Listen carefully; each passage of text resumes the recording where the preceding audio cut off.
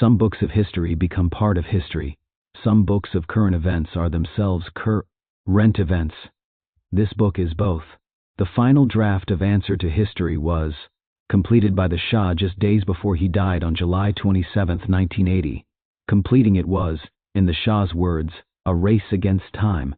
In it, he shows how the United States, once the most powerful country on earth, found itself hostage to the whims of Iran, a land few Americans knew much about. In telling his own story, the Shah shows clearly that Iran has become a battleground between the U.S. and the Soviet Union, which for over half a century has pursued its goals with increasing success. In the slide into chaos precipitated by the Khomeini regime, the Shah saw the ultimate beneficiary being the USSR, which will reach the apogee of its strength no later than 1983, with the West facing a decade of harrowing danger. Answer to History begins with what really happened during the Shah's period of exile in the Bahamas, Mexico, the U.S., Panama, and finally Egypt. It goes on to cover all of the momentous experiences of the Shah's reign. A book full of heroes and villains, with many surprises for the American reader as to who the villains really were and are. Shah discloses backstage developments, weighs politics of oil. He reveals his relations with American presidents from Roosevelt to Carter, leaders such as Churchill, de Gaulle, and Tito, and strategists such as Henry Kissinger. He deals with SAVAK and the CIA's role in helping to train its agents, and with the double standard of the West, whose human rights advocates were critical of some of the practices of his regime, but are silent about the reign of terror that succeeded him. The Shah shows how the interplay between the black and the red, the 14th century clergy and the Tudeh party loyal to the Soviets, blocked for their own purposes. His proudest achievements, the White Revolution, in which the Shah introduced land reform, worked toward the liberation of women, and raised the standard of living of his people, providing disparate ethnic groups with pride in the 2.500-year-old culture of Persia. When the enemies of his reign took to the streets, the Shah felt that he reacted not too strongly, but not strongly enough. His chapters on the unholy alliance of red and black and the terror are informative and alarming. Mohammad Reza Pahlavi considered himself the staunchest ally of the United States in the Persian Gulf area. In his Answer to History, he reveals the forces that betrayed him and left us without an economically and militarily strong ally in a critical part of the world. Answer to My Exile. 1. On September 16, 1979, in Mexico, I finished the first draft of my Answer to History, never realizing that there would be so much more to add. Completing that earlier work had seemed like a race against time. Over the previous few months, my health had grown steadily worse, with high fevers, chills, and much pain. Doctors who examined me in Cuernavaca at first guessed at hepatitis and malaria, and finally that I might be suffering a recurrence of the lymphatic cancer I had fought in Iran for 6 years and that had seemed dormant. Special isotopes would have had to be flown from Houston every few days for my treatment if I had remained in Mexico. Unable to reach a conclusive diagnosis, the Mexican, French, and American doctors I had consulted urged me to travel to the United States to undergo a thorough examination that only one of the great hospitals of Houston or New York could provide. I was not eager to go. Since my departure from Tehran in January 1979, Washington had not been enthusiastic about my coming to the United States. But the Americans had always made one thing clear: I would always have access to the United States for medical treatment and assistance should my safety be threatened.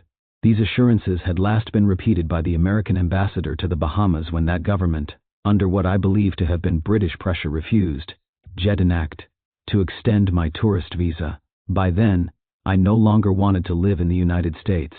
I am not a man to go where I am not wanted, but I was entitled to educate my children in America and to have access to the superior achievements of American medicine. In power, I believed that my alliance with the West was based on strength, loyalty, and mutual trust. Perhaps that trust had been misguided. In October, the decision to go to New York for treatment was made. I was too sick to hesitate any longer. My staff made the necessary arrangements, and on October 22 I found myself walking across the tarmac of Mexico City Airport to the waiting Gulfstream jet. The United States Consul General in Mexico City waited near the plane to prepare the necessary entry documents. I noticed his surprised expression when he saw me. This is not how he had imagined the Shahanshah, that violator of human rights and oppressor of peoples depicted by the media for so long. Clearly, I was a very sick man. Once the formalities ended, my small entourage boarded the plane. We were to stop at Fort Lauderdale for entry formalities and then fly directly to LaGuardia Airport and drive from there to New York Hospital. My staff and I hoped that by taking care of the entry procedure in Florida, we would avoid the inevitable media circus in New York and the related security problems. 9 months had passed since I left Iran, months of pain, shock, despair, and reflection. My heart bled at what I saw happening to my country. Everyday reports had come of murder, bloodshed, and summary executions, the death of friends and of other innocent people. All these horrors were part of Khomeini's systematic destruction of the social fabric I had woven for my nation during a 37-year reign. And not a word of protest from American human rights advocates, who had been so vocal in denouncing my tyrannical regime.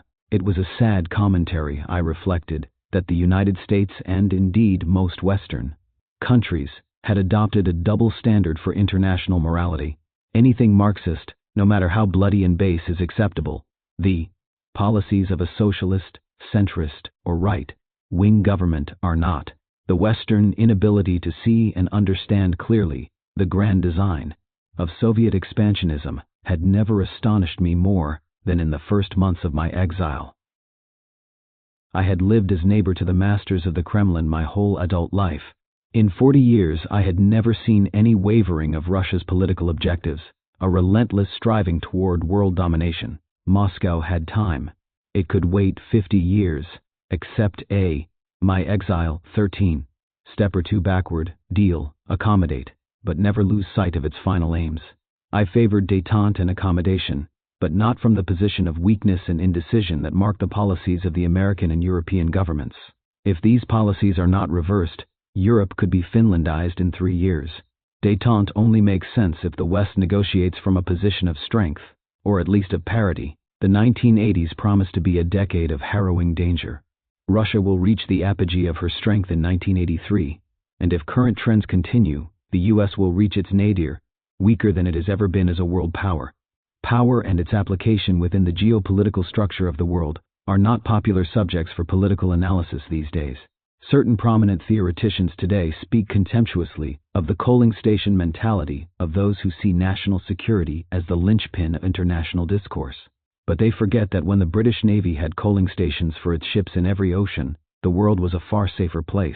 And even in the missile age of nuclear confrontation, conventional power remains a necessary ingredient of national policy. That power must include bases abroad and firm foreign alliances. I had believed in both. After Britain withdrew her forces from east of the Suez in 1968, I had gladly shouldered the burden of protecting the Persian Gulf. In order to meet our new responsibilities, Iran had to become a top-ranked military power, with our own bases and facilities, and the ability to protect them. I was confident that our American and British allies strongly supported these endeavors. How misplaced that confidence had been. Even in the first months in exile, I was convinced that the Western governments had some plan in mind, some grand conception or overview to stop communist expansion and xenophobic frenzy in an area so vital to the free world's welfare and prosperity. I had pondered that in Aswan in the first few days after my departure and had discussed it with President Sadat. But the hectic events of the first few months of exile, in Egypt and later in Morocco, had allowed little time for lucid analysis. I had intended to go to the United States soon after leaving Iran, but while in Morocco I began receiving strange and disturbing messages from friends in the U.S. who were in touch with the government and from sources within the Carter administration. The messages, although not unfriendly, were very cautious. Perhaps this is not a good time for you to come. Perhaps you could come later. Perhaps we should wait and see. About a month after my departure, the tone of the messages became warmer, and they suggested that I could, of course, come to the United States if I were so inclined. But I was no longer so inclined. How could I go to a place that had undone me? Increasingly, I began to believe that the United States had played a major role in doing just that. This belief was affirmed in the weeks and months following my move to the Bahamas. I had gone there because it seemed a place that offered a brief vacation while not imposing any further on friends like President Sadat and King Hassan II of Morocco. I was anxious to make my own way, and although my decision to leave Morocco and visit the Bahamas had been abrupt, the move went smoothly enough, at least at first. For the journey to the Bahamas, King Hassan had kindly put an aircraft at my family's disposal. When we arrived at Nassau International Airport, we found everything had been arranged through my new advisors, former associates of my good friend Nelson Rockefeller. After greeting representatives of the Bahamian government, my family and I walked over to 3 waiting helicopters that were to take us to Paradise Island. I felt relaxed and confident. We landed on a golf course where the landing site had been marked with large white X's. Our vacation home was the comfortable ocean side villa of the chairman of Resorts International, the owner of the compound, that included a hotel, tennis courts, and swimming pool. The 3-bedroom house was far from lavish, but quite adequate for our needs. After the obligatory photo session and brief chat with waiting reporters, I went in for a rest. Our stay in the Bahamas was not an easy time. I spent much of it listening to the depressing news coming over Radio Tehran. Khomeini's revolutionary courts had swung into action. Every day stories of new atrocities flowed from my country. My friends and colleagues were being executed by firing squads. The homes of my supporters were sacked and robbed, their bank accounts looted, automobiles and personal belongings stolen. The execution a few weeks earlier of my long-time Prime Minister, Amir Abbas Hoveyda, had distressed me deeply. But it was only the starting point for Khomeini's hangmen. Just how savage they could be was driven home time and time again by vivid daily accounts of gratuitous cruelty and abuse that was meted out routinely to members of my government and their families by this so-called Islamic Republic. When I appeared outside of my house, I was mobbed by tourists. Crowds were friendly. Many requested my autograph and expressed my exile 15, their support for me and my family. Through speculative news stories, rumors began circulating that I intended to buy into the islands. My staff was kept busy denying one erroneous story after another. Those were difficult weeks for me, and my Bahamian vacation was anything but a holiday. My contacts with the United States and the Bahamas were minimal. American Ambassador Schwartz called on me only near the end of my stay. My staff, however, was in contact with various other members of the embassy. Through various channels, I was assured that my family was always welcome in the U.S., and that I could always go there for medical treatment. But increasingly, Washington signaled some uneasiness about my presence. Perhaps that feeling was transmitted to the Bahamian government. Relations there were correct but distant. 3 weeks before our visas expired, my staff inquired about extending them. Officials said they would get back to us in a week. The applications were referred to higher officials, and 10 days before the visas expired, we learned they would not be renewed. We had 10 days in which to leave the Bahamas. There was no explanation, no expression of regrets, and no further discussions with Bahamian officials. I now have my own theories about their change in behavior. Then, they were only vague suspicions as to why we were asked to leave. Although the casino interests are the financial mainstay of the Bahamas, British influence in this former territory has remained strong, as it has elsewhere in the Crown's colonies. I have a long-standing suspicion of British intent and British policy, which I have never found reason to alter. With the U.S. distant and cool, and the British, as always, hostile, Bahamian Prime Minister Pindling wanted me out, despite the enormous sums I spent there for my 10-week stay. 2 days before we were to leave, a senior official of Resorts International contacted Mark Morse, one of my aides, to inquire about my interest in remaining in the Bahamas. This kind of shifting, double-minded policy I would encounter often in exile. It admired my last months in Iran, when I never knew from one day to the next what U.S. policy was, or how reliable it was. The immediate question, however, was where next? We did have one firm invitation, ironically from Panama. Gabriel Lewis, formerly Panama's ambassador to the U.S., came to visit me in the Bahamas and invited me to Panama. For various reasons, I was not interested at that time. However, I did send my son, Crown Prince Reza, for a visit. He met with General Torrijos and was given a brief tour of the country, including Contadora Island, which would eventually be my place of residence. Mexico was first on my own list of preferred places of exile. While in power, I had visited the country, and had enjoyed its scenery and people, and became friendly with the then financial minister, Lopez Portillo. Crash efforts were begun to explore the possibility of a Mexican haven. Several of my friends in the U.S. helped. Henry Kissinger contacted President Lopez Portillo, as did a number of other people, including Carter administration officials. 2 days before our visas expired in the Bahamas, we were invited to visit Mexico. Aides flew ahead to look for a house, and found a place on a small street in Cuernavaca, an hour-and-a-half drive from Mexico City. It was a large house that had not been lived in for several years. Lush gardens fell to a river several hundred yards below the house, and rolling countryside extended along the other bank. It was a beautiful setting, although the area was thoroughly infested with mosquitoes. On June 10th, we flew to Mexico and drove from the airport in a small motorcade to Cuernavaca. President Lopez Portillo had provided much of the necessary security.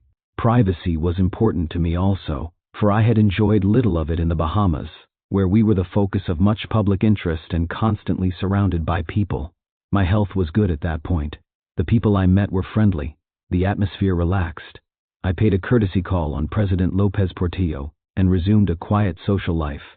I now had the time and solitude to ponder the geopolitical aspects of the recent events in Iran, and to reshape my philosophy on the free world's future in light of what was happening in my country.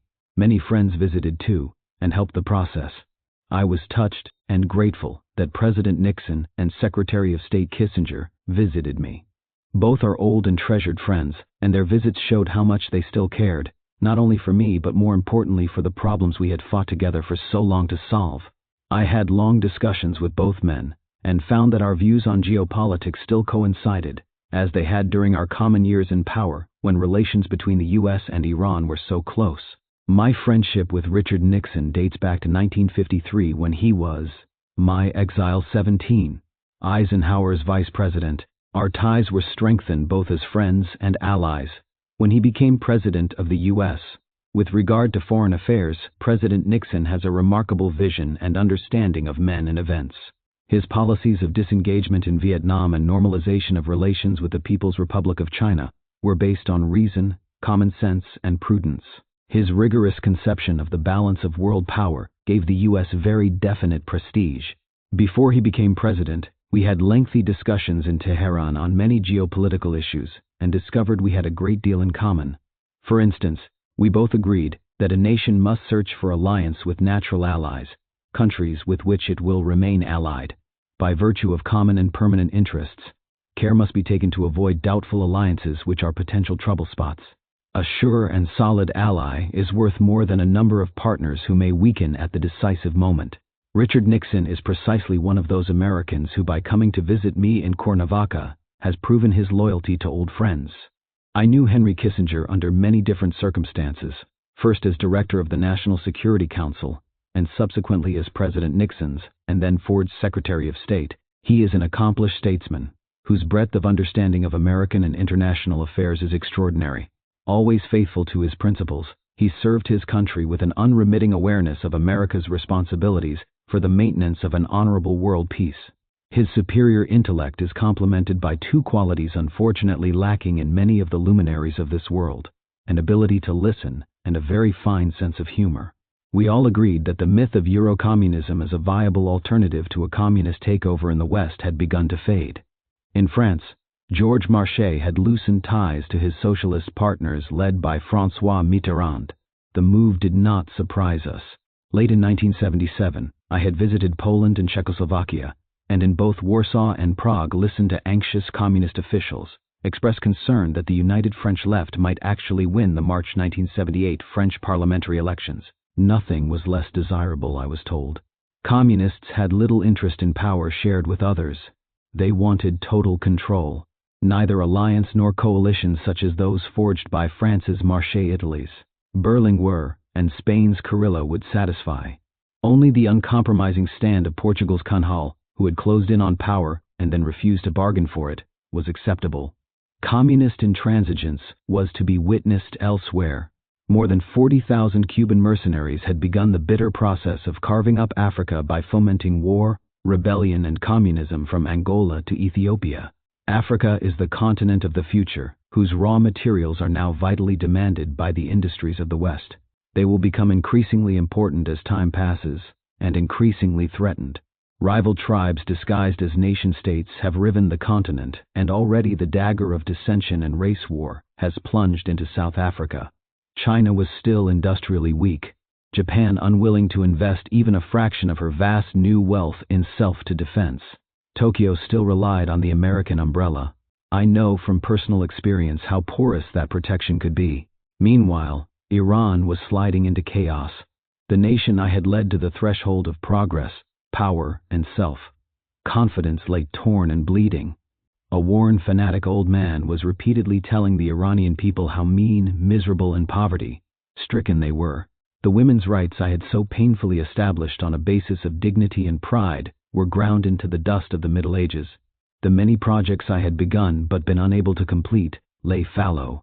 But then what interest could the mullahs have in the nuclear power reactors I was planning and building? The first two under construction would have added 2,500 megawatts capacity to Iran's power grid, and their location in the northern deserts would have assured safe disposal of radioactive wastes. What would happen to schools, hospitals, universities, and other social institutions, to the new factories we were building? I had had plans to make Iran the world's largest producer of artificial fertilizer. A litany of shattered dreams. These dreams haunted me with special poignancy the night we left Mexico for medical treatment in New York. By the time we reached Florida's Gulf Coast, it was dusk. The plane crossed the peninsula and touched down at the Fort Lauderdale airport. Unfortunately, at the wrong Fort Lauderdale airport. My staff had made arrangements to land at the executive airfield, but instead, we arrived at the executive jet section of the city's international airport. It took the officials who had been alerted to meet us at the smaller airport about an hour to get across town to meet our plane. Meanwhile, a U.S. official approached and asked my exiled Devatanact, the pilot, if we planned to dump garbage and whether we carried plants. He proved to be an agricultural inspector with no idea who we were. During the 2 hours wait, the Empress climbed down from the plane and walked briefly nearby. I was tired and feverish and uncertain of our reception in New York. The story of my departure had been leaked in Mexico, and there had been photographers at the Mexican airport. With the formalities in Florida finally completed, we were able to continue our flight to New York, arriving at LaGuardia before midnight. The plane landed in a remote part of the airport, away from other traffic. Strong security measures had been taken. New York police were everywhere. A small fleet of cars lined up on the tarmac. No TV cameras had been set up, and I was grateful for that. I was relieved to be in New York, and thus assured of the best medical treatment and opinion available anywhere. We entered the cars and drove off. Originally, I had intended to stop at my sister's house in Manhattan and greet the staff there. However, when word came over the police radio that a photographer was waiting in front of the house, I decided to drive directly to New York Hospital. I was taken to 2 rooms on the 17th floor. The surroundings were familiar. Almost 30 years ago, in 1949, I had checked into those same rooms for a routine medical examination during a visit with President Truman. The medical team that treated me, led by Dr. Benjamin Keene, who had examined me in Mexico and recommended the move to New York, came in the next morning for a thorough examination and a series of tests. Some 24 hours later, on October 24, I underwent surgery. After the operation, I issued a statement about my medical condition. In this report, I acknowledged my 6-year treatment for lymphoma. In the best interests of my country, I had previously withheld this information. Recently, I had developed intermittent obstructive jaundice, cause of which could not be determined. The question of whether the two conditions were related or not demanded sophisticated study and analysis. My physicians at New York Hospital determined that the jaundice was due to gallstones. At 8 a.m. that morning, my gallbladder and stones were surgically removed. A stone was also discovered in my common duct, which was surgically removed 2 weeks later. 2 days after the operation, I celebrated my 60th birthday with my family around me and felt myself regaining strength. The outpouring of affection for me around the world had been heartening. My rooms resembled a florist's shop. Finally, the overflow had to be put in a waiting room in another building, and I asked that these flowers be distributed to other patients in the hospital, hoping their beauty would cheer them as well. Calls, letters, and telegrams poured into the hospital. Thousands of letters accumulated. Many were from average Americans wishing me well and offering me help. I remember one man wrote and offered me a cottage on a lake where you'll be safe. There were many similar offers. Others urged me to feel welcome in this country. The friendship shown me by American citizens has always pleased and amazed me. It is in such stark contrast to media accounts and, alas, government policy. Demonstrations against me, when they occurred, were always magnified, while shows of support were dismissed or ignored. I remember the protests during my last state visit to the U.S. in 1977, when about 50 people demonstrated against me in Williamsburg, while 500 were demonstrating support for me. The media switched the numbers and asked rhetorically who had paid to bring the Shah's supporters. No one bothered to answer my own question: who had paid the anti-Shah demonstrators to come? Surely they were paid, for it was hardly an Iranian demonstration. The crowd was dotted with black faces and blonde manes, rarely found in Iran. During my stay in New York hospital, there was little contact with the U.S. administration. President Carter never phoned or sent a message. Neither did any other high U.S. official. As I gained strength, however, a stream of visitors came to see me. I watched some television and wondered again at the media's obsession with the small groups of anti-Shah demonstrators that paraded near the hospital. As usual, little note was taken of expressions of support, one that cheered my staff involved. A small plane flying up the East River floating a streamer that said, "Long live the Shah." On November 4th, 2 weeks after my arrival in New York, militant fanatics in Tehran occupied the American embassy and seized more than 50 hostages. There is little I can say about that act of villainy, allegedly committed to punish the United States for offering me a medical haven. Any detailed comment would be inappropriate, even today. Nevertheless, the incident had a profound impact on my own life. Although Washington still did not communicate with me directly, the signals were unmistakable. The administration wanted me out of my exile Devasajedna country just as quickly as was medically possible. For my part, I had no desire to stay any longer than absolutely necessary. Thus, on November 8, I publicly expressed my willingness to leave the United States in hopes of freeing the Americans being held hostage. However, my doctor's position was that any travel for me at that time could well be fatal. I reiterated that my friendship with the U.S. remained unimpaired, and pointed out that during my reign 45,000 Americans had lived in Iran in peace, tranquility, and prosperity. The first reaction to my statement came not from Washington, but from Cairo. President Sadat dispatched Ashraf Gorbel, ambassador to the United States, to the hospital with an offer to return to Egypt for further medical treatment in Cairo. I was touched, of course, but unwilling at that time to impose once again on the kindness and generosity of my friend. The house in Cuernavaca was perfectly adequate for our needs. Although my visa to Mexico expired on December 9th, I foresaw little trouble in renewing it. President Lopez Portillo had told me personally on 2 occasions to consider Mexico your home. You are welcome here. And according to newspapers' accounts, the Mexican government had quietly informed the U.S. that there would be no problem about my return. Again, I believed what they said. For all my growing disillusionment with the West, I still had faith. I refused to criticize the West then, and only do so today, with great hesitation. It is increasingly obvious that Western policy in Iran, and indeed around the world, is dangerously short-sighted, often inept, and sometimes downright foolish. I base these conclusions upon many recent observations. To cite just one, a television broadcast of UN Security Council proceedings on the hostage crisis. There on my screen was Anthony Parsons, now the British ambassador to the United Nations. A year before, he had been Her Majesty's envoy in Tehran. I could hardly believe my ears. I can only recall the gist of his remarks. Let these people come and explain their revolution to us. And he meant the members of the Revolutionary Council who had already massacred so many innocent people. This was the same Parsons who told me in the fall of 1978, when I planned free elections, that if I lost them, and my throne, I would go down in history as a ruler who had lived up to his democratic ideals. This performance was a classic example of the West's double standard. As an ally, I was expected to live up to the West's idea of democracy, regardless of its unfeasibility in a country like mine.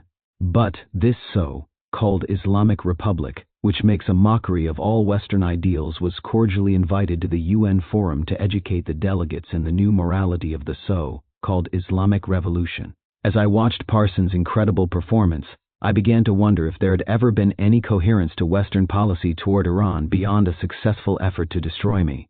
The British hand has lain heavily on Iran for most of this century. This did not really change after the American entry. Western support of my rule had always been tempered by a need to exercise a sufficient amount of control.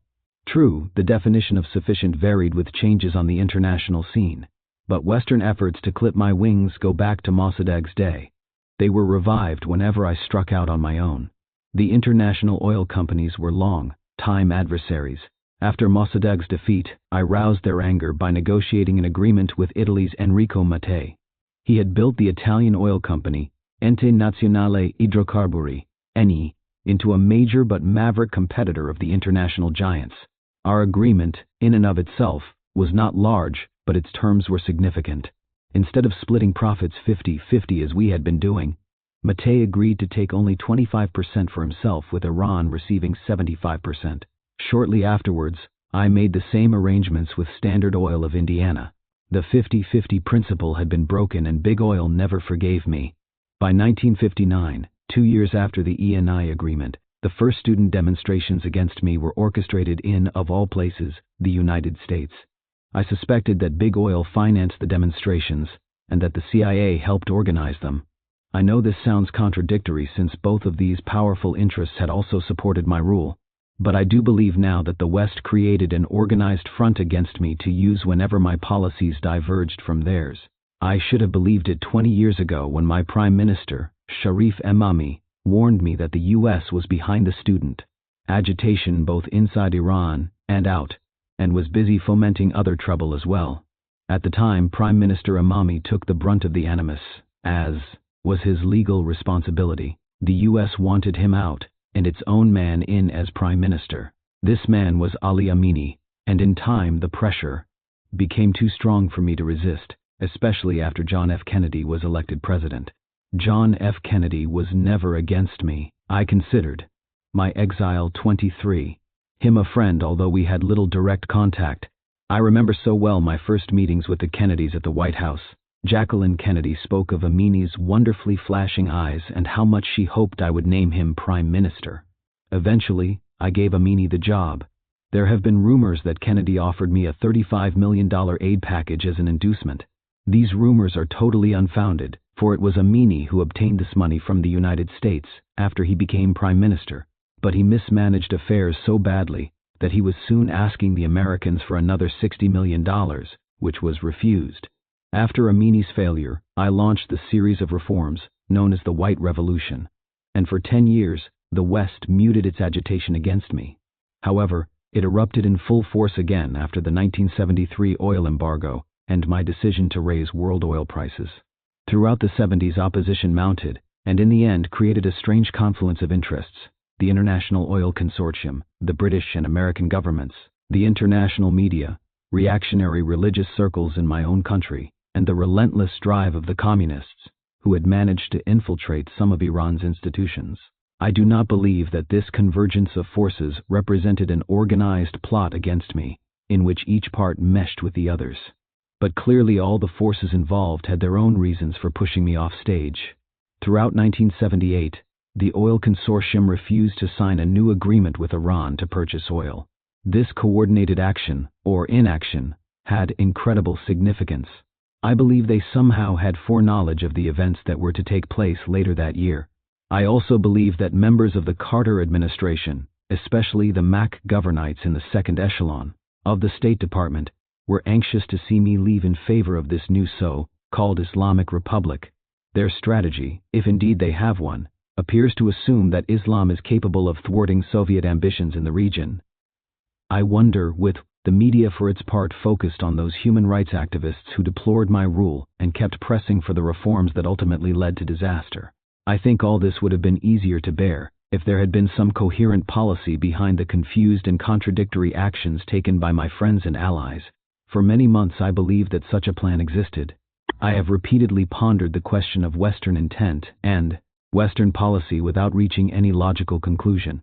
Despite the evidence, I find it difficult to believe that the Iranian disaster was simply the result of short-sighted or non-existent policy and unresolved conflicts within the American government. Yet analysis both of the past and of events since the seizure of the hostages does not allow any other conclusion. Consider my own fate. By the end of November 1979, the U.S. wanted me out of their country at almost any cost, and I was as eager to go. By the 27th, my doctors reported that radiation treatment on my neck had been completed, and an attack of cholangitis with high fever brought under control. A stone in the common bile duct had been crushed, and the particles removed. Though my doctors called the outlook guarded, I was recovering. I wanted to return to Mexico as soon as possible. 2 days later, on November 29th, the Mexicans dropped the next bombshell. That morning, my aide in Mexico received confirmation from the Mexican authorities that my invitation was still valid. While making final arrangements for my arrival, he contacted my New York aide to verify the confirmation. However, in New York, my aide was shortly thereafter informed by the Mexican consul general that these plans were changed.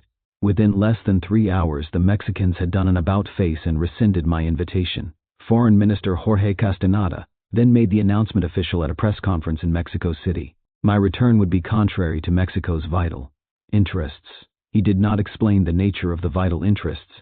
Press reports later quoted Mexican officials as fearing militant attacks on their embassies in the Middle East and Europe. The explanations seemed weak. I still don't know what motivated Mexican policy. They have plenty of oil for their needs, and therefore had little to fear from Mideast producers. Perhaps the government hoped to play a larger political role in the councils of the Third World, and feared my presence would dash that hope. I have heard accounts of a deal Cuba offered. Bar the Shah and Castro would give up deadlocked efforts to win a Security Council seat and throw his support to Mexico. This theory has some plausibility. Cuba dropped out of the race and Mexico was elected. What next? I had no quarrel with the Carter administration about leaving, but my options were few. In addition to my own hesitation about returning to Egypt, the U.S. government feared my presence would be detrimental to President Sadat's relations with other Arab states. My exile. 25. Groundless concern, as later events would show. Panama was a possibility, as was a return to the Bahamas, although neither seemed attractive. Thus, Washington offered to let me recuperate at Lackland Air Force Base near San Antonio, and I accepted. On December 2nd, a U.S. Air Force plane flew us to Texas. Our departure from the hospital resembled a getaway scene from a 1930s gangster film. About 50 heavily armed FBI men guarded all the doors and exits and were posted in the street and the inside hallways. Lackland Air Force Base is a training facility where a number of Iranian pilots underwent flight instruction. It is probably one of the least secure bases in the U.S. Daily. 30,000 people come and go through this military base as they would through a shopping center. There are no fences, few restricted areas. In making arrangements for my arrival, the Pentagon had issued minimal instructions. The base command had little idea of how ill I was or what security requirements were necessary. When we arrived, therefore, we were put in a hospital van and driven to the most secure part of the hospital, the psychiatric ward, rooms with barred windows and locked doors. It appeared as if we had been imprisoned. The Empress grew claustrophobic. We simply could not remain in those quarters. The base commander was apologetic and friendly. He readied the visiting officers' quarters for us. Once we were installed in the officers' quarters, things improved. General Acker, the base commander, and his top officers went out of their way to be friendly and helpful. The weather was good. My health improved. I went for walks, and several times had dinner with the general and his aides. The Empress, who is a physical fitness enthusiast, enjoys tennis, and General Acker recruited some worthwhile competition for her. Some of the military on the base had served in Iran, so we had an opportunity to renew old acquaintances. There was little opposition to my stay. Much of the pressure we had felt in New York began to subside. True, we still had no place to go, but it was now Washington's problem to assist us. All the options previously explored were repeated. Austria and Switzerland were asked to take us, and both again said no. Even though my relations with Chancellor Bruno Kreisky of Austria had always been good, and I had owned a house in Switzerland for many years, South Africa was discussed, as was Britain.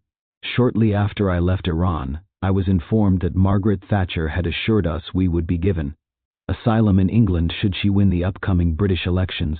After she became Prime Minister, we were told it would be awkward for her to have us come. That position did not change. The Carter administration came up with an alternative, ironically one which I already had, an invitation to Panama. White House Chief of Staff Hamilton Jordan arrived at Lackland one day in December directly from Panama City. He had discussed a visit for me with General Torrijos and found him receptive to the idea.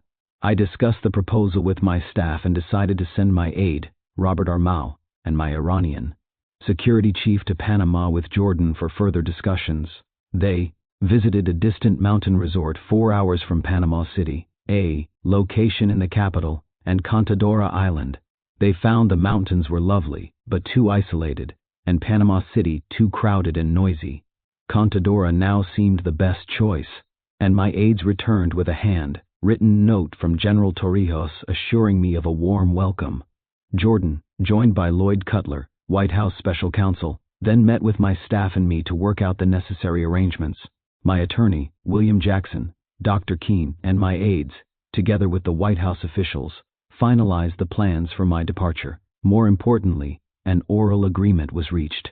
It guaranteed full U.S. support for me should any medical and safety problems arise.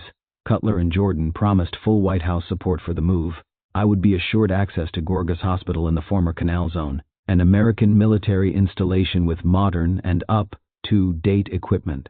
Dr. Keene had some doubts about how well the hospital had been maintained, but acknowledged that it had once been among the finest. What is more, the administration's men said, the Panamanian hospital at Paitilla was also first-rate, and in case of any real emergency, I would still be able to return to the U.S. Jordan assured me of President Carter's full support. The U.S. still maintained a strong military presence in Panama, another guarantee of my safety and care. Both Jordan and Curler were friendly and courteous throughout our discussions. The case they made for Panama became persuasive. In addition to the U.S. presence and the availability of U.S. medical facilities, Panama was sympathetic to the West. It had no diplomatic ties with Iran, and presumably was immune to any threats from Khomeini.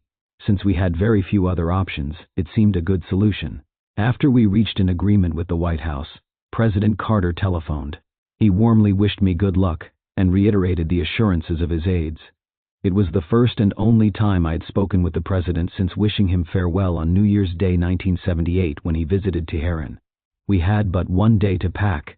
Before dawn on Friday, December 15th, our small motorcade drove out of Lackland for nearby Kelly Field, where a U.S. Air Force transport plane waited to fly us to Panama. Shortly after 7 a.m., we took off. The American promises were still ringing in my ears. Our first weeks on Contadora were pleasant enough. The compound somewhat resembled Paradise Island. We were ensconced in a 4-bedroom beach house owned by Ambassador Lewis. The island was 30 miles off the Panamanian coast in the Pacific, and our house commanded a splendid view of the ocean. The heat and humidity were good for my throat, which was sore from the radiation treatments. I saw several Panamanian leaders. General Torrijos and President Royos invited me and my family to their homes and visited us on several occasions on Contadora. Both men were frequent luncheon guests on the island. David Frost brought a television crew to the island to film an interview arranged months earlier in Mexico. I enjoyed the challenge and the intellectual stimulation which the interview afforded. Over the years I have always enjoyed friendly combat with the media. Few correspondents of major media who spent any time in Tehran ever had much trouble obtaining an interview. Talks with foreign journalists, no matter how outrageous their questions, always gave me the opportunity to explain my views on major issues. Besides, argument and debate sharpen the mind and help clarify one's own thinking. Frost is a skillful interviewer. Too often the media, especially American, came with set notions of what Iran ought to be, rather than what it was really and, more importantly, what it was becoming. Iran had been propelled abruptly from the Middle Ages into today's technological world. To compare such a nation to countries with centuries of democratic traditions and histories of literacy and learning is much like comparing apples to oranges. They are simply not comparable. Glib answers to complex problems are worse than no answers at all. America's post-war history is an uninterrupted demand that the rest of the world resemble America no matter what the history, political, economic and social, of other nations might have been. The example of Vietnam haunts me still. Unlike the French, who had a sense of what could and could not be done, the U.S. set out to build a new nation in Vietnam modeled on itself. Ngo Dinh Diem refused to bend his policies to an unrealizable democratic ideal as propounded by dogmatic young journalists. It was apparent that the Kennedy administration ordered Diem's removal. It is worth noting that on the day he died, Diem was on the offensive against the communists, and that on the day afterwards, the initiative had passed to the Viet Cong and the North Vietnamese. Over the next 12 years, the Americans and the South Vietnamese never regained it. Democracy is an historical process that cannot be imposed by fiat, either from the bottom or the top, though my own experience suggests that gradual introduction from the top that allows time for adjustment is more effective than violent upheaval from below. My harshest critics no longer even suggest that the barbaric regime of the mullahs in Iran today is more democratic, more just, or more effective than my own. The world has rarely witnessed such a demagogic regime. In fact, I am struck by how few comparisons are made between us in the West. Few see the contrast. The Shah is put in one box, Mr. Khomeini in another, and it seems as if we ruled different countries. By the time the Frost interview was aired in the U.S. on January 17, 1980, the early tranquility of my stay on Contadora had begun to fade. UN Secretary-General Kurt Waldheim had undertaken his disastrous mission to Tehran and earned only contempt and ridicule for his pains. Khomeini and his henchmen never took seriously the Waldheim offer, a trade of the American hostages for a United Nations investigation of my alleged crimes. Nevertheless, Waldheim persisted for 2 months in chasing his illusions, giving up only when the mission he had dispatched to Tehran in March returned empty, handed to New York. They had never seen the hostages, let alone freed them. But Gottsbade and the others had displayed a myriad of lies before the panel and to the world via television. It never occurred to any of the media to investigate whether or not any of the children allegedly tortured and disfigured by my police were in fact victims of other tragedies, accidents, or birth defects. On January 12, Iran's new rulers opened the next phase of their unrelenting war on history and on myself. They demanded that the my exile devaset devet Panamanian government arrest me. The move did not surprise me, but the hesitation shown by my hosts did. Instead of treating the demand with the contempt it deserved, Panamanian authorities began contributing to rumors that they were indeed in contact with Tehran and negotiating better arrangements than the UN had offered. It was the beginning of a strange and ominous double game. For even as the stories circulated, the Panamanians simultaneously hastened to assure us, in secret, that there was no way I could be extradited since such extradition would violate Panamanian law. A week after the Frost interview, Gottsbade fired the next salvo. He claimed I had been placed under house arrest in Panama. On January 24, the Panamanian government issued an official denial. Yet days later, the government waffled on the denial. There were accounts in the press of a technical possibility of my extradition. Again, we were given private assurances to ignore these reports. This charade continued into February. On February 7th, Panama's foreign minister said I was a virtual prisoner because I was not free to leave Contadora without Panama's permission. Gradually, government pressure was increased, directly and indirectly. My staff noticed security growing lax and the tapping of our phones continued. On one occasion, an aide was discussing on the telephone the high costs of our stay. The next day, the Panamanians complained that too many details about money were being discussed on the telephone. A $400 tape recorder for which we were forced to pay was set up in the house to record all our telephone conversations. Money pressures were anything but subtle. My staff complained about bills that seemed much too high. Friends of General Torrijos let me know that Contadora was for sale and had a $10 million price. We were shown property, as we had been in the Bahamas, and again at inflated prices. But there was nothing we would consider buying. Both the White House and Torrijos had assured my staff that we would not be victimized by price gougers. Torrijos had gone out of his way to direct any complaints to his office. Increasingly, I began to sense that an effort was underway to isolate me from the rest of the world. On one occasion, I flew to Panama City for a secret meeting with the American ambassador, who said he had a message from President Carter. My advisor, Robert Armau, planned to come with me to the capital, but Panamanian officials refused to let him attend. The U.S. was probably as eager as Panama not to let me be seen with my advisors, because they were American. Carter's message was that I should not worry, that everything was under control. Again, reassurances. Pressure mounted against my American staff. Panamanian officials charged them with leaking false stories to the American papers, but they had nothing to tell. Any stories about me at that time probably were generated by U.S. government officials. Thus, after we had complained about overcharges, a story appeared in the Washington papers detailing my interest in returning to the United States. I had no such plans, of course, and certainly not after my recent experiences there. But press speculation continued, and so did gentle harassment by our Panamanian hosts. I could see that Panama was not a permanent haven. The Panamanian government was still playing extradition games with Iran. 2 Paris-based lawyers, a Frenchman and an Argentinian, were employed by Khomeini to handle the legal work. They drew up a 450-page brief and journeyed around the world, seeking support for this document, which would have been laughed out of court in any civilized country. However, there was some doubt as to whether the Panamanians would dismiss the charges that easily. Khomeini's Panamanian lawyer argued that I could be extradited if the Tehran government promised not to execute me. Early in March, one of my American aides, Mark Morse, was arrested by Panamanian authorities and held for several hours before U.S. embassy pressure obtained his release. He had been charged with interference in Panamanian security. In fact, authorities were angry at Morse's insistent complaints of overcharging and bill padding. The die was finally cast by my illness. The cancer had flared up again in February and spread to my spleen. Dr. Keene visited several times from New York to examine me and to consult with my French physician, Dr. Flandrin. Both recommended surgery, and Dr. Michael DeBakey of Houston was requested to perform the operation at Gorgas Hospital, the U.S. military facility in the Canal Zone. That possibility, of course, had already been discussed during the negotiations between my staff and Cutler and Jordan at Lackland Air Force Base. Then, other problems arose. The U.S. ostensibly had always held Gorgas Hospital open to us. However, the Panamanians now demanded that the operation be performed at their Paitilla hospital. The next act in this bizarre drama resembled a medical soap opera. My Exile 31. Medical team and advisor met with Dr. Garcia, General Torrijos, private physician, and part owner of Paitilla Hospital. Garcia was adamant that the operation be done at Paitilla.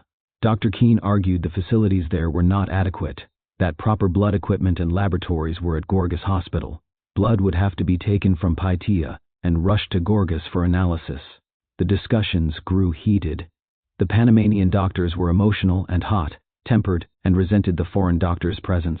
We found it difficult to understand why any medical professional would let false nationalist pride override the welfare of a patient. Dr. Garcia bluntly stated that we're just following President Carter's orders, and that he didn't care what we thought, and that we were to do what we were told.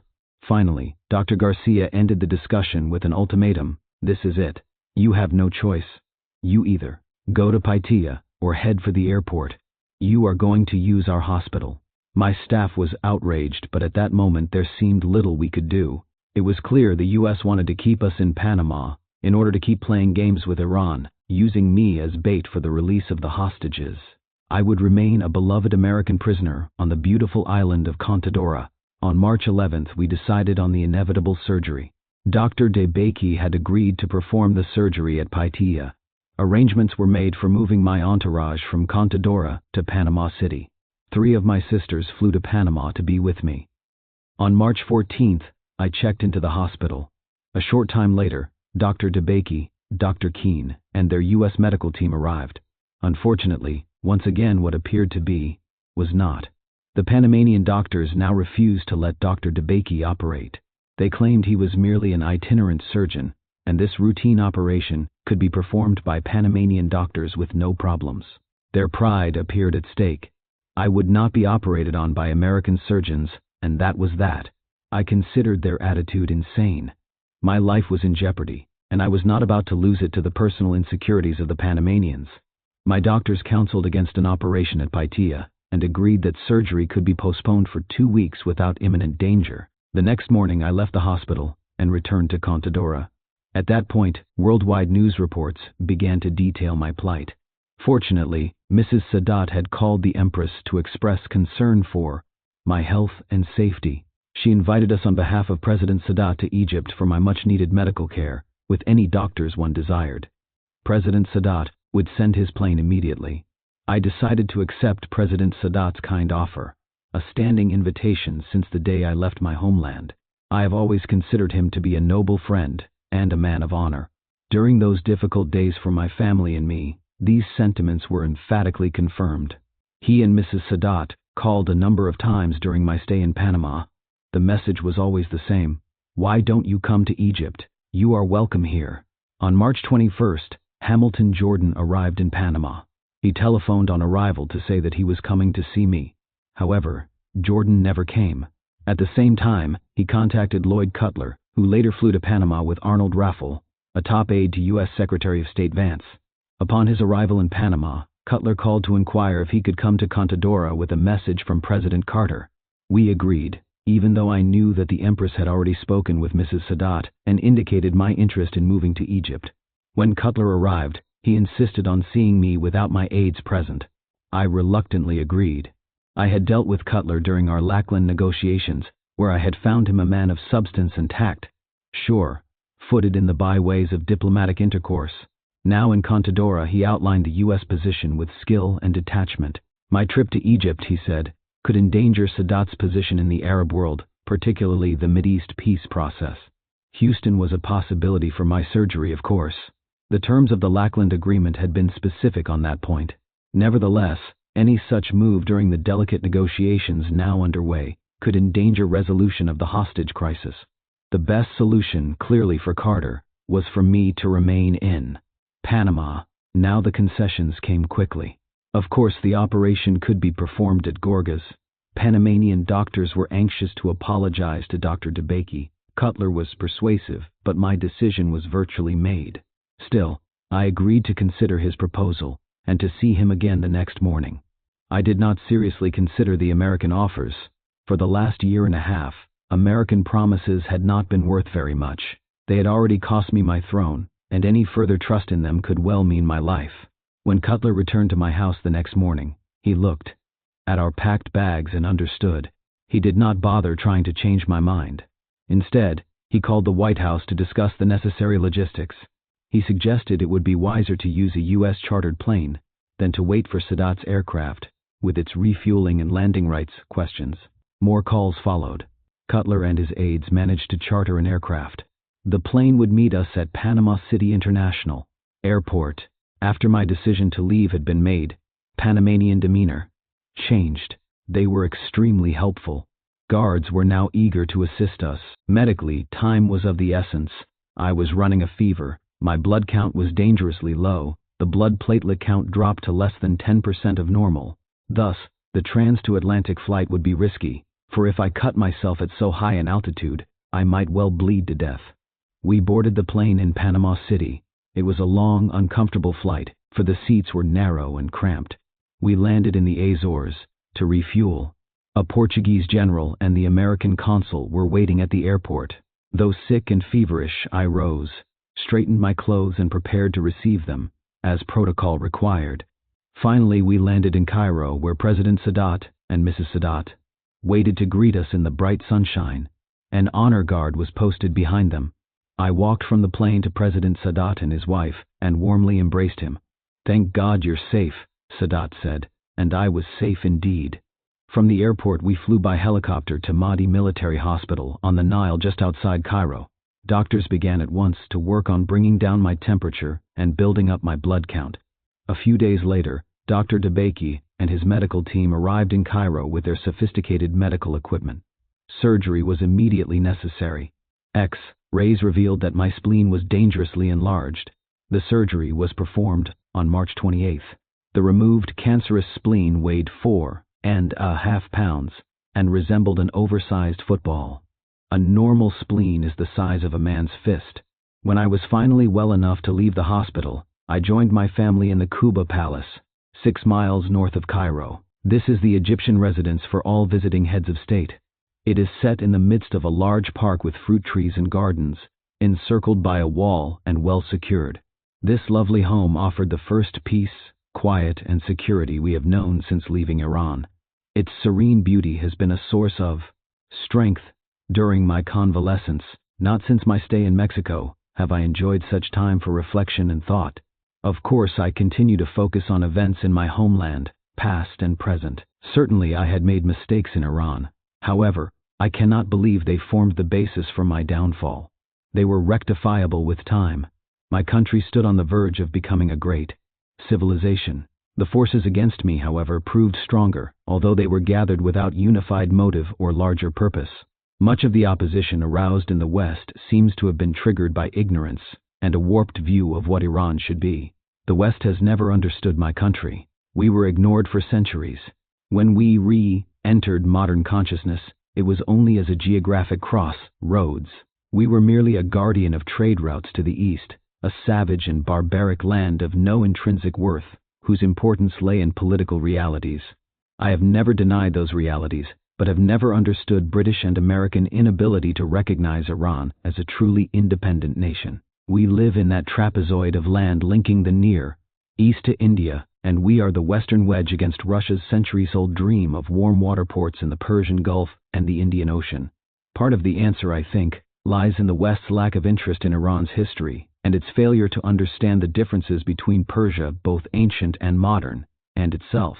My own answer to history, therefore, must begin with the history of my country, the 3,000 years of Persian civilization that, misunderstood, has led to the defeat of Iran's attempt to enter the 20th century, perhaps presaging an even greater defeat of the countries I considered friends and allies. Lessons of the past. 2. Ours is a very old country. The history of Persia goes back into the mists of time. Situated in that part of the Middle East, which was the cradle of the great Western civilizations, we find ourselves at the crossroads which unite Europe and Asia, the Indian subcontinent, and Africa.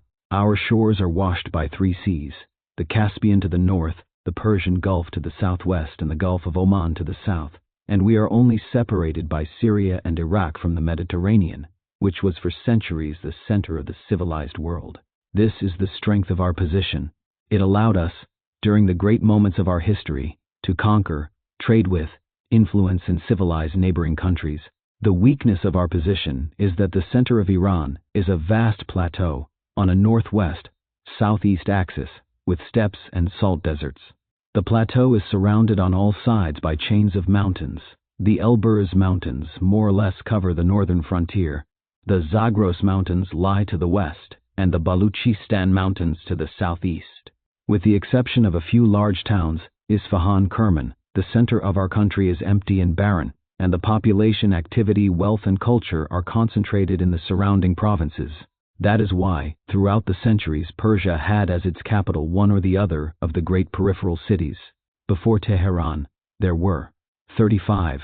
During the period of the Persian Empire, Susa, Ecbatana, Persepolis, and Ctesiphon, and during the Safavid period, Tabriz and Ardabil in Azerbaijan, and later Isfahan, which, as a large oasis in the center of the country with unique geographical features, was an exception. During our greatest eras, the energy, ambition, intelligence, and sometimes the firm wisdom of a single leader kept us united. Other epochs were, on the contrary, marked by attacks, launched either openly or not for foreign interests, aggravated by internal complicity, more or less conscious and more or less organized. A brief review of these legendary events will make it easier to understand the meaning and the repercussions of the main episodes of a history which for the most part remains unknown. Under the impetus of 2 groups of Indo-Europeans, the Medes and the Persians, we initially emerged as the victors of the peoples who for 2,000 years had been quarreling over Mesopotamia. The Achaemenid dynasty, 559 to 330 BC, created the greatest empire yet known, from the Black Sea to Central Asia, and from India to Libya. It was also the world's first real empire in which one ruler governed many different peoples. In order to make this innovation possible, the Persians divided the empire into provinces, each under a satrap, who was a provincial governor. They used signal stations, and even a visual telegraph system, semaphore beacons erected on mountain peaks, which allowed messages to be passed rapidly from one end of the empire to the other. They also worked out monetary systems and public finance, and standardized weights and measures. Thus, Persia taught the ancient world how to govern and administer a vast empire. Rome merely imitated Persia and frequently copied her methods. The founder of this empire, Cyrus, deserves to be called the Great because he founded it on tolerance and justice. As a conqueror, he should be considered the first advocate of human rights. He was the first in the ancient world to publish a charter which can be described as liberal. It freed prisoners of war and left them their land, Conquered nations maintained their rights and their customs, for their laws and their religion were respected by the central power. Cyrus not only pardoned his valiant enemies, but he did not hesitate to entrust them with important responsibilities. Thus he can be deemed the liberator of peoples. This policy conformed to the Persian character. It was the policy of all sovereigns for whom peace made it possible to institute a moral order. Persia became known as a land where the persecuted might take asylum. Cyrus II the Great, Darius and Xerxes are our hero kings. They continued their march in works of literature and in the fine arts. Europeans have, however, mostly been taught that Darius was beaten at Marathon and Xerxes in a sea battle at Salamis, 480 BC. These moving victories by a lesser power over a greater frequently lead people to forget that Persia later became mistress of the Aegean Sea. 394 BC, the Achaemenid decline ended in a unique phenomenon. Alexander of Macedon, 356 to 323 BC. He took possession of the whole of Darius' empire, with the exception of the Pontus and Chorasmia, and extended it slightly to the northeast by pushing the frontier to the river Sirdaria. Far from carving up the empire or exploiting it for the benefit of Greece, he imitated Cyrus, took his place, and made Persia his own empire. The carving up happened after his death, 323 BC, and, contrary to what can be read in most Western history books, Persia was not influenced by Greek culture, although we still have a charming little Greek statue in a museum. In fact, Alexander espoused the Persian civilization. This is a phenomenon which recurred with subsequent conquerors. The Persians submitted to them, but they preserved their own culture and imposed it on their victors. 250 years before Christ, the Parthians imposed the Arsacid dynasty, 250 BC AD 224, which was to end almost 5 centuries later, with the victory of the Persian Ardashir over Artabanus. The Sassanid dynasty, AD 224 to 651, was thus founded in opposition to the Parthians and to Rome. Ardashir had been the guardian of the temple of Zoroaster. The empire which he founded stretched from the Indus and the Sirdaria to the southern shores of the Persian Gulf. It played 2 important roles in world history, one political and the other cultural. The Persian Empire was the first barrier against the savage or half-savage nomads who swept in from the steppes or the Asian mountains. The Scythians, the White Huns, the Seljuks, and the Ottomans were contained for centuries at the price of Persian blood. The Indo-Europeans of the Eastern Roman Empire showed no gratitude. 88-38. Answer to history.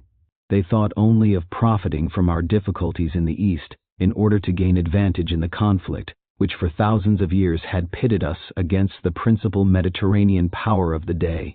When the Persian barrier was broken, a void was created at this meeting place of 2 worlds. Into this void swept Arabs from the west, then Turks and Mongols from the east. Thus, the history of Eastern and Western Europe, of Russia, of North Africa, and of India was irrevocably altered. As for the Sassanid Renaissance, like the European one 1200 years later, it was a synthesis. Shapur I, AD 241 to 272, had, it is said, ordered the collection and translation of all religious, philosophical, astronomical, and medical texts existing not only in the Byzantine Empire, but in India, when it is remembered that it was thanks to so-called Arab translations that Europe from the 12th century was to regain her knowledge of the great Greek texts. It can perhaps be claimed that there would have been no European Renaissance, or that it would have been quite different, without the work and much earlier example of the Persians, which the Arabs copied with such brilliance. In AD 642, Iran suffered an Arab invasion followed by a foreign domination which should have destroyed her. The country was ruled for several centuries by the caliphs of Baghdad. Now, as was the case with the Greeks, the conquered overcame the conquerors. At first the Persians asserted their originality and independence by refusing Sunni doctrine and by developing the Shiite doctrine. Politically, this meant the refusal to recognize the spiritual sovereignty of the hereditary caliphs of Baghdad. A vanquished and occupied country has nothing to call its own but its inner life. In the political order, the decisive factor in the recovery of our independence was the victorious action of an Abbasid emissary. The Abbasids were descendants of Abbas, the Prophet's uncle, Abu Muslim Khorasan. From AD 745 to 750, helped by an army with a permanent majority of Iranians, he liberated Khorasan, and took possession of what is called Iraq today. Thanks to him, the Abbasid dynasty succeeded that of the Umayyads in Baghdad.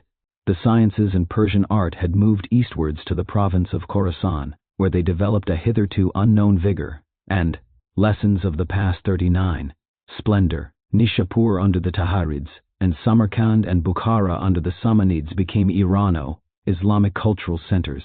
It was the golden age of Persian poetry, and notable poets were Ferdowsi, c.a.d. 935 to 1020, the prince of epic verse, and the mystic Sana'i of Ghazna, and Jalal ad-Din Rumi, who died in 1273.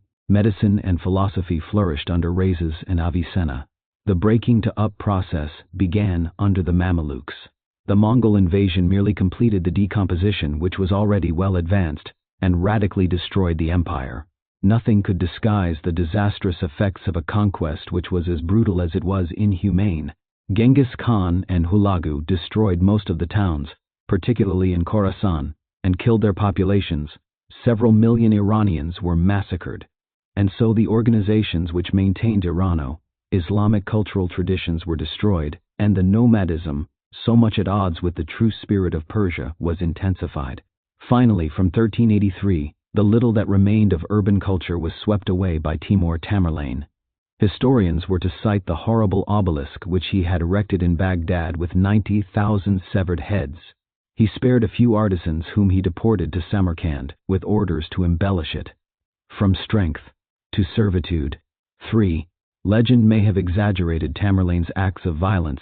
It is, however, undeniable that his was a reign of terror. Persia seemed to be finally swallowed up, wiped out of history forever. And yet the Safavid dynasty, 1501 to 1722, witnessed a Persian renaissance.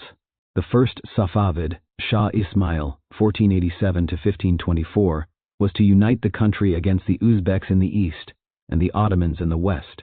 He sealed the moral unity of the nation when a majority rallied to Shi'ism, which became the official religion of the state. Ismail was to retreat before the Portuguese under Alfonso d'Albuquerque, who had taken possession of the island of Hormuz and of the neighboring coastland. It was the first time since the fall of the Roman Empire that the West had attacked Persia. It was a sign of new times, modern times. The movement which drew us towards the East had come to an end. Imperceptibly, the attraction towards the West had begun. Ismail's great-grandson, Abbas the Great, 1587 to 1629, made us powerful again, prosperous, and to be dreaded. He could not regain Mesopotamia, which was lost for good in 1534, to the Ottoman Empire, but he embellished his capital, Isfahan, attracting artists and poets to it, and made of it a magnificent city of 600,000 inhabitants, one half of the world. It was another golden age of architecture and painting. It was Abbas, too, who authorized the Dutch and English East India Companies to establish trading posts in Persia. It is true that the East India Company helped him to chase the Portuguese out of Hormuz, 1622. We were not to profit from the arrangement. From 1629 to 1736 came another century of retreats from Turkish and Russian invasions. By the agreement of 1724, these two divided our northern provinces between them, while the Afghan Ashraf occupied the whole of the east and pillaged Isfahan. Persia was dismembered and torn apart. All seemed to be lost once again. The sad destiny of our last Safavid king, the unfortunate Sultan Hosen, was to be miserably surrounded in his own capital by Afghan brigands. The destiny of Persia seemed sealed forever. Nadir Shah, however, whom history has dubbed the Persian Napoleon, was to give us back brilliance and power. Having put down the rebels in the north at Mesht and Herat, beaten Ashraf, and retaken Isfahan, 1729, he quickly chased away the Turks, and then turned round against the Russians, who preferred not to confront him, and abandoned their conquest. Next, Nadir Shah attacked and took Kandahar and Kabul, crossed the Tsatsobi Pass. Unlike the Khyber Pass, it was not defended, and came out to the rear of the enemy, whom he then vanquished. Taking his prisoners with him, Nadir marched on Delhi, which he entered in March 1739, whereupon, writes an Indian historian, the riches accumulated over 348 years changed hands in a moment. The jewels that passed according to the fortunes of war would become Persia's crown jewels. The ornament of our nation in good times and the backing of our currency in bad times. I left them in the vaults of the National Bank. God only knows what the mullahs have done with them." On behalf of his second son, Nadir obtained the hand of Aurangzeb's granddaughter, and satisfied, he withdrew and offered Muhammad Shah his kingdom, minus the right bank of the Indus, which had been part of the Achaemenid Empire. Nadir Shah has been compared to Napoleon because of the brilliant campaigns in which he was constantly victorious. But whereas Napoleon was finally beaten by the coalition, Nadir remained invincible. However, the French emperor was an outstanding administrator, which Nadir was not, and Napoleon sought to help his family, whereas Nadir's abominable cruelty caused him to put out his own son's eyes. From strength to servitude. 43. Nadir Afsharid's dynasty was succeeded by the Zand dynasty, 1757 to 1794, which gave us Karim Khan, 1757 to 1779, who came to be known as the serf's defender. The dynasty ended in a new civil war, which resulted in the coming to power of the Qajar dynasty, 17,904,925. It was then that Persia began to disintegrate into an anarchy, which was all the more catastrophic for coinciding with the industrialization of the Western powers. Their expanding economic interests gave rise to Western colonialism. While the Western powers were invading the four corners of the earth, economically, militarily, and politically, we lost our Caucasian provinces to the Russians by the treaties of Gulistan, 1813, and Turcomanchi, 1828. We also lost the province of Herat to Afghanistan, which Great Britain forced us to recognize by the Treaty of Paris, 1857, and Merv in the northeast to the Russians.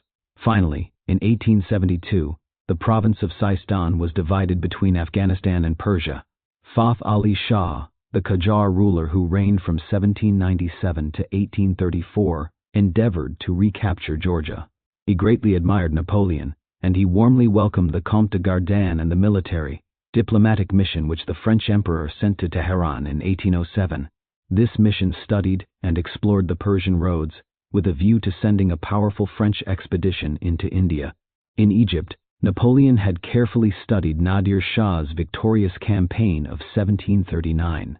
Today his plan is seen as a mere dream, but the recorded correspondence of Fath Ali Shah, his son Abbas Mirza, and General Gardan with Napoleon and Champagny, the French foreign minister, reveals the emperor's real intentions. He saw Persia both as the natural bastion of the West and its passageway to the East. He consequently felt this strategic area of primary importance should be put to use for offensive and defensive purposes. It was first a matter of containing the Russians.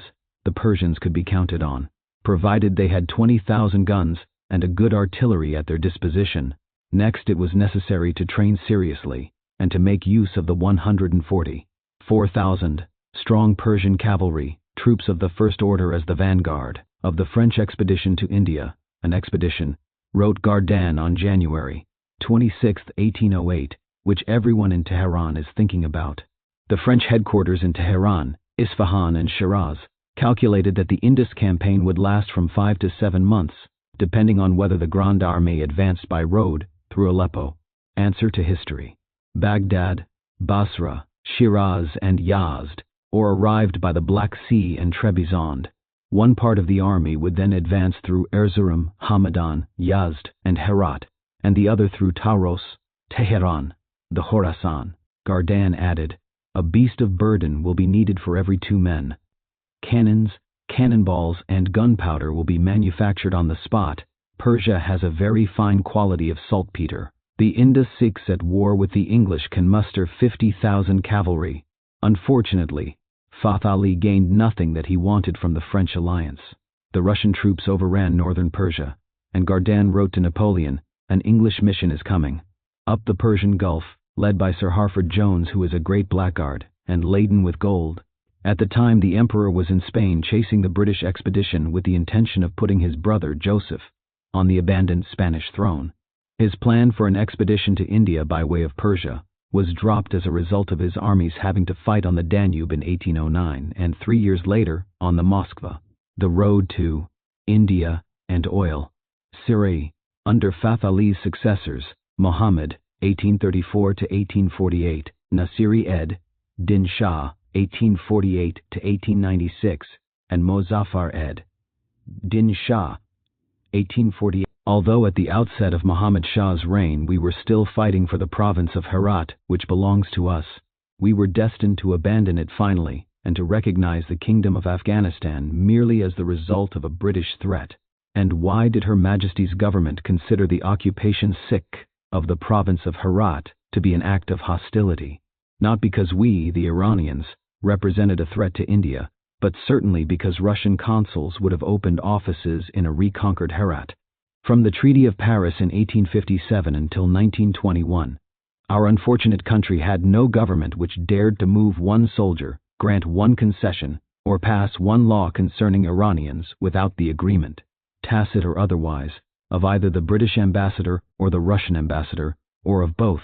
Our policies, if such they can be called, were developed in the two embassies, and two governments barely disguised the fact that they considered Persia to be a sort of untouchable servant. Their diplomatic communications were orders, which we carried out, and in the event of our showing any sign of recalcitrance, they became threats. As a stopgap, Great Britain would invade us, an expeditionary force, 45, several hundred men, would land in the Gulf. Everything would be returned to order, except when tribes like the Chahan-Tahi or the Tangistani of their own accord exterminated the expeditionary force. At all costs, the English had to keep the road to India open. It was along this route that two French scientists, the geologist Cot and the archaeologist Jacques de Morgan, found evidence of deposits of petroleum. In Persia since antiquity, it had been known as naf, and used by Zoroastrians for their sacred fires. It had long been known that the Persian subsoil, especially in the southeastern part of the country, was rich in oil. In 1872, an English baron, Julius von Reuter, obtained wide-ranging commercial concessions. His efforts to profit from them were in vain, and he gave them up before losing his entire fortune. Happily, he took consolation in the creation of a press agency that is still well known today. Success came more readily a few years later to the two Frenchmen. It was easier for them to find a financier who was interested in their discovery. The British minister in Persia, Sir Henry Drummond, put them in touch with the Australian banker William Knox Darcy, who lived in London. Knox Darcy had a massive fortune which came from a gold mine in Queensland, Australia. A taste for adventure combined with a sound business sense persuaded him that he could double his money with black gold. On May 28, 1901, after lengthy negotiations which had been complicated by the somewhat menacing demands of the Russians, the Shah finally granted Knox Darcy an exclusive 60-year concession to find, extract, transport and commercialize natural gas, petroleum, asphalt and other derivatives of petroleum throughout the land, with the exception of the provinces bordering on Tsarist Russia.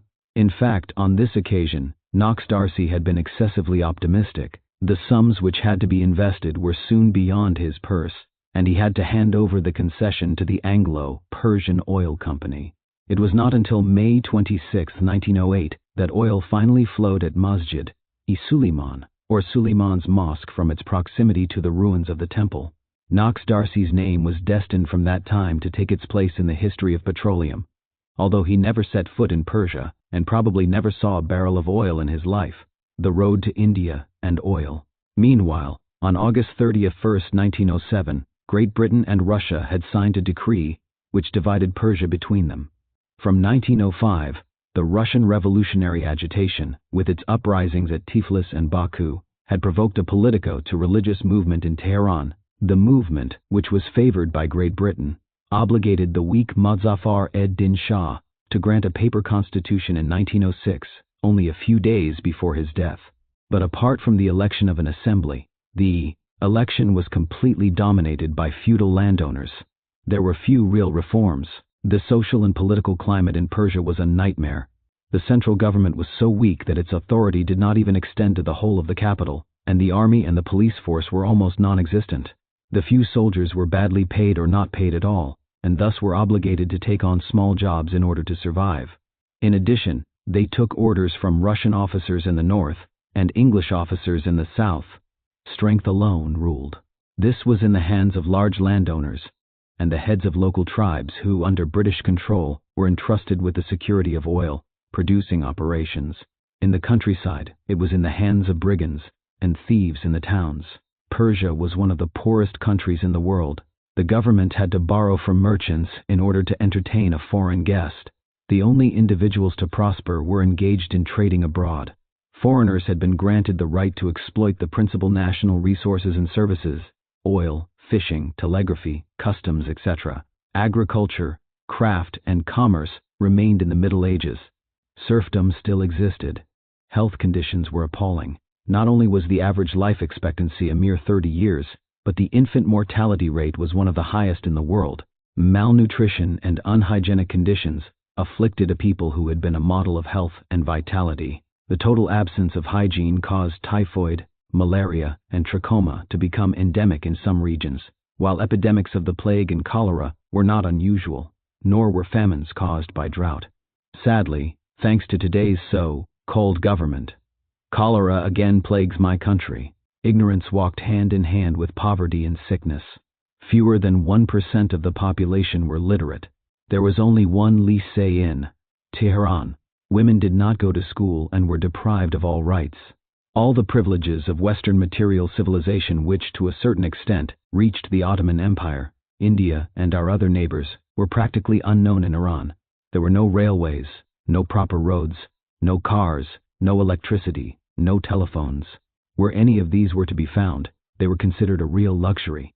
Material and spiritual poverty marched side by side with the spread of corruption, deceit, hypocrisy, opium addiction, and superstition. This decadence may have resulted partly from the weakness and ignorance of the Iranian people, but it sprang, above all, from the impotence of the Persian authorities, from the egoism of the feudal aristocracy, and from the deliberate will of foreign colonialists. Many of the British remembered Nadir and dreaded the Iranians. Also, they were putting into practice a policy of a no man's land between Russia and India. Like a condemned man who has lost all hope, the dying country awaited a coup de grâce, and it little mattered whether it came from the north or the south. It was at this moment that a man of strength came forward, my father. My father, Pet. When Britain and Russia signed the 1907 treaty dividing Iran between them, my father was nearly 30.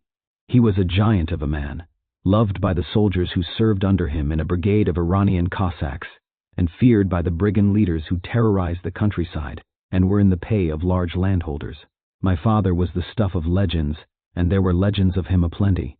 By World War I he had a national reputation and the nickname of Reza Maxim, a tribute to his prowess with the early machine gun at a time when there couldn't have been more than 5 or 6 such guns in the country.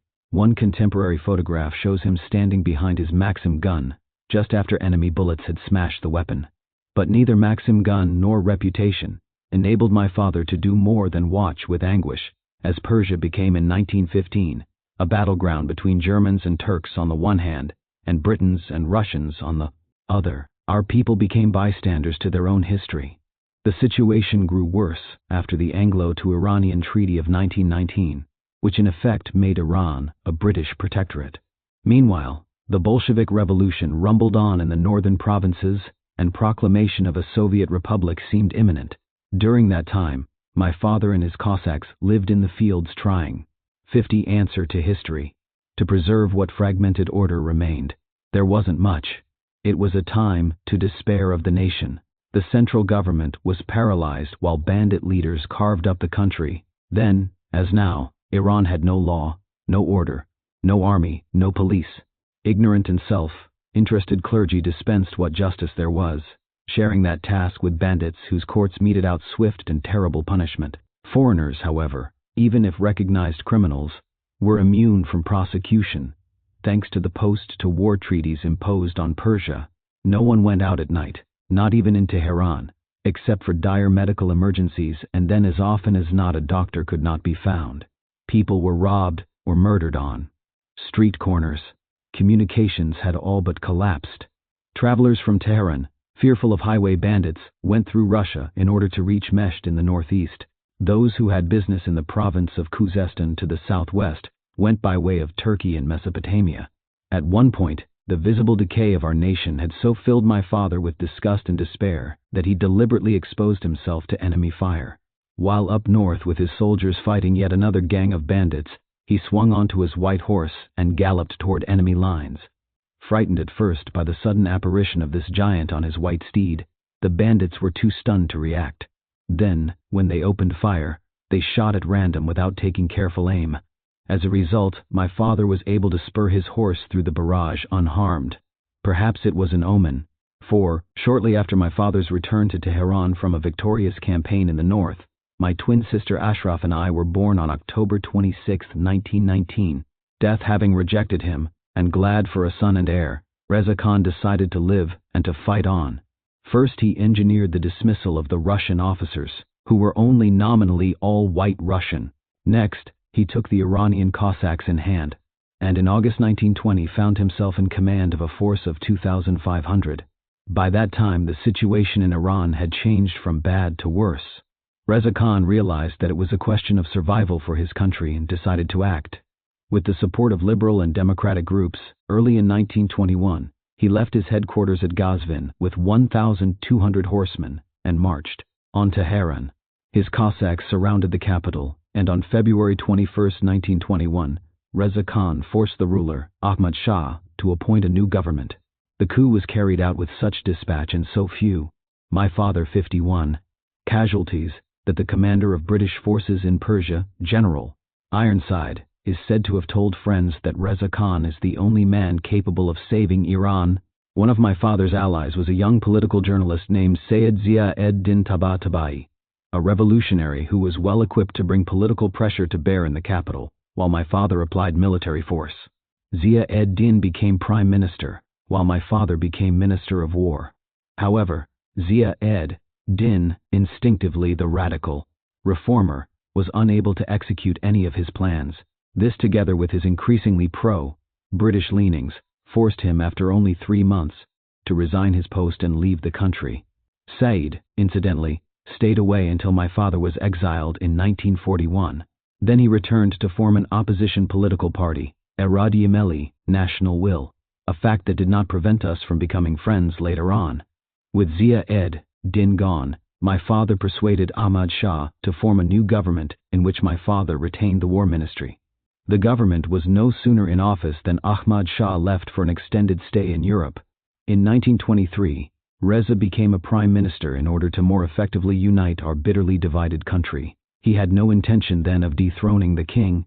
On the contrary, he repeatedly asked him to return, and when he finally agreed, my father met him at Bandar Bushehr on the Persian Gulf. But Ahmad Shah was weak and uninterested and eager to return to Europe. When he finally left again for France, where he eventually died, my father realized that halfway measures no longer sufficed. The absence of a strong, effective head of state had proved intolerable. Reza Khan had been greatly influenced by the reforms Kemal Ataturk had introduced in Turkey, and for a time he hoped to emulate his neighbor's achievements and turn Iran into a modern republic. But those efforts ran into great opposition from the clergy, politicians, and merchants, because Persia, unlike Turkey, was an empire in which only the crown united diverse ethnic groups with their different languages and cultures: Kurds, Arabs, Azerbaijanis, Baluchistanis, and others. Accordingly, on October 31, 1925, our parliament voted the Qajar dynasty out of power. Election of a constituent assembly followed, and with only 4 nay votes, it handed the 2,500-year-old Persian crown to Generalissimo Reza Khan. The crown allowed him to push with greater vigor the reforms he had, 552, begun soon after the 1921 coup. Just how successfully he did so, and how much admiration his efforts garnered from the man he had sought to emulate, Ataturk, came some years after his coronation, when he went on a state visit to Turkey, and the honor guard's standard-bearer knelt before him. A first step after the coup had been conclusion of a friendship and non-aggression pact with the Soviet Union, which voided the privileges and conditions of earlier agreements.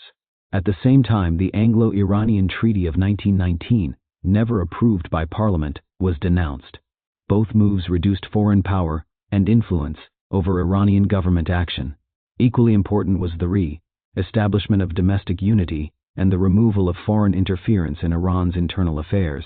The British, to cite one example, had sold shares in the Anglo-Persian Oil Company to some tribal chieftains, who in exchange agreed to maintain law and order in the oil-producing regions.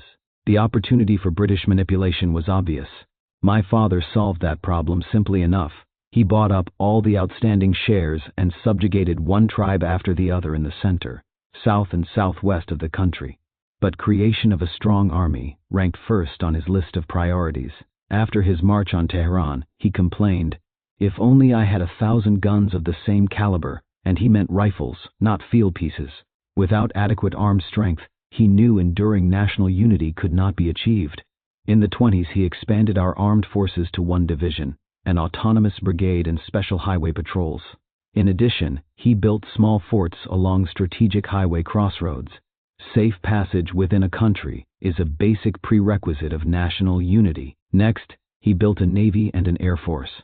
Officers were imported from France and Iranian cadets, sent to St. Cyr, Saumur, and St.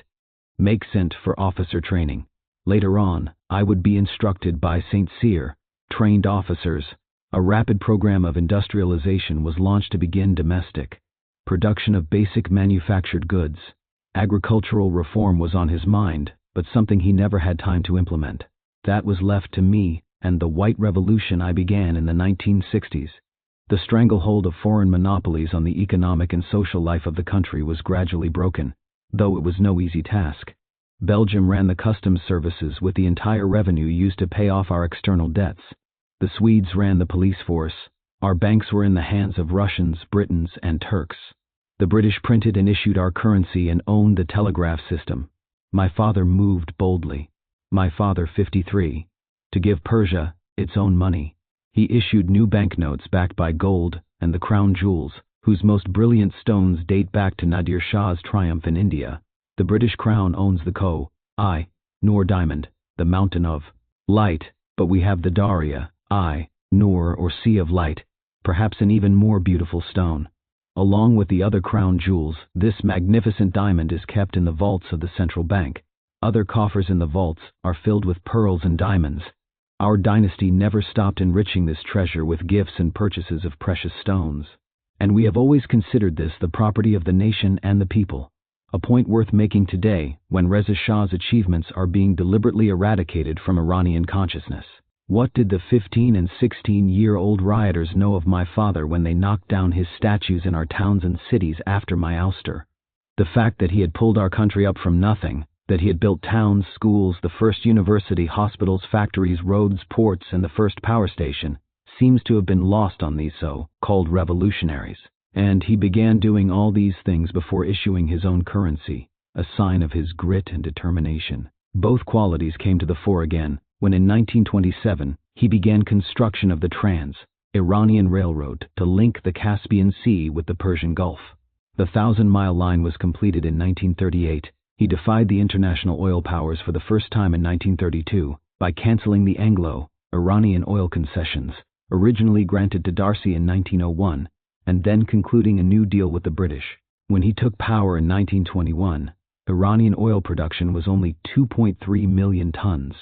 By 1938, output had risen to 10.3 million tons, later dwarfed by the 300 million tons Iran produced in 1977. My father's coronation took place on April 25, 1926, and as the new emperor, he became Reza Shah Pahlavi. The name Pahlavi has deep roots in our country's history. It is the name of the official language and writings of the emperors during the Sassanid era. It is the patronym which he left me, and which I bequeath to my children. During the ceremony I was proclaimed prince and heir apparent. I was only 7 years old. My father loved us dearly and deeply. There were 11 of us, all told, some my half-brothers and sisters. Our love for him was full of admiration, though we held him in respectful awe. Broad-shouldered and tall, he had prominent and rugged features, but it was his piercing eyes that arrested anybody who met him. Those eyes could make a strong man shrivel up inside. Eventually I was able to say to him what needed saying without fear of contradiction or censure, but that took a long time. He was a powerful and formidable man, and the good heart that beat beneath his rough cavalryman's exterior was not easily reached. Yet even his enemies realized that he was one of those men sent by Providence through the centuries to keep a nation from slipping into oblivion. He was impetuous and determined, qualities he needed to overcome the terrible difficulties that marked his reign. He grew up illiterate and had to teach himself how to read. As a grown man, he felt no shame in starting from the beginning. Each day at the end of his army duties, he would sit patiently at his studies in his barracks, learning to read and write with the help of one of his friends. He prepared his lessons by the dim lamps, and when he was tired, he would come out of his tiny room and stand gazing at the twinkling lights of Tehran in the distance. He literally pulled himself up by his own bootstraps and his country with him. As a ruler, he was out with his people all the time. He inspected everything, not just the armed forces. Sometimes I thought he supervised every stone put atop another. He did not surround himself with the trappings of Oriental monarchs. Instead, he saw his imperial duties as a kind of military service. He slept on a simple mattress on the floor and was up at 5 each morning. By 7:30, he had finished reading through daily reports and began receiving people. As a young man, I would go to his study at around 11 each morning and talk to him for half an hour or so about the problems of the country or anything else that interested him or me. Then around 11:30, we would sit down to a family lunch. After lunch, my father rested and at about 2 p.m. started his afternoon work. It consisted chiefly of inspecting the army and new civil projects and institutions. The Council of Ministers, as our cabinet is called, often held afternoon meetings in his presence. Then from 6 to 8 p.m., after all his other work, he would study the reports he had received during the day. Exactly at 8 p.m., he took his supper, and he retired at 10 p.m. However, he used to say that even in bed his plans were revolving and forming in his mind, thus he was never idle. Apart from relaxation with his family, my father almost never devoted any time to recreation. Perhaps once or twice a year, he would go hunting for 2 or 3 hours. Mainly he got his exercise through walking. In my memory it seems as if he were always walking either. My father 55. Pacing up and down in his office, or inspecting troops or projects on foot, or in the late afternoon, taking long walks in his garden. Often he would hold audiences while walking. Those whom he received were on such occasions expected to pace up and down with him, and whenever Reza Shah was walking, he was also thinking. His labors were not limited to industrial and military modernization of our country, for he was equally interested in social reforms. Thus, in 1926-27, he introduced a judiciary system modeled on that of France. He mandated compulsory lay primary education even though we lacked competent teachers, and in the process he suppressed the often inquisitional legal powers of the clergy. It is essential to understand the fundamental importance of this evolution, which, moreover, occurred throughout the Islamic Near East. The institution by my father, and the development by myself, of a modern political regime, partly inspired by the West, have deprived the clergy of a large part of their erstwhile privileges. Some of the Shiite priests at first fell back on the ancient political position concerning the very nature of power. All temporal power whatsoever must be usurped. Instead, they should have taken advantage of the situation to develop their spiritual life, thereby increasing and spreading their moral and civilizing influence. But it must be acknowledged that, had my father not curtailed political efforts of certain clerics, the task which he had undertaken would have been far more difficult. It would have been a long time before Iran became a modern state. Because my father had little respect for certain particularly fanatical and sectarian hierarchies, he was said, quite wrongly, to be irreligious. He was a deeply sincere believer, as I am myself. His faith was that of a courageous and honest man. The spiritual authority of the clergy remained incontestable and uncontested. The moral primacy of the spiritual over the temporal being indisputable and undisputed, it was a matter of bringing Iran into the 20th century, whereas today's efforts are towards turning the clock back. Reza Shah asserted that in the 20th century it was impossible for a nation to survive in obscurantism. True spirituality should exist over and above politics and economics. Reza Shah was too sincere a believer to see God as a sort of superior electoral agent or chief engineer of the oil wells. He named all his sons after the Imam Reza, with a first name by which they were distinguished, because he had a particular veneration. 56 Answer to history. For this descendant of our sainted Ali, Reza Shah frequently went on a pilgrimage to the shrine of Imam Reza at Meshed. Imam Reza's foundation was abandoned and in debt when Reza Shah came to power. Reza Shah restored it, which was no easy task. Created as a religious institution, it had in better times been the recipient of land and monies bequeathed the foundation for religious purposes or charity. Usually the ruling king would be custodian or director of that foundation, but a succession of weak rulers had left Imam Reza in as desolate a state as the rest of the country. My father put things to right, and set the foundation on a new path to growth. It is worth noting, perhaps, that the Imam Reza Foundation has nothing to do with the Pahlavi Foundation, which my family and I founded much later. During my reign, the Imam Reza Foundation became one of the most important and most prosperous in all Islam. Gifts from the faithful, among them myself, have turned this foundation into an extraordinary religious complex, owning factories, mechanized agricultural operatives, hospitals, and numerous charitable organizations. Let me say, in passing, that I also restored and enriched many monuments and mosques, both in Iran and abroad. It is well known that donations to foundations are non-recuperable. Now the self-styled new government in Tehran has confiscated them. My father also took care to protect our religion against the propaganda of an intolerant materialism which demanded that the mosques be razed. But this did not mean that he accepted all the claims of men of religion, who lived obstinately behind the times. He decided then that the citizens should finally abandon Oriental dress, their wide trousers, turbans, and bonnets. Some people did not agree with this, and when women were asked to give up their black veil, measures taken in the simple name of good sense were actively contested by part of the clergy. I was to be far less intransigent. During my reign, women and girls were perfectly free to wear, or not to wear, the chador. My father's reforms had reduced the clergy's authority in secular matters. Thus, from 1926, a certain section of the ecclesiastical hierarchy was openly opposed to the Shah's reforms and to Iran's metamorphosis into a modern nation. This opposition made itself felt again at the time of the 1952-53 uprising, in 1963, and in 1978-79. It was thanks to my father's example that, at an early age, I was able to, my father, 5'7", understand the power of prayer, which was never a mere recitation of formulas learned by heart. Numerous chroniclers have published more or less accurate accounts of my childhood. Shortly after my father's coronation, I fell ill with typhoid fever, and for weeks I hovered between life and death. The worst was feared, until one night, in a dream, I saw Ali, who in our faith was the chief lieutenant of Mohammad, much as, according to Christian doctrine, St. Peter was a leading disciple of Jesus Christ. In my dream, Ali had with him his famous two-pronged sword, which is often seen in paintings of him. He was sitting on his heels on the floor, and in his hands he held a bowl containing a liquid. He told me to drink, which I did. The next day, the crisis of my fever was over, and I was on the road to recovery. A little later, during the summer, on my way to Imamzadeh Dawood, a place of pilgrimage in the mountains, I fell from my horse onto rocks and passed out. I was taken for dead, but I had not so much as a scratch. In falling, I had a vision of one of our saints, Abbas, who cradled me as I fell. This dream and this vision were followed some time later by an apparition near the Shimran royal palace.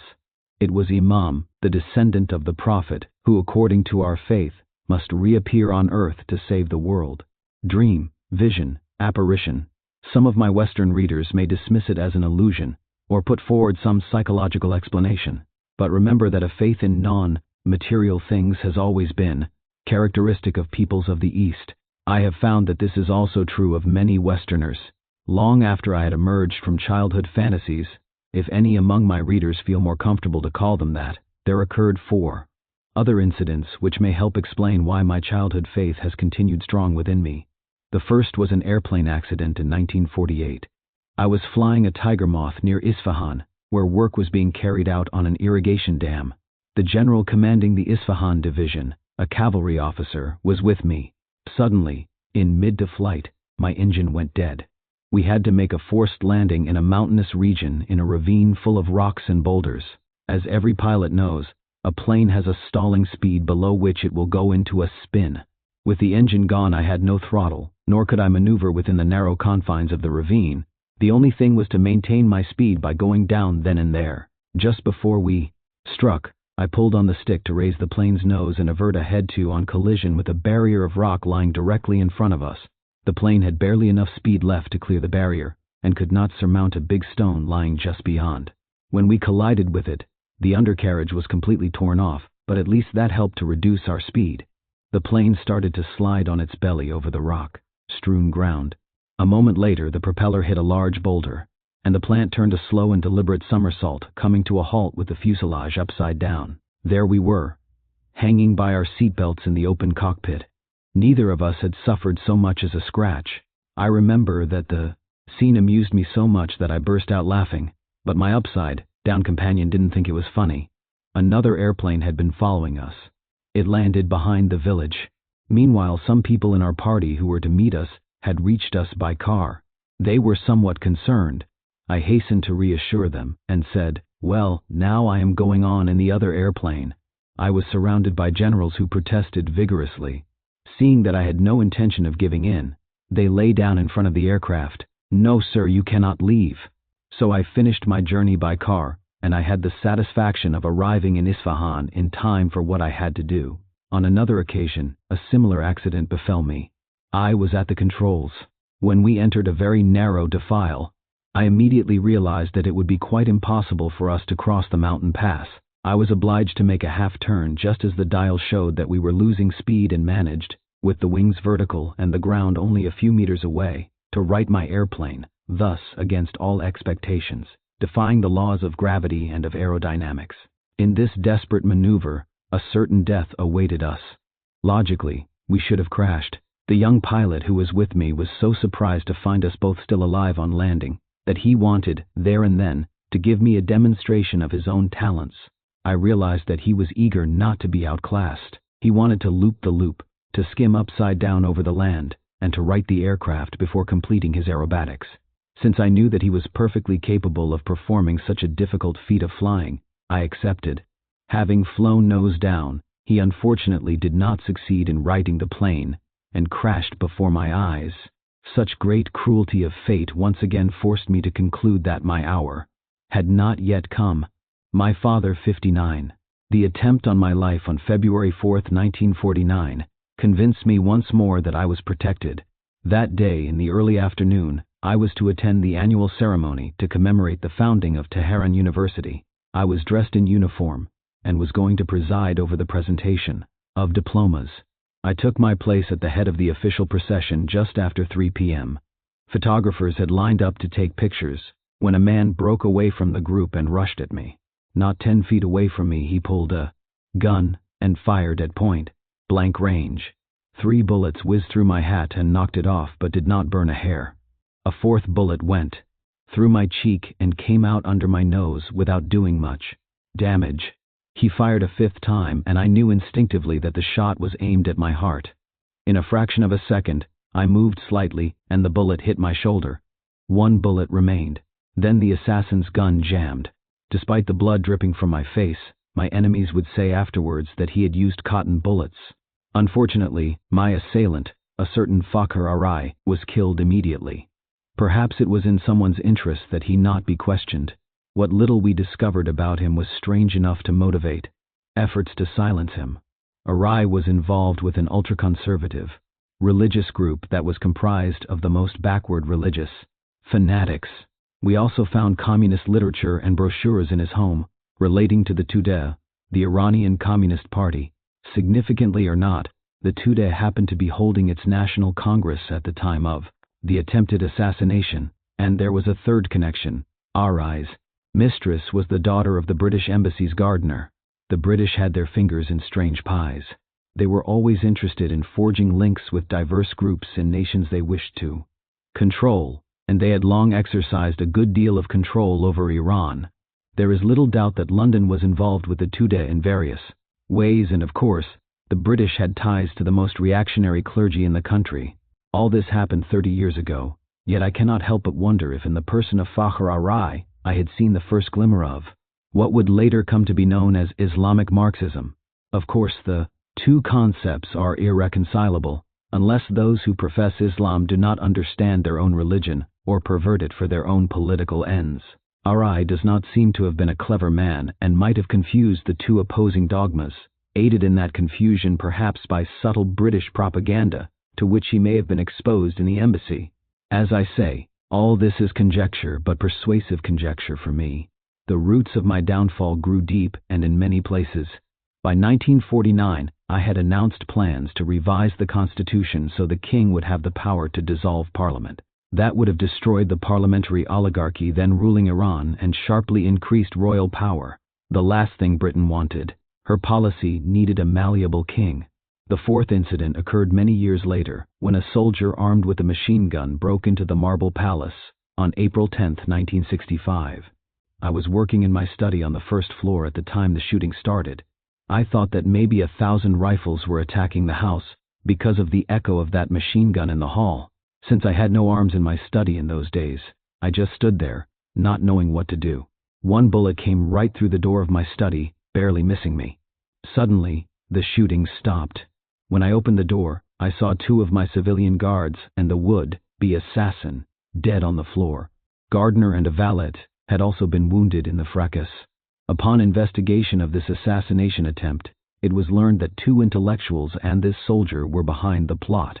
The intellectuals were pardoned. As a result, one of them became a loyal supporter of mine, who later was gainfully employed in the television division of my government. It is sad to say that in 1979 he was executed by Mr. Khomeini. The miraculous failure of these assassination attempts once again proved to me that my life was protected. I have always had the feeling that only that which is written can come to pass. My faith has always dictated my behavior as a man and as a head of state, and I believe that I have never ceased to be the defender of our faith. An atheist civilization is not truly civilized, and I have always taken care that the white revolution to which I have dedicated so many years of my reign should, on all points, conform to the principles of Islam. I believe that the essence of Islam is justice, and that I followed the Holy Quran when I decreed and organized a national communal solidarity, when our white revolution abolished privilege and redistributed wealth and income more equitably. For me, religious beliefs are the heart and soul of the spiritual life of all communities. Without this, all societies, however materially advanced, go astray. True faith is the best guarantee of moral health and spiritual strength. It represents for all men a superior protection against life's vicissitudes, and for every nation it constitutes the most powerful spiritual guardian. My father, 61.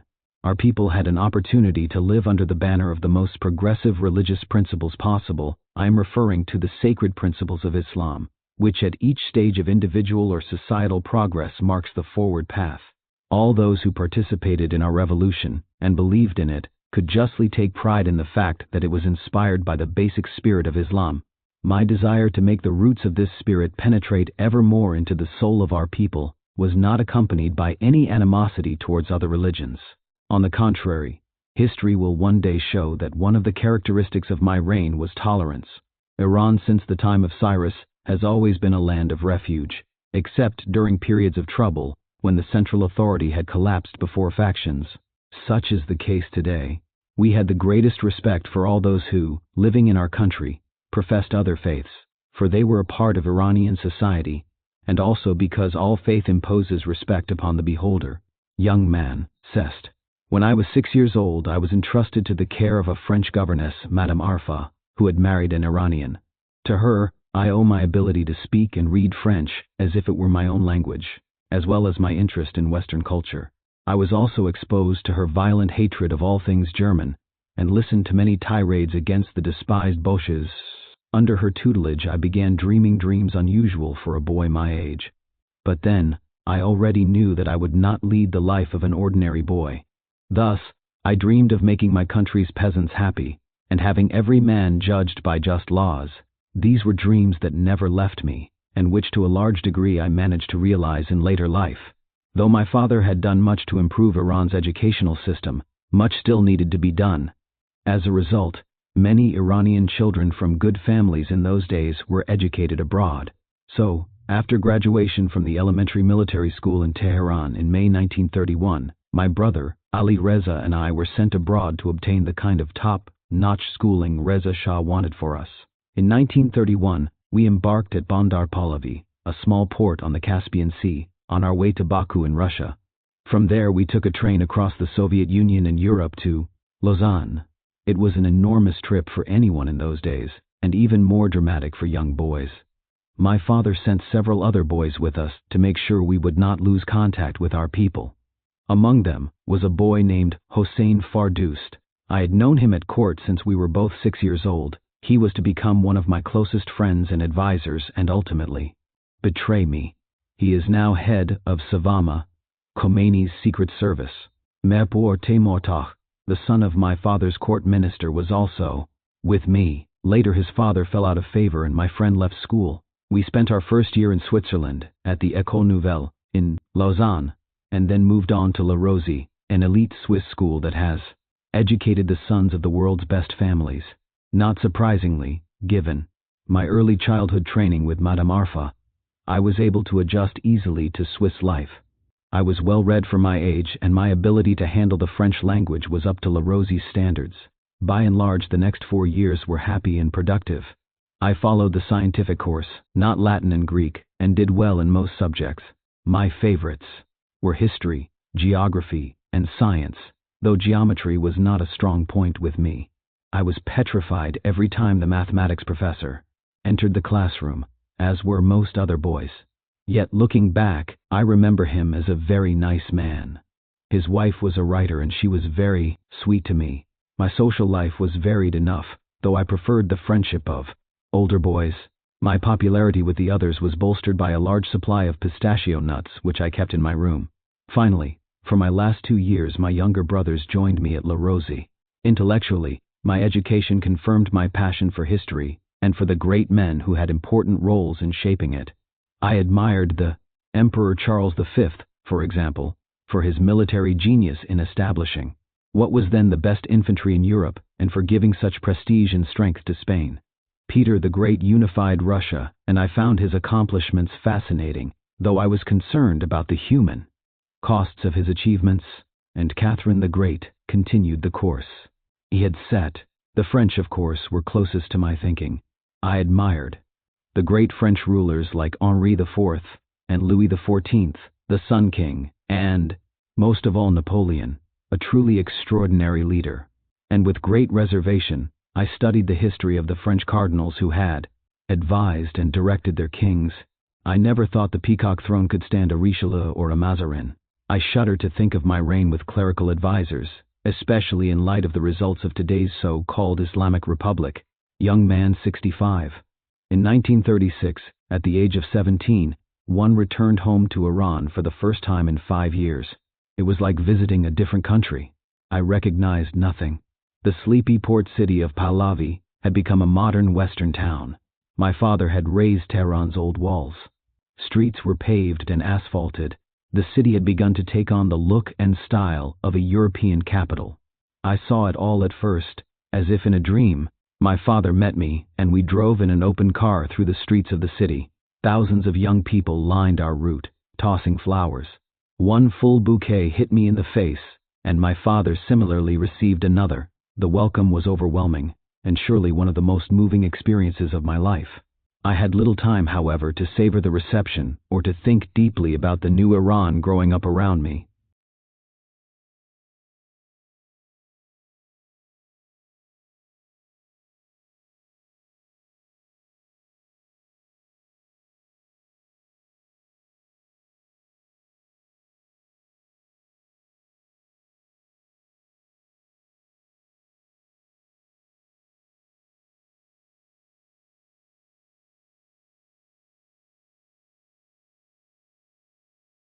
My father sent me to our military school where I studied under Iranian and French officers trained at St. Cyr. In the spring of 1938, I graduated as a second lieutenant and immediately took up my duties as an army inspector. My relationship with my father grew closer. I spent several hours a day with him and learned much about his vision of rule and about the practicalities of being a king. Soon I was the only man in the kingdom able to express my opinions to him, even when they contradicted his own. We often debated land reform. My ideas had not yet crystallized, but I knew that the lot of our peasants had to be improved and improved from the top. At the time, I had a plan for a debt moratorium that would free farmers from payments to their landlords for several years and let them use the money instead to build houses and buy cattle. Eventually, I wanted them to own their own land. I was troubled by the vast land tracts my father purchased. One day we discussed the issue, and he explained that he concentrated his land buying along our country's frontier primarily for national security reasons. Although he had in mind a better life for the peasants, he knew it would take time and that national security had to come first. My father took me on his frequent inspection trips through the country. He wanted me to know the land and how to rule it. I studied his role as military leader, and especially remember his vivid descriptions of the chaotic situation of our country during the terrible years from 1915 to 1921. He had an uncanny understanding of international politics and its implications for Iran. In the late 30s, he sensed the advent of war. He worried that it would begin before Iran's armies were capable of defending our neutrality against all comers. His worst fears were realized. World War II broke out on September 1, 1939, long before we were ready to mount an effective defense. Much has been made of my father's alleged admiration for Hitler and for the Germans. Certainly Britain and Russia used his supposed links to the Third Reich as a pretext for invading our country in 1941, and they are still cited in their history books as fact. This was not fact, but myth.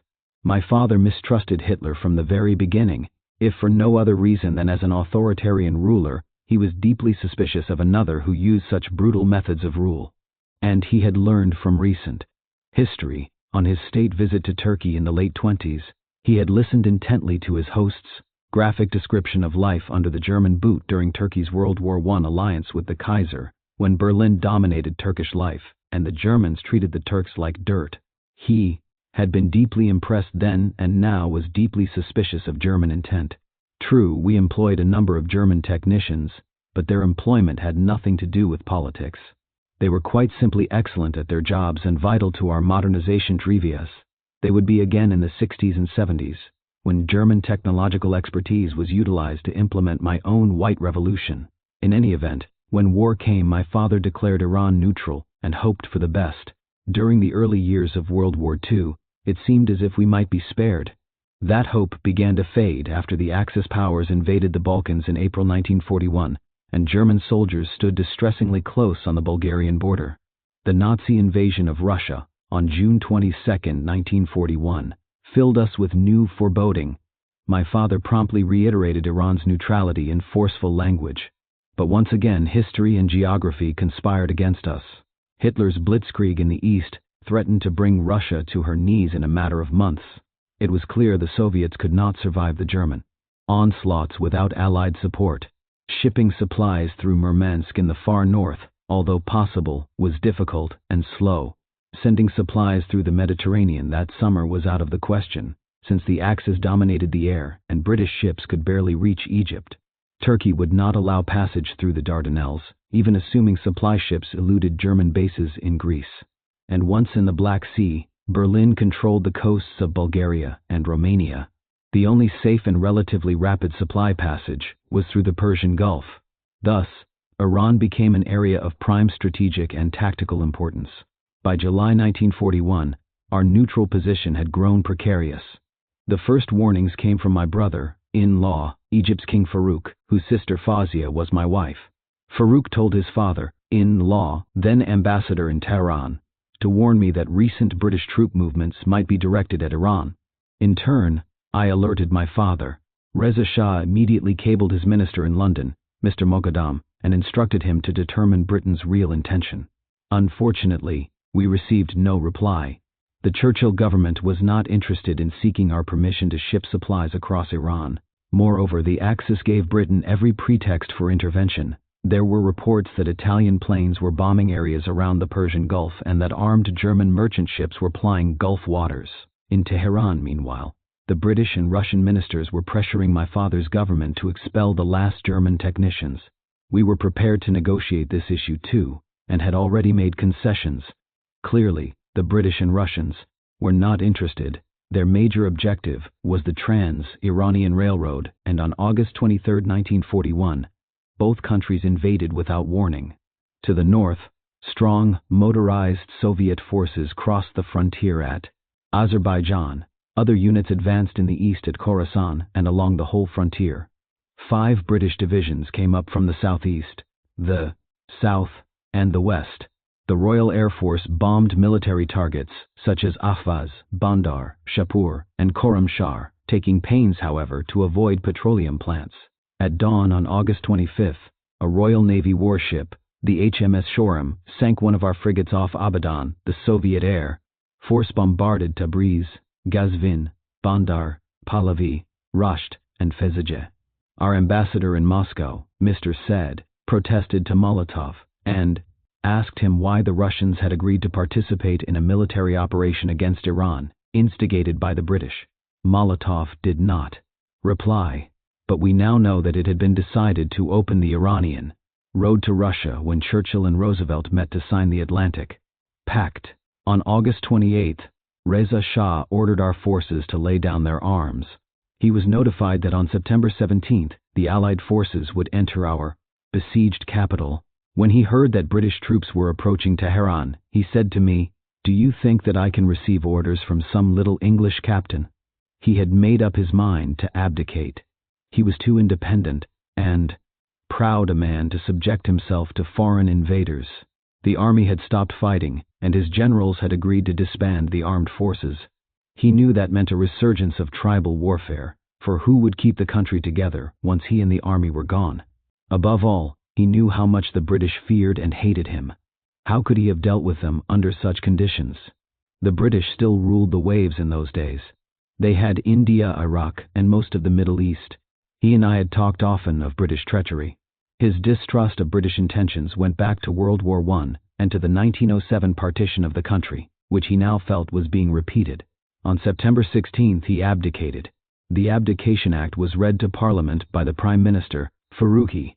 I, Shah of Iran, by the grace of God and the nation, have taken the grave decision to withdraw and to abdicate in favor of my beloved son, Mohammad Reza Pahlavi. Parliament ratified the act unanimously. But how was I to reach Parliament in order to swear my oath and receive my investiture? It was not easy. Russian and British troops had just entered Tehran, but crowds of Iranians swelled the streets and thus ensured my triumphant entrance into Parliament. When the ceremony had ended, the Iranians, carried away by their enthusiasm, even wanted to lift up my car and bear it on their shoulders. In this hour of danger, a fantastic display of patriotism and popular loyalty to the dynasty had been shown. This moment I shall never forget. The British and Russian ambassadors had remained absent from the ceremony.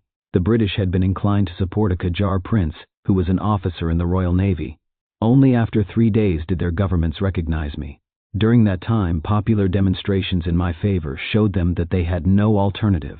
The occupying powers hoped to find in me an obedient head of state. They imagined that it would be easy to manipulate so young a sovereign. Their aims were always the same. As in 1907, Iran had to be made into a neutral area, maintained in a state of respectable anarchy. My father hoped to go to Canada or to Latin America, but the British would not permit it. A virtual prisoner, he was taken first to India but was not allowed ashore at Bombay. Clearly, the British feared the tremendous impact his presence would have on the already restive subcontinent. Next, they decided to take him to the island of Mauritius, and finally to Johannesburg, South Africa. The very last message I received from him in his exile there was on a phonograph record. "My son," he said to me, "fear nothing." I was never to see him again. When I learned of his death in Johannesburg in 1944, my grief was immense. I owed it to his memory to continue to the very end the task which he had undertaken. It seemed obvious to me that it was once more a question of the life or death of Iran. We were going back to 1920. But it was 1941, and I was only 22. Once I was confirmed on the throne by popular support, the British abandoned whatever vague plans they had of putting a prince of the deposed Qajar dynasty in power. I then set about solving the massive problems that arose from the Soviet-British occupation of Iran. Clearly, the most urgent was some formal agreement with the occupiers that gave legal assurances for Iran's continued independent existence. In January 1942, we concluded a triple alliance with the British and the Russians that recognized Iran's sovereignty and political independence. Article 5 specified that the Allied forces leave Iranian territory within 6 months of the end of hostilities. Article 6 contained crucial guarantees against any future division of the country between Russia and Britain.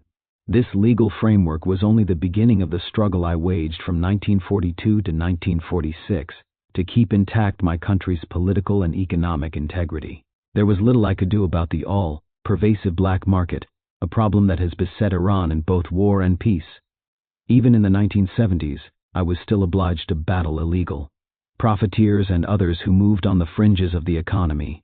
I could merely limit black market operations, but there was no hope of breaking its stranglehold on the Iranian economy. That economy, moreover, was further weakened by British and Russian requisitioners, who took what they wanted and paid little attention to our needs. Caught between a virulent black market and the demands of the occupying powers, Iran's economy was in shambles. My leverage was limited, but I used what I had. For example, one day the Russian minister appeared with instructions to dismantle a rifle and a machine gun factory in Tehran and take the equipment to Russia. 10 Answer to history. Why should you do that? I asked. Why not place an order with us and we will manufacture the guns to your specifications? Bargaining wasn't easy, but in the end I prevailed, mixing stubborn questioning of their right to take the plants with a willingness to put the output at our allies' disposal. For we were allies now. Iran had declared war on the Axis. However, allied status did not end foreign interference in our affairs. One day the British ambassador asked me to direct the Central Bank of Iran to print more money to help British and Russian troops defray their local costs. My government had balked, and if the impasse were not resolved, he said, London would lose confidence in the regime. It was, quite simply, a demand that we inflate our currency and add sharply higher prices to the crushing burdens our people already bore. Refused. It was not up to Britain to have confidence in Iran's government, but to me, the parliament, and the people. It was the first time I had defied an occupying power so dramatically, and it helped strengthen my position both at home and with the Allies. However, the British knew how to manipulate Iranian politics and to operate beyond my then limited authority. They controlled elections to the Majlis or parliament. The British used to bring a list of 80 candidates to the Prime Minister in the morning, and in the afternoon the Russians brought a list of 12, and that was that, and they got most of what they wanted, pushing our economy into even deeper trouble. British and Russian interference in our elections was another source of friction, and led to my first efforts to bring a man into the government, who later would almost destroy me, Mohammad. Thus, in 1943, I asked him to become Prime Minister. I hoped that a nationalist leader like Mossadegh would have the backbone needed to reform our electoral system and hold elections free of foreign interference. To my great surprise, Mossadegh replied that he would accept on 3 conditions. 1. If the English would agree. 2. If he could see me every morning and hear my advice. 3. If I would give him a personal bodyguard. I told him I had never asked the English for their advice, and that if I were to do so now, I would have to ask the Russians also. I stuck to that. Young man 71. Position, even though Mossadegh said that nothing was ever done in Iran without the agreement of the British, and the Russians did not count. I sent my court minister, Mr. Allah, to the British and the ex-Cossack, General Yazdan Pana, to the Russians. The Russians agreed to the proposals, the British did not. In fact, their ambassador told my emissary that the king is gambling with his crown. When told of the outcome of these discussions, Mossadegh refused my offer for the prime ministership, and the farcical elections continued. The English always talk about the merits of democracy, but found it perfectly normal to dictate how Iranian elections should be held.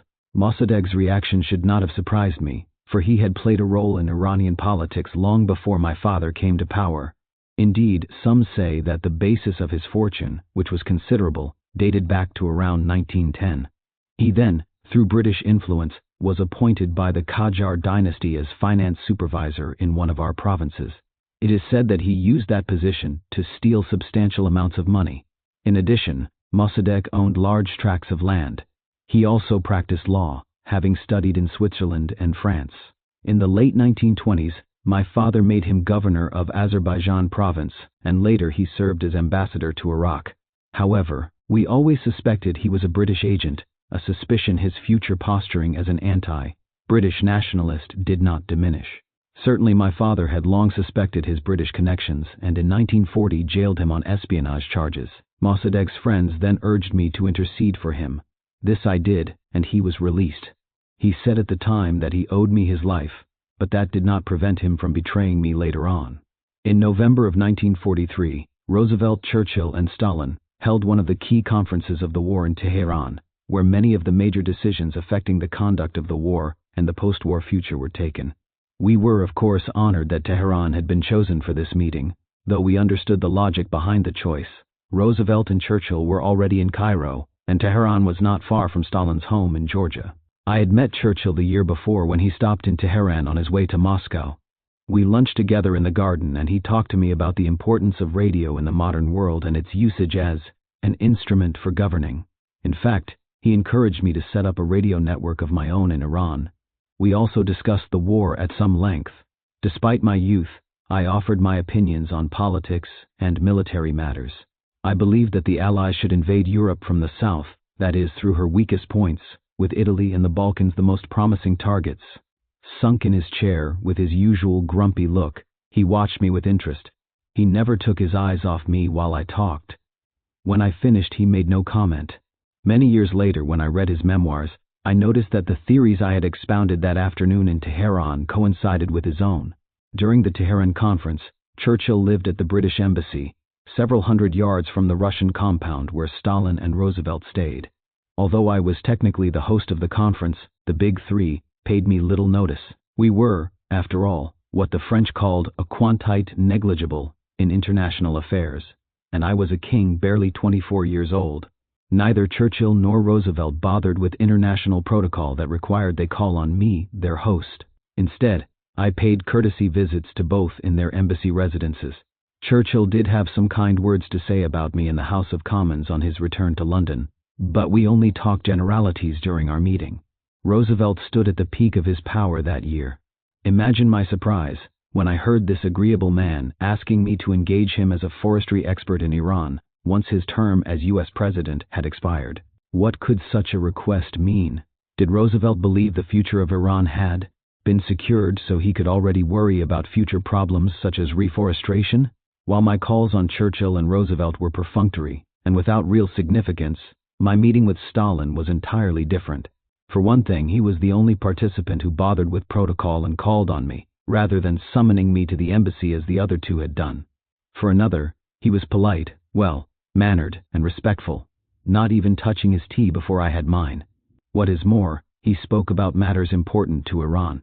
Although I would learn later that Stalin's statements were deceptive, at the time I did not know that. With Molotov sitting beside him, and only interpreters present, he began our conversation by declaring, "Have no worry about the next 50 years. Was this a guarantee comparable to the one the Tsars had given the Qajar dynasty, I wondered. As a young patriot king who had seen his country's army destroyed and deprived of weapons and material, I was burning to talk to him about our need for planes and tanks. Young man 73. When I did, he immediately offered me a tank regiment and a squadron of planes, with troop training and method of delivery to be discussed later. I thanked him warmly for his expression of support, believing that I had taken an important step toward establishing the independence and prestige of my country.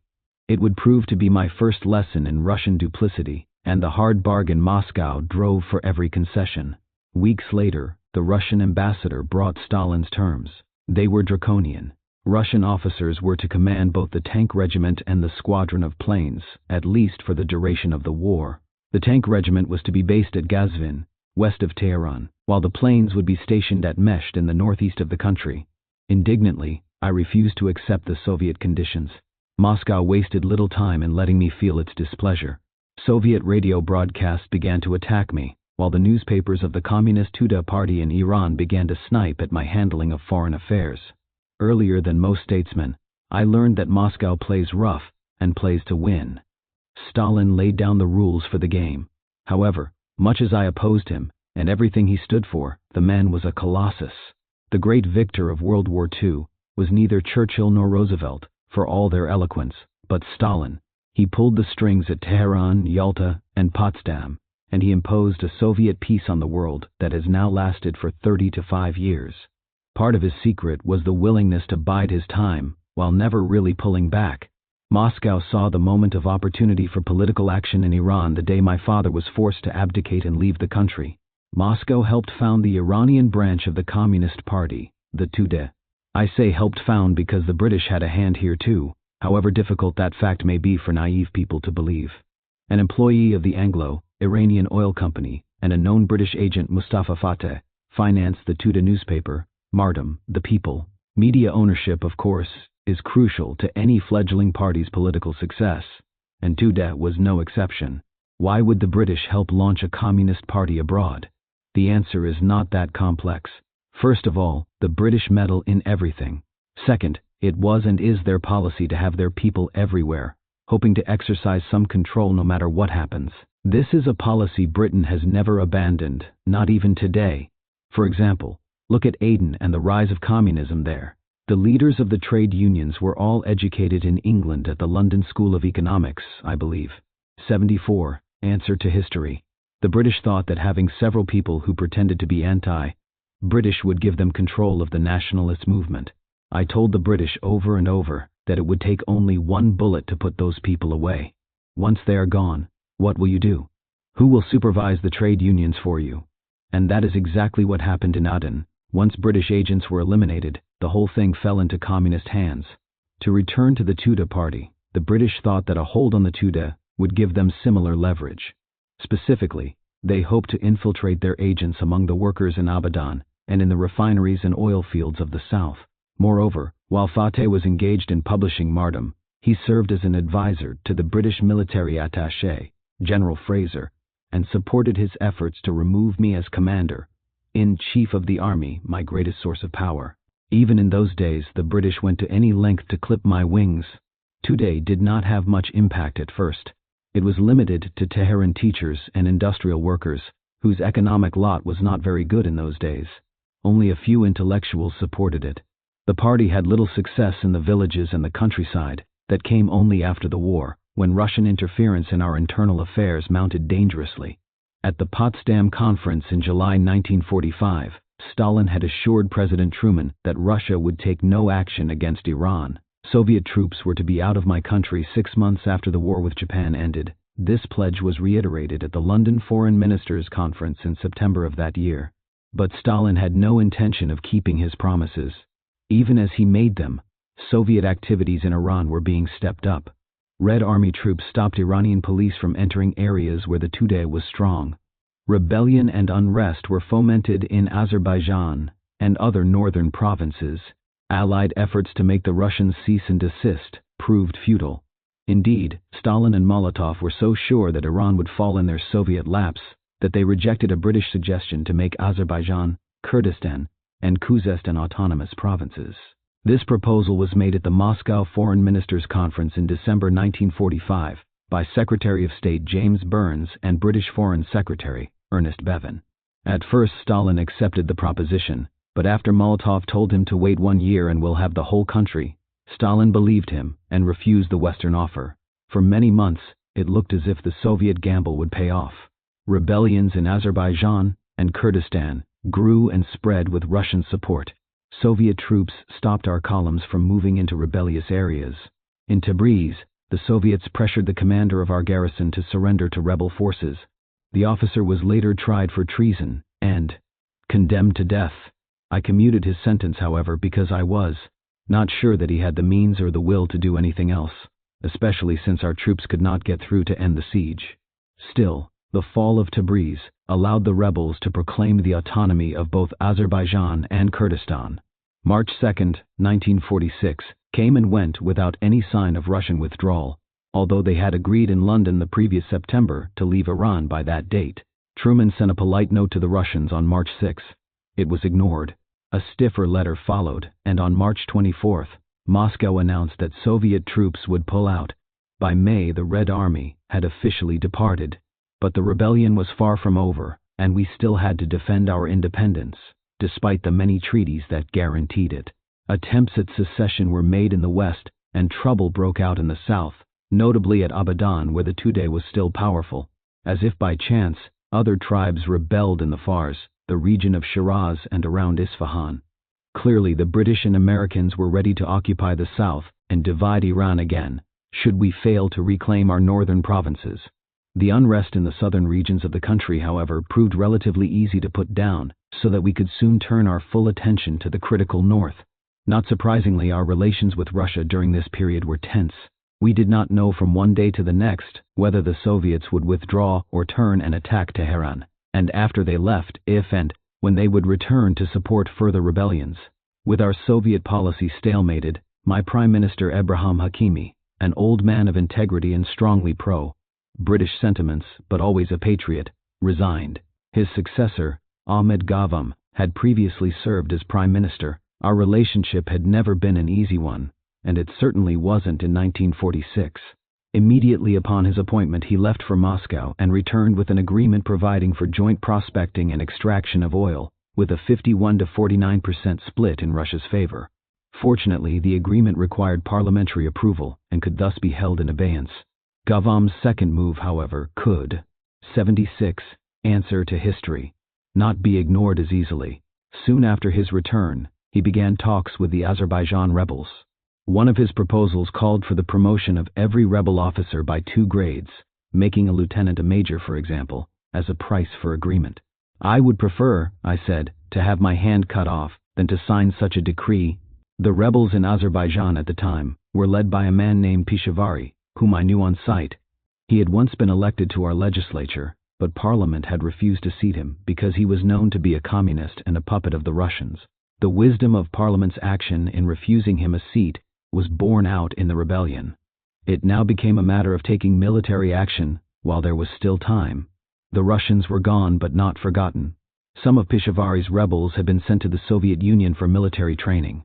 They would return soon, I knew, with equipment, expertise, and Soviet advisors. If I waited any longer, my armies would lose. Both the government and most of my military leaders strongly advised me against attacking, lest an attack invite Russian intervention. Even the American ambassador, George Allen, who was my friend, warned that the United States are 100% in agreement with you, but we won't go to war with Russia for your sake. Persuading the opposition to rally round my plans took some months. Gavam's efforts to settle the rebellion included taking 3 Tudeh members into the government. 2 were given minor posts, but one was named Minister of Education. That is, and remains a crucial post with enormous influence, and I had given my approval with great reluctance. American support for Gavam complicated my political position that spring. It added to the limits placed on my freedom to maneuver in treacherous political waters and made dismissal of the communist ministers more difficult. Fortunately, they did not remain long in the government. Nevertheless, with Ali Razmara, the chief of staff, behind me, I gathered the needed support, including, in the end, that of the Prime Minister. Moreover, I knew the military operation would not be that risky. The rebels were no better armed than we were, and did not enjoy much popular support. Volunteers rushed to our side, more of them in fact than we needed.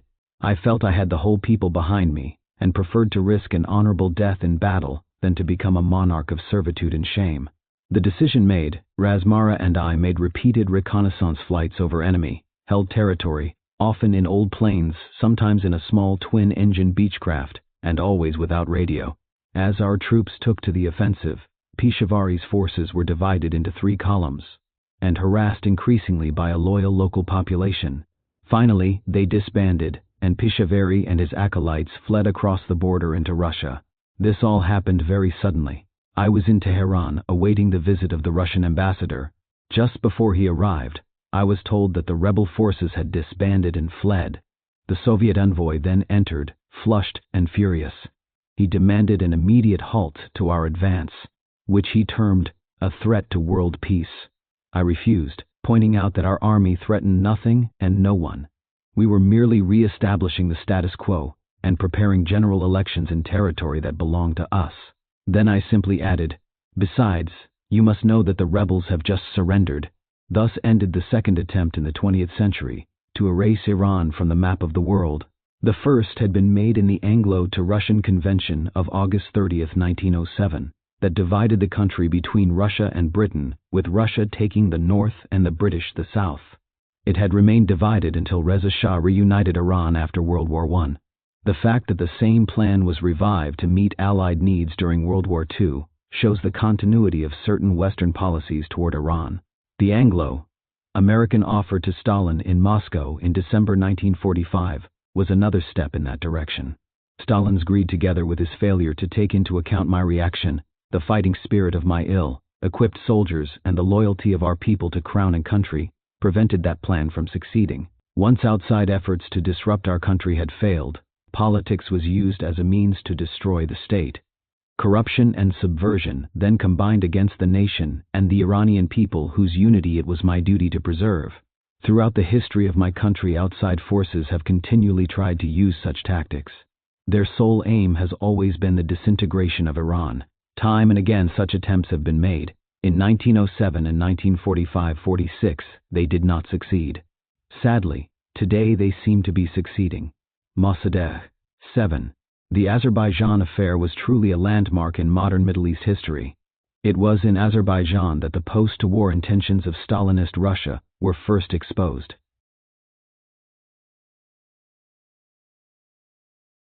What the Soviet Union did in Azerbaijan, as related in the dramatic debates of the United Nations Security Council, shocked the free world.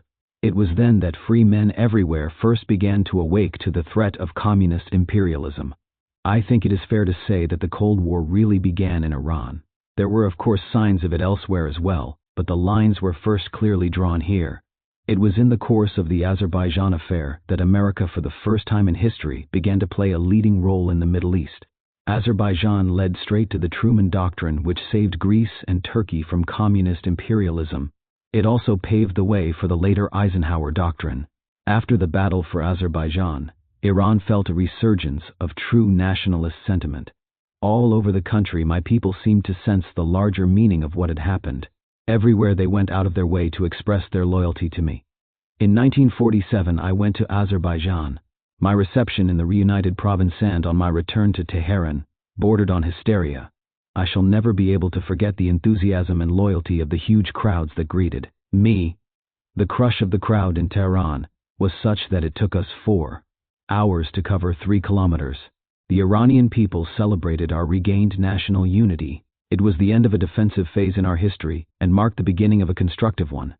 Elections in July gave Prime Minister Ahmed Gavam a solid majority in the Majlis, and in October he moved to overcome a major obstacle to our freedom of action, the oil agreement he had brought back from Moscow in 1946, when he still hoped negotiation and compromise could end the Azerbaijan uprising. The agreement called for establishment of a joint Russian-Iranian oil company in which Moscow would retain a controlling 51% interest. Fortunately, a 1944 law mandated parliamentary approval of any such accord, allowing us to procrastinate legally. That fall, however, Russian patience had run out. The Kremlin pressed hard for passage. On October 22, therefore, Gavam went before Parliament detailing the agreement and proposing legislation to void it. This frustrated the Russian plan to establish themselves in the north, in the same manner that the British had in the south. The proposal was approved by an overwhelming 109 to 27 vote, with, of all people, Mohammad Mossadegh leading the opposition to a law designed to strengthen Iranian national interests. The law specified that 1. All past discussions and negotiations concerning eventual oil concessions to the Soviet government were declared null and void. 2. In the future, the Iranian government would refrain from granting concessions to foreign powers for prospecting or extracting oil, no matter what the circumstances. 3. Negotiations with the Anglo-Iranian Oil Company over a larger Iranian share of company profits should begin as soon as possible. 4. If new oil deposits were discovered within the next 3 years, Iran would be willing to negotiate oil sales to the Soviet Union. Not surprisingly, Moscow was outraged and brushed the 4th point aside as insignificant. The situation grew so tense that the Russians threatened to break diplomatic relations. I did not take the threat seriously. Moscow does not easily break such ties. My judgment was confirmed dramatically 20 to 5 years later when the Kremlin did. Mossadegh 81. Not respond to President Sadat's expulsion of 16,000 Soviet military advisors. The danger of renewed military intervention faded. Proclamation of the Truman Doctrine projected more American power into the Middle East and extended the U.S. military umbrella over Iran. Finally, in early 1948, we began to receive from the United States light armaments with a view to safeguarding Iran's threatened security. The stage was set to put Iran on the road to economic growth. Oil production was the key to such development.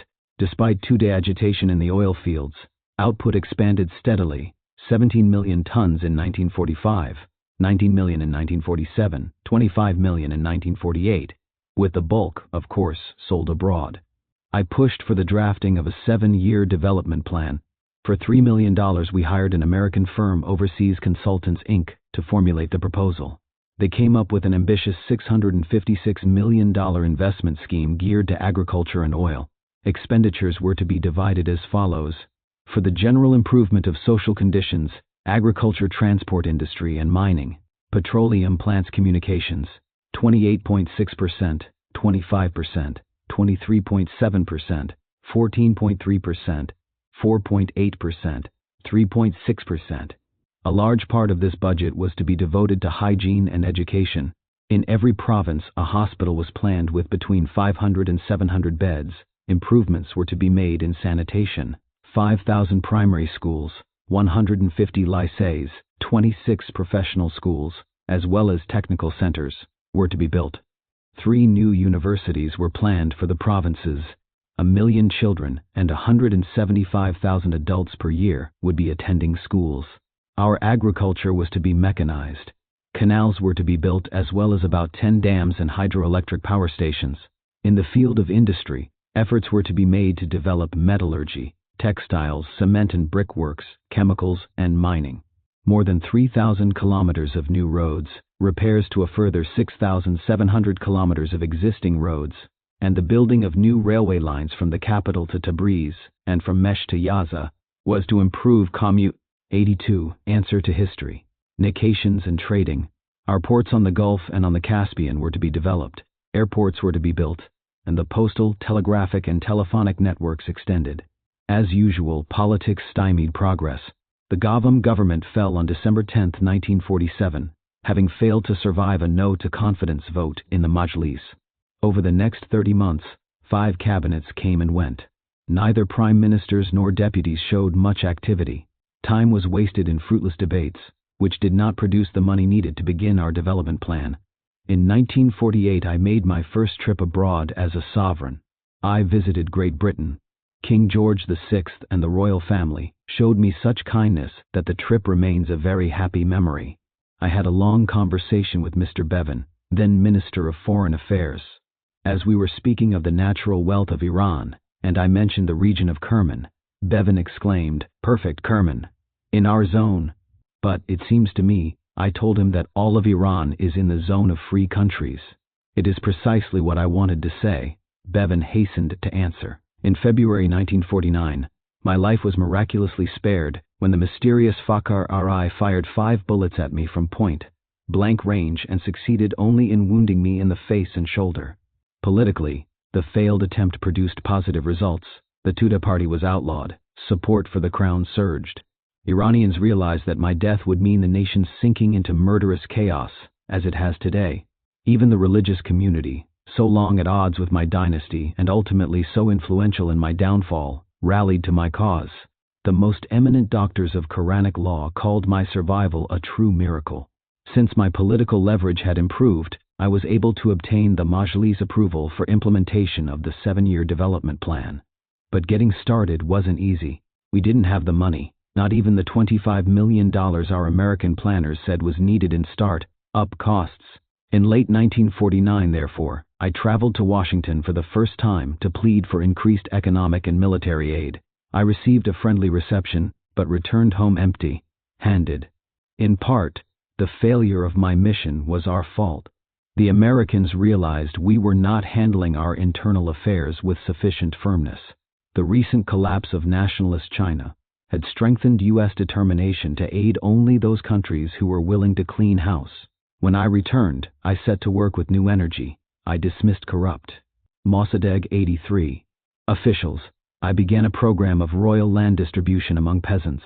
Long-standing defects in our 1906 Constitution required correction. The Constitution's primary aim had been to establish a constitutional monarchy. Unfortunately, many of its provisions had never been implemented.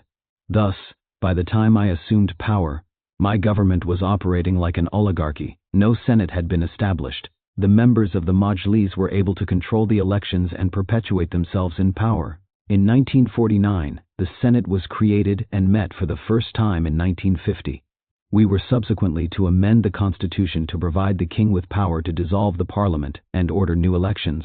This enabled us to break the power of the oligarchy. In June 19,501 named my long-time Chief of Staff, General Ali Razmara, Prime Minister, and he negotiated the first agreement for modest U.S. aid. It wasn't much, some point IV program money, a small import bank loan, nowhere near what we needed to implement our plan. Indeed, a shortage of funds brought most plan activities to a halt. Our American economic advisors left for home. Gradually, popular unrest mounted over the stagnating economy, especially as our efforts to negotiate a better royalty split with the Anglo-Iranian oil company were prolonged interminably. The stage was being set for Mohammad. Unhappily, Razmara's prime ministership did not work out as well as I had hoped. He could not or would not bring negotiations with the Anglo-Iranian oil company to a conclusion. His performance in Parliament was terrible. He failed to articulate clearly the government's positions and was widely perceived as an ineffective parliamentarian. Mossadegh, meanwhile, built up his reputation as a spell-binding orator, or more accurately, as a theatrical performer. Had Razmara been sharper, Mossadegh might never have reached the pinnacle he did. Mossadegh, the orator, is difficult to judge as a politician because of the constant contradiction between his words and acts, and because of his sudden changes of mood from elation to depression before one's very eyes. Whatever his opinions, he was always certain of them, and expressed them in hysterical speeches marked with tears and sobbing. He had frequent diplomatic illnesses, and he played out macabre comedies in which he would exclaim, "I am dying." His fainting spells have become a legend, but few know that when he lay on the ground in one of his fits, and a doctor opened his vest to see what was wrong, he found Mossadegh's hand clutching not his heart but his wallet. He has, 84, answer to history, been compared to Robespierre and to Rienzi, and perhaps most aptly to a character from the Commedia dell'arte. He called for the nationalization of oil time and again, inflaming the hearts of a people long angered by foreign domination of their affairs. This was an issue on which I had no quarrel with him, but I knew that to function effectively, nationalization had to be coupled or preceded by an agreement with the British. The agreement proved elusive, as we have seen. The Anglo-Iranian Oil Company refused to grant us a 50-50 royalty split, similar to the American Oil Company's arrangements with Saudi Arabia. On March 7, 1951, Prime Minister Razmara was assassinated by a member of Fedayeen Islam, a terrorist group of the extreme right, while attending a religious ceremony in the Great Mosque. I can't prove it, but my impression is that Razmara had the agreement with the Anglo-Iranian Oil Company in his pocket when he died. Even if he had, it was too late, for popular indignation was at the boiling point. I named Hussein Allah, an experienced diplomat and government official, as Prime Minister. Sadly, it was already too late for moderation and experience. By March 20th, both houses of Parliament had passed legislation calling for nationalization of the oil industry. Street riots followed demanding immediate seizure of the installations. Hussein Allah's position rapidly became untenable. Pressure mounted that I name Mossadegh in his stead. On April 2008, 1951, I bowed to the inevitable. It was not an easy decision. I had long been wary of Mossadegh's strident nationalism and violent anti-British sentiments, suspecting that both hid pronounced pro-British statements. His earlier refusal to assume the prime ministership during the war, and his support of the Soviet oil treaty had done little to enhance his nationalist credentials. However, he did believe that Britain controlled Iran, his anti-British rhetoric notwithstanding. Still, I worried about that rhetoric and its political effects. Mossadegh was 73 years old, and had thirsted for power all his life. Now he had it, and he wanted it to be absolute. When we discussed his nomination, I urged prudence and moderation. Our path to political and economic independence was full of pitfalls, I said, and we had to beware of moving too fast. He promised to be cautious. His subsequent actions were, of course, anything but cautious.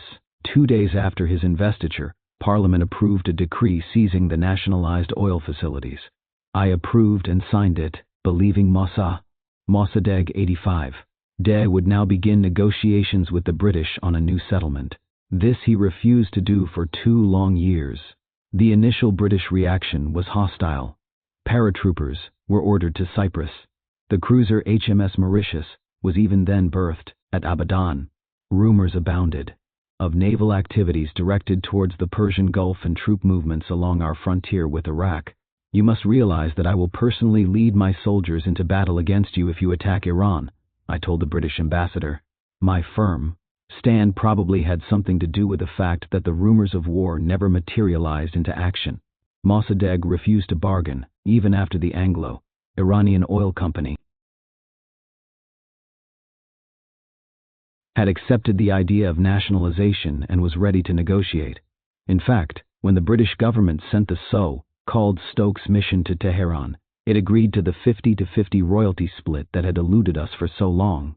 Mossadegh refused the offer, just as he later refused the Harriman mission's proposals and offers of mediation from Churchill, Truman, the World Bank, Eisenhower, and that of an independent tribunal. For years his political program was based on something he called negative balance, which ruled out granting any concessions on anything to any foreign power. He hoped to reverse the trend of recent Iranian history, which had been based on the positive balance, that is, balancing a concession made to one power with another to a second. The principle was interesting, but could not be applied with monomaniac fury to the entire political spectrum. Mossadegh insisted that it could. He was convinced that the world could not do without Iranian oil, and he was equally certain that Iran could sell her oil without help from abroad. He was wrong on both counts. In response to Mossadegh's intransigence, the Anglo-Iranian Oil Company closed its doors. Royalty payments to the Iranian government were cut off, and AIOC blocked sales to others of Iranian oil, in which it said it had majority holdings. That meant just about all our oil. Production at Abadan ground to a halt. Our new organization, the National Iranian Oil Company, had huge oil reserves, but was not equipped to transport or sell them. Small wonder. We didn't own a single tanker, nor did we have even the rudiments of a marketing organization. The British took the case to the International Court of Justice, where the British judge voted for us and the Russian judge absented himself, but Mossadegh refused to recognize the court's authority, even before it ruled that it had no jurisdiction. The dispute then went to the UN Security Council, which also failed to resolve it. Mossadegh's messianic and mystical misrule threatened to plunge Iran back into chaos and poverty. By July 1952, I felt that I could no longer support a man leading the country to its downfall. We had sold no oil since nationalization, there was no agreement in sight, and the 7-year development plan was all but abandoned. Opposition to Mossadegh was mounting. On July 13th, he demanded extraordinary powers, including the War Ministry. I refused. On July 17th, Mossadegh resigned. With some misgivings, I named Ahmed Gavam, a former prime minister, to succeed him. Although he favored taking strong measures against Mossadegh's left-wing support, he had aged since his earlier government service. He was now an old man, sick, tired, someone who often fell asleep during policy meetings. Upon Gavam's appointment, the Tuda party and other Mossadegh supporters took to the streets. Mob rule prevailed, and Gavam's government seemed powerless to cope with it. Gavam then exacerbated the situation with the denunciation of oil nationalization. As the rioting continued, the threat of civil war mounted. I refused to order my troops to fire and was forced to recall Mossadegh and meet his conditions. I named him Prime Minister and Minister of War. Unfortunately, from then on, Mossadegh found these powers more and more convenient to his personal ambitions. He muzzled the press and arrested newspaper editors. Because some of the members of the National Assembly now had the courage to criticize him, Mossadegh reduced that body to impotence, not only by relying on his plenary powers, but also by ordering his followers to stay away from the assembly, thus depriving it of a quorum. Dissenting legislators were also threatened in their homes and on the streets by Mossadegh's hoodlums. Mossadegh, who had always preached about the danger of depreciating the currency, printed millions of dollars of paper money without any increase in the gold or foreign exchange backing of the currency. He appointed military commanders personally loyal to him, and he allowed, many would say encouraged, the further infiltration of the army by Tuda communists. He extended martial law. He had Parliament set up a 7-man committee of his followers to study ways and means of curtailing my powers as commander-in-chief of the armed forces. The committee actually prepared a detailed report on the subject, which Mossadegh demanded be brought before the whole Parliament, but Parliament refused to pay any attention to the report or to Mossadegh's request. Even Kashani and other of Mossadegh's former supporters in Parliament refused to countenance his behavior. Mossadegh dissolved the Supreme Court. He suspended elections for the National Assembly. Angered because some members of the latter body had been brave enough to oppose him, he announced a national referendum to decide if the current National Assembly should be dissolved. Its members could not help recalling that at the opening of that same session, Mossadegh had made a little speech in which he said that 80% of them were true representatives of the people. And for that referendum, Mossadegh, the champion of free elections, arranged that those in favor of dissolution and those against it should vote in separate, plainly marked booths. Everyone understood that if a man had the courage to vote against dissolution, he would probably be beaten up by Mossadegh's toughs, or by those of the Tudeh. Actually, the two groups by this time were almost indistinguishable. The results were all that Mossadegh, or Hitler before him, could have desired. Dissolution won by over 99% of all votes cast. In one provincial town where the entire population was about 3,000 people, 18,000 votes were announced as favoring dissolution. Both in that and in other towns, it seems that the dead rose up to vote. But in another and grimmer sense, many of the dead had voted or tried to vote. For in this and other of Mossadegh's rigged elections, literally hundreds of people were killed. By the time of his overthrow, he had had 27 gallows put up on Sipah Square to hang his enemies in public. Some of his intended victims were former members of his own party. During all his years in Parliament, Mossadegh had posed as a champion of constitutional principles, representative government, and due process of law. He had railed against the idea of marital law and had eulogized free elections and freedom of the press. But now Mossadegh had in a few months abolished the Senate, dissolved the highest court of the land, and claimed a mandate from the people to eliminate the National Assembly. He had stifled the press, in effect abolished free elections, extended martial law, and tried his best to weaken my constitutional position. What had become of our hard-won Constitution of 1906? According to Mossadegh, all of our economic setbacks were part of our fight to free our oil from British domination. He never addressed the fact that the English were still in possession of our oil, uselessly stored, and their possession of it no longer brought us any rent. They simply bought more oil from Iraq and Kuwait, where it cost them less, 9 cents per barrel I believe, compared to 13 cents for Iranian oil. Thus, Iran lost while Great Britain profited from Mossadegh's negative equilibrium. It began to appear as if Mossadegh's real aim was contrary to what he said. It must be added that Mossadegh was abandoned by his English friends as soon as he ceased to be of any use, which was as soon as a world oil cartel seemed possible without him. As Mossadegh became increasingly entwined in the webs of his own intrigues, he never lost sight of one major aim, the ouster of the Pahlavi dynasty. He had familial ties to the Qajars and had opposed my father's coming to power in 1925. Moreover, he knew that confirmation of his own power depended, in the final analysis, on the loss of mine. He had a parliamentary commission study ways of curbing my powers as commander-in-chief, and was furious when Parliament failed to implement its findings. In February 1953, he attacked more directly, suggesting I leave the country for a while. I felt he should be given the opportunity to implement his own policies, and welcomed a respite from his intrigues, so I agreed. The wily Mossadegh then suggested I not leave by air. He felt that crowds protesting my departure might block the airport runway. Instead, he recommended that I drive to the Iraqi border incognito and go from there to Beirut. But somehow word of our planned departure reached the people, who immediately took to the streets to demonstrate their loyalty to the crown. Heartened by this show of support, I decided to stay. By mid-to-year the national mood was changing. Old supporters of Mossadegh dropped away as they realized his policies were opening the way to communist domination of Iran rather than removing British influence. The final crisis broke in late July when he tried to dissolve the Majlis and called for new elections. Political chaos mounted rapidly. The Tudeh again dominated the streets. An uncertain Mossadegh pondered proclaiming a republic with himself as president. He had already taken more and more power upon himself. A dozen tanks guarded his townhouse in Tehran while my summer palace at Sadabad had only 4, leaving it vulnerable to Tudeh mob attack. Mossadegh 89. Queen Soraya and I went alternately to live in my father's villa on the Caspian Sea near Rasmar and the hunting lodge at Kelardasht.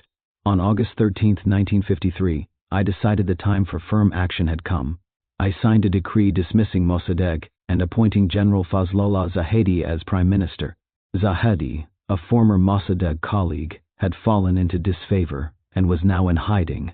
I asked Colonel, later General, Nematollah Nasiri, commander of the Imperial Guard, to deliver the messages. His subsequent adventures resembled those of the Three Musketeers. First, he had to find Zahedi, a man who had been on the run from Mossadeg's police for months, spending each night in different safe houses.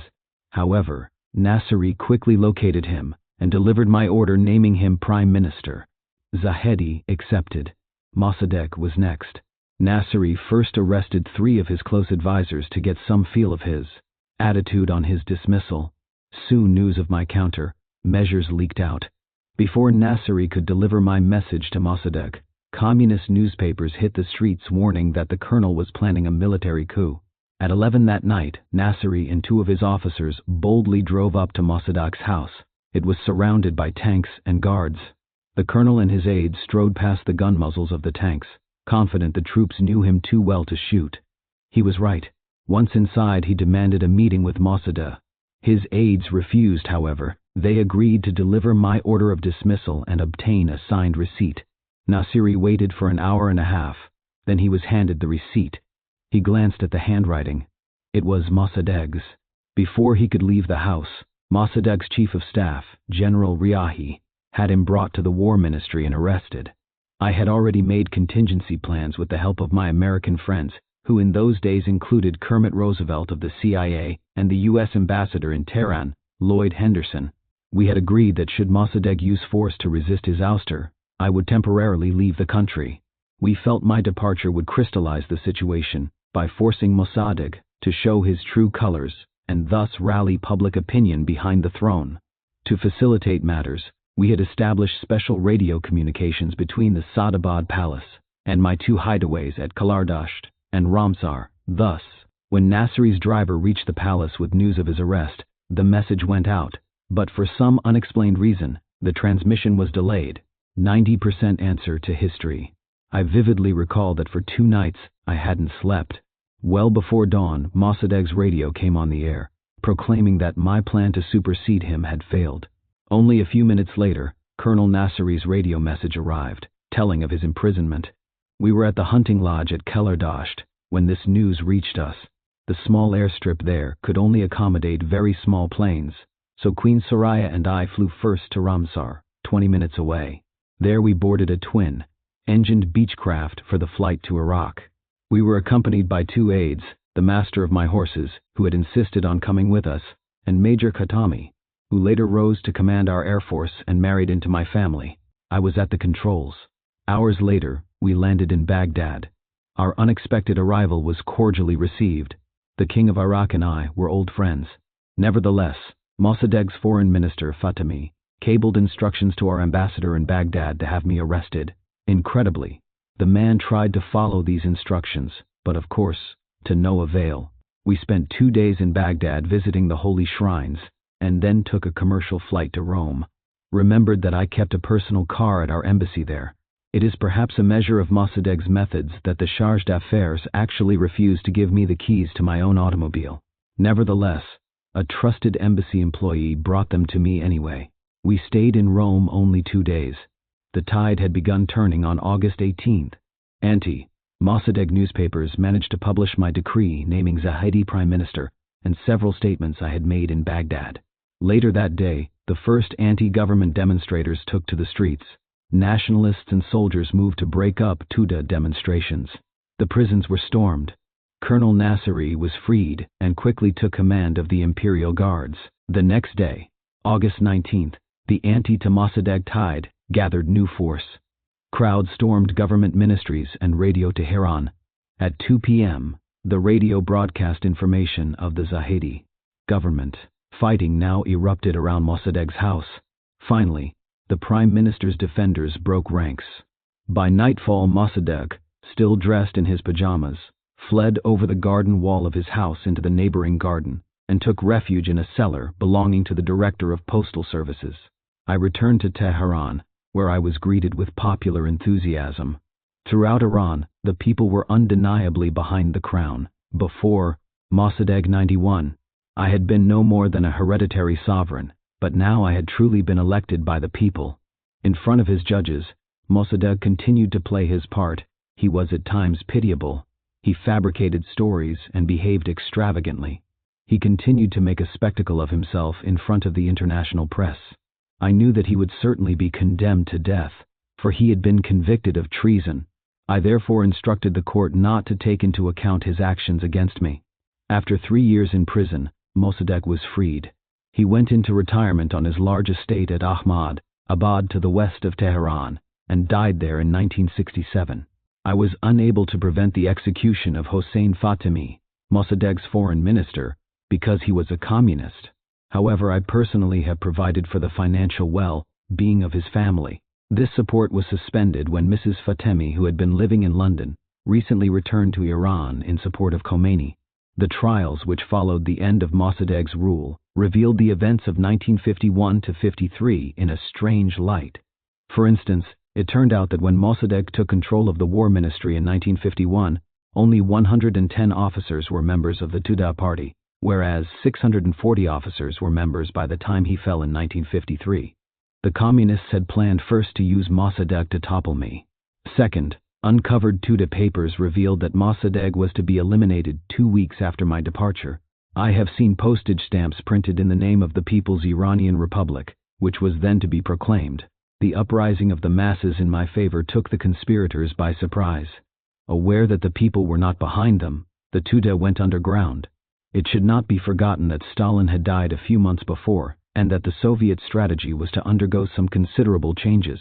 Since there was no doubt that the Russians had supported Tudeh politically and financially, the world media credited Great Britain and the US with financing the overthrow of Mossadegh.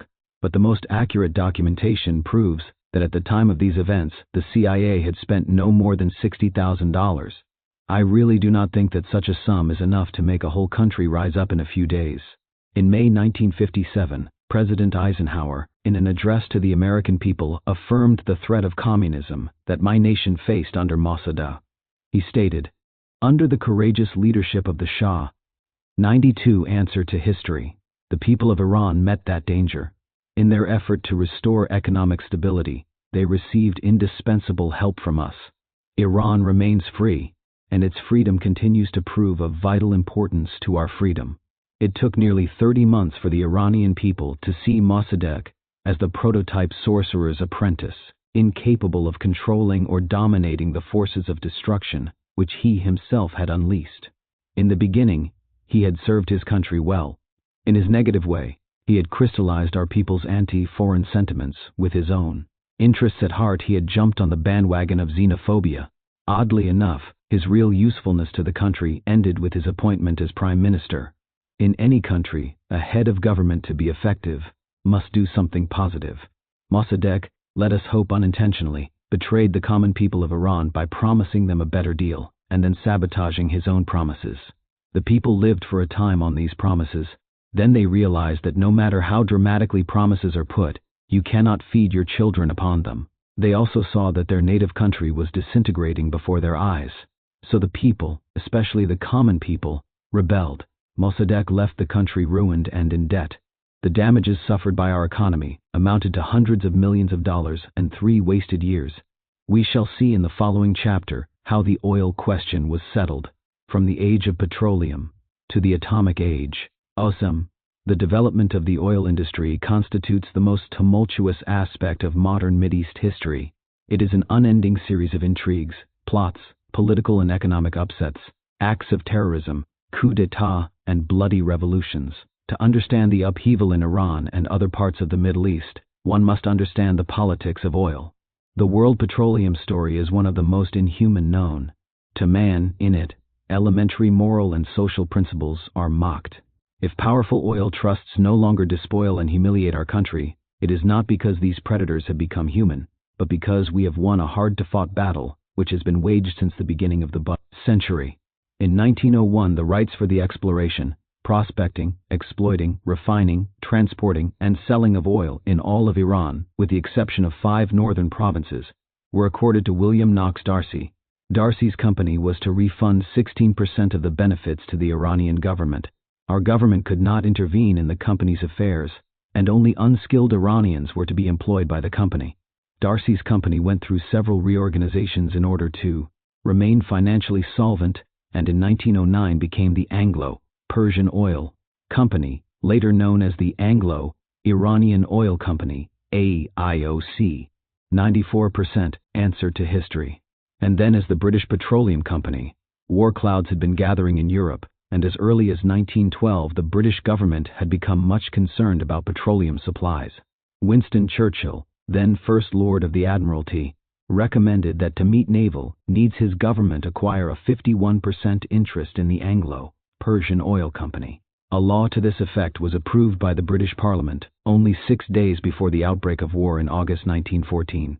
In 1920 the Qajar government worked out a new agreement with Anglo-Persian, which represented a slight gain for my country. Interestingly enough, Sir Sidney Armitage Smith, a British Treasury official, acted as negotiator for the Persians. In 1933, the Iranian government managed to repeal this agreement. A new accord was concluded which guaranteed somewhat more revenue for Iran.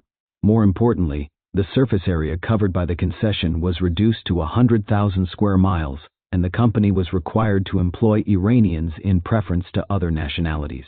Profits from the Anglo-Iranian had soared. The initial investment of some $100 million had been completely recovered by the beginning of the 20s. Subsequently, according to the most reasonable estimates, the company's income reached 25 times this sum. Iran was getting nothing from the prodigious wealth drawn from her soil. It all went to the company's shareholders, of which the largest were the British Admiralty. The Royal Navy was run on Iranian oil, and the British Treasury. So by 1950, Iran had received $45 million of royalties for her own oil, while the AIOC paid $112 million in income tax to the British government. This gives some idea of the size of the dividends paid to shareholders. The company's attitude was, furthermore, curiously discriminating with regard to our country, since it paid higher royalties to other countries, including both Iraq and Kuwait. In addition, the gas extracted with the oil was entirely wasted and burned on the spot. The clauses of the new 1933 agreement were not respected. The company failed to train Iranian technicians and consequently refused to reduce the number of foreign employees. They paid miserable salaries to the Iranians and failed to lodge them decently and in accordance with the agreement, whereas American companies had already signed a 50-50 contract with Saudi Arabia. The royalties paid by the Anglo-Iranian represented less than 30%.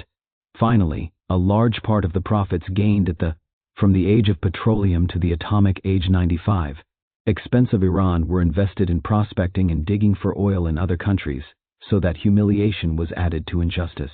In May 1951, the law to nationalize the oil industry was ratified.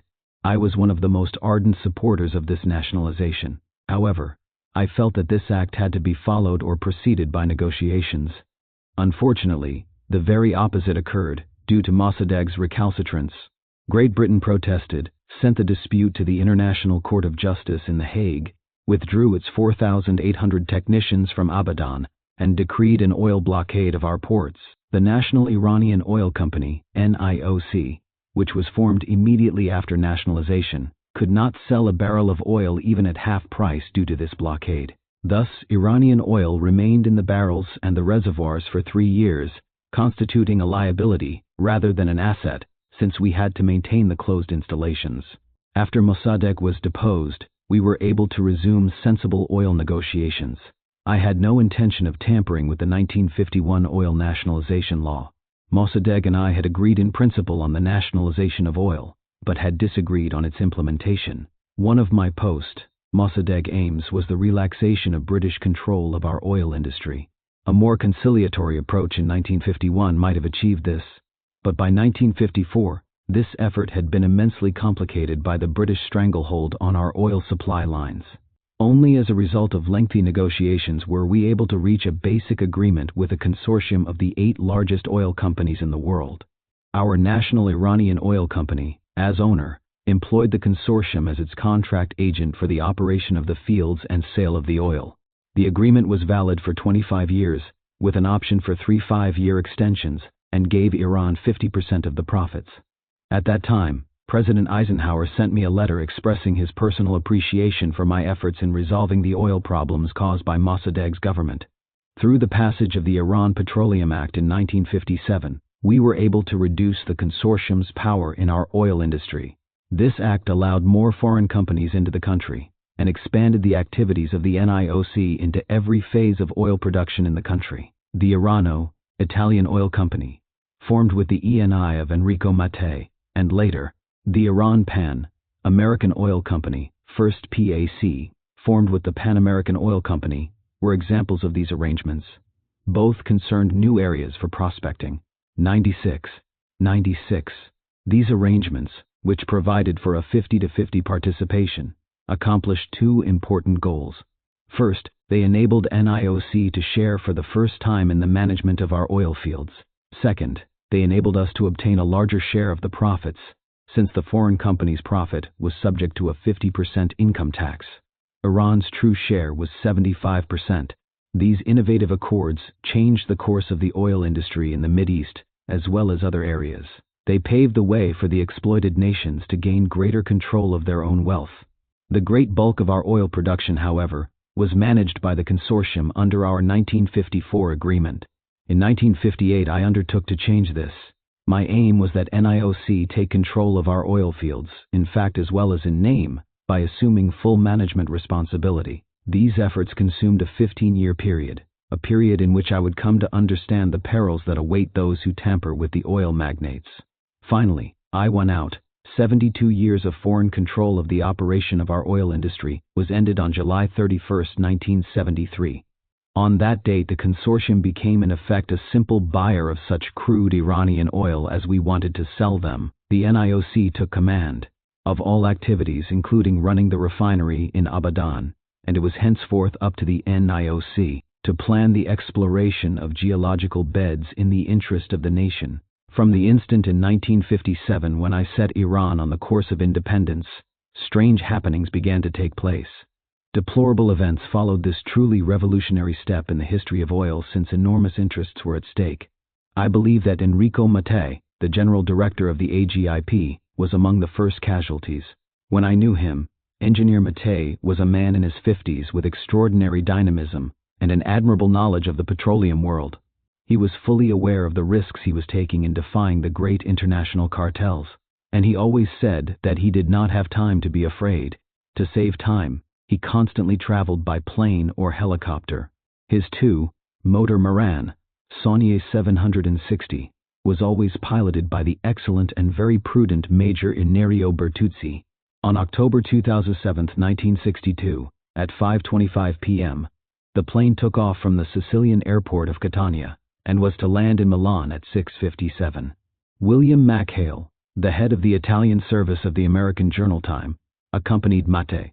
At 6:55, the control tower of the airport received a last message from Bertuzzi, who was preparing to land, and nothing after that. About 10 p.m., it was learned that the plane had fallen in flames near Bascape in the province of Pavia. There were no survivors. The accident was officially termed as one due to lack of visibility. I have never believed that Mattei's death was an accident. Earlier that month, during an inspection of the Moran plane, an explosive device had been found hidden in one of the motors. From the moment that Iran became the master of its own underground wealth, a systematic campaign of denigration was begun concerning my government and my person in certain of the mass media. It was at this time that I became a despot, an oppressor, a tyrant. Suddenly malicious propaganda became apparent. Professional agitators operating under the guise of student organizations appeared. This campaign, begun in 1958, reached a peak in 1961.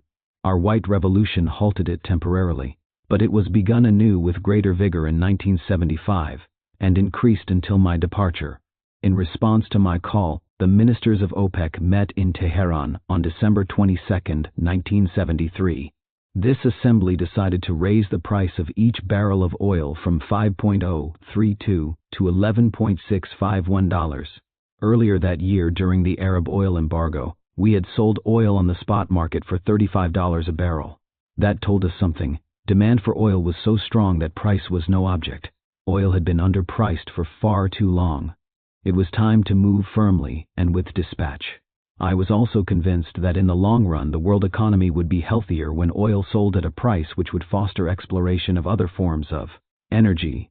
Early in the decade, President Nixon and Secretary of State Kissinger wrote urging that we rescind the announced increases. This correspondence continued through the end of President Ford's administration. It was to me an economic aberration that oil remained much cheaper than Evian mineral water, for oil is a noble product from which some 70,000 different products are derived. Among these, many thousands have been developed in such a way that the cost of petroleum is only a small percentage of the total cost. In my opinion, oil should therefore become the primary substance of an increasingly diversified and sophisticated petrochemistry. The use of oil for heat, light, or railroads is a wasteful policy with little thought for the future. This is a philosophy of après nous le déluge. As I explained in 1973, the sale of oil at its equitable price is in the real 98% answer to history interest of all industrialized countries. By raising oil prices in stages to levels which would allow competition from other costly forms of energy, one would achieve a more sophisticated use of petroleum and at the same time an augmentation of the energy reserves of the world. A policy of petroleum at its just price requires not only the periodic revision of the price but also cooperation with consumer countries, especially with the Organization of Economic Cooperation and Development, OECD, in order to avoid the creation of an inflationary spiral of international prices. Through negotiation, one should be able to fix periodically by common agreement the price of energy upon which the industry of the future world could be constructed. International pressure groups immediately launched a malicious campaign against me through the mass media. I was accused of attempting the disintegration of the West's economy. Not surprisingly, little attention was paid to my full program. They ignored the proposal I had made to the consumer states to limit their taxes on oil to 100% of the purchase price. For in effect, the public treasuries of the consumer nations have collected a higher tax per gallon than the sale price of the producer countries. During my remaining years in the country, the National Iranian Oil Company grew and prospered. Oil revenues topped $22 billion in 1977. We engaged in building refineries in Asia and Africa and in various offshore ventures. Far from being the OPEC price hawk depicted in the West, within the cartel first counseled moderation towards an ordered and rational growth. After 1975 to 761 repeatedly attempted to keep oil prices in check and to persuade my partners that price advances should be gradual and fitted to world economic conditions. In 1977, for example, I agreed with Western requests to freeze oil prices. In 1978, U.S. Secretary of State Cyrus Vance and British Foreign Secretary David Owen approached me during a break in a Cento meeting in Tehran and asked me to hold the line. Interestingly enough, Vance urged a freeze extending beyond 1978. Owen did not, confident that North Sea oil would soon make Britain independent of imports and, quite probably a net exporter. He was only anxious for a bridging agreement that would take his country, and presumably his labor government, through the next year. We were alone in a room of my palace during a reception when the request was made. I told them sure, why not? And that was that. From the age of petroleum to the atomic age 99.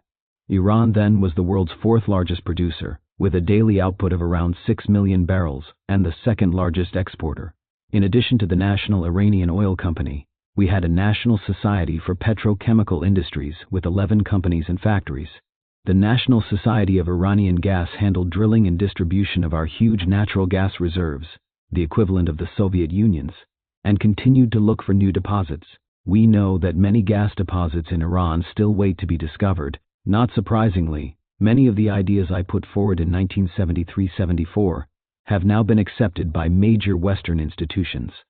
In March 1979, the French newspaper Le Monde, which had consistently attacked my policies, published in its diplomatic supplement a long study entitled The Crisis of Energy and the Price of Oil. This article, coming 5 years and 3 months after the Tehran conference, took up nearly all the arguments which I had advanced in favor of a just price for petroleum, arguing that it was a question of necessity, which all countries have been too slow to admit. The article pointed to the scandal that 120 billion cubic meters of gas continued to be burned off each year as sheer loss in the world. It established once again the fact that the part appropriated by public treasuries from the price of the sale of oil to consumers is more than the cost of the oil. Finally, it arrived at the same conclusions concerning the necessity for an international agreement. In all of these studies there is not a single word, not a single reference to the 1973 OPEC meeting in Tehran. The author relies first of all on a study made in 1976 by the Continental Oil Company, establishing the fact that the price of a barrel should rise from $24 to $27, 1975, in order to allow the 5 sources of energy to enter into competition with oil, and secondly on a report made in 1978 by the Rand Corporation for the CIA. This report emphasizes that the increase of the price of oil up to $30 constant per barrel would allow the proven oil reserves of the world to be doubled. I should add that at the beginning of August 1978, Mr. James Schlesinger, U.S. Secretary of Energy, declared that the price of oil could rise to $40 or $50 a barrel. Thus, my policy, which had been denounced as that of destabilization and shameless blackmail when it was proposed, became the only world-to-wide policy possible. The White Revolution. 9. In the second year of my reign, when war was still raging and we were faced with acute problems, I declared a 5-point program to assure the minimum needs of every citizen: health, food, clothing, housing, and education for all. Since then, at every opportune moment, I have reiterated these aims and stressed the necessity of implementing them. If our nation wished to remain in the circle of dynamic, progressive, and free nations of the world, it had no alternative but to completely alter the archaic order of society and to structure its future on a new order compatible with the vision and needs of the day. This required a deep and fundamental revolution which would put an end to injustice, tyranny, exploitation, and reactionary forces which impeded progress. This revolution had to be based on spiritual principles and religious beliefs, and the preservation of individual and social freedoms. To realize these goals, it was essential that land reform should take place, and the feudal landlord and peasant system be abolished, that the relationship between workers and employers should be regulated so that labor should not feel exploited, that women, who after all make up half the population, should be treated as equals, no longer legally categorized with lunatics and criminals, that the scourge of illiteracy should be removed, that no one should die of disease, nor live in misery and wretchedness through lack of treatment or care, that backwardness in the villages should be ended, that the undeveloped outer regions should be connected with the rest of the nation, and in general, that conditions in harmony with today's civilized world should prevail. With these aims in mind, in January 1963, I presented to my people the first stage of my White Revolution. This program would construct a modern and progressive Iran on sound and strong foundations, so that my presence would no longer affect the destiny of the country. At that time, I received a personal note of congratulations from President Kennedy on my White Revolution. Upon my visit to the United States, in August 1967, President Johnson also declared, "The changes in Iran represent very genuine progress. Through your White Revolution," Johnson continued, "Iran has risen to the challenge of new times and new generations. Without violence and without any bloodshed, more than half the arable land of Iran belonged to private owners, of whom perhaps not more than 30, some of them tribal khans, owned 40 villages or more. These landowners, who spent most of their time in Tehran or abroad, rarely resided on their estates, and had little interest in improving the agricultural and social conditions of the peasants who lived on them. They appointed agents to manage their landholdings. Unfortunately, these agents' primary aim was their own financial gain. Thus, the peasants who worked these lands were often exploited. In order to change this land ownership system, in 1950 I issued a decree which would have distributed the Crown estates, more than 2,000 hamlets and villages that belonged personally to me, to the peasants. However, the Mossadegh government opposed any changes in the existing system of land tenure. Mossadegh himself was a large landowner. He stopped this distribution of crown lands, and the program could only be implemented after his fall. By the time the program was completed, toward the end of 1958, more than 500,000 acres of crown lands were shared among more than 25,000 farmers. In spite of these efforts, the main task, that of breaking up the big private estates, remained uncompleted. Finally, in January 1963, a new law was passed by plebiscite, which limited private ownership of arable land. This was the first principle of my White Revolution. See Appendix the First for full chronological listing of White Revolution principles. Agrarian reform was carried out in 3 stages. First, no landowner could own more than one village. Peasants who worked the land had the right to buy the surplus with loans repayable over 15 years. Landowners were paid in shares of state-owned industries. The second stage of the reform provided that landowners who did not personally cultivate their lands had to rent them for 30 years or to sell them to those who did. Finally, in the third stage, landowners who had rented out lands had to share the income with the farmer or sell him the area he cultivated. Large landowners could only keep untilled land suitable for mechanized farming. I am against the exploitation of man by man, but not against the exploitation of machinery by man. To finance our land reforms, we sold shares in government-owned factories. This law, the third principle of our White Revolution, not only complemented our land reform program, but enabled the public to participate more fully in Iran's economic affairs. Our other methods of financing this land reform, and our innovations in agricultural management, our agricultural banks, rural cooperatives, and our corporate farm ventures in which the farmer exchanged land for shares have been detailed elsewhere. At the inception of our land reforms that January, I had predicted that the forces of the clergy, the Black Reaction, and the Communists, the Red Destruction, would attempt to sabotage this program, the former, because they wished the nation to remain submerged in abject poverty and injustice, the latter, because their aim was the complete disintegration of the country. My prophecy was fulfilled. Widespread sabotage began, accompanied by murder and rioting, the most severe outbreaks of which were the rebellion in the south of the country and the disorders in Tehran in June 1963. These revolts were financed by large landowners, angered by their failure to block agrarian reform. Although the confounded alliance of the red and the black, that is, of the revolutionary left and the most extreme religious reactionaries, had been outlined in Mossadegh's day, in 1963 an organized Islamic Marxist movement still was only a specter. C. M. R. Pahlavi, White Revolution, translated from the Persian and published by the Imperial Pahlavi Library, 1967, and George Langzhowski, Iran under the Pahlavis. Hoover Institution Press, Stanford, 1978. 104 Answer to History. Only in the late 70s would Iran and my government experience fully the wrath of this unholy alliance. The 1963 Tehran riots were inspired by an obscure individual who claimed to be a religious leader, Ruhollah Khomeini. It was certain, however, that he had secret dealings with foreign agents. Later, the radio stations run by atheist émigrés belonging to the Tudeh party accorded him the religious title of Ayatollah, the sign of God, and praised him to the skies, although he was anything but divinely inspired. These events were in fact a repetition of those that had occurred in Khorasan during my father's reign, following the move to modernize men's clothing. On that occasion, the instigator was an adventurer whom nobody knew, and who later was discovered to be a foreigner.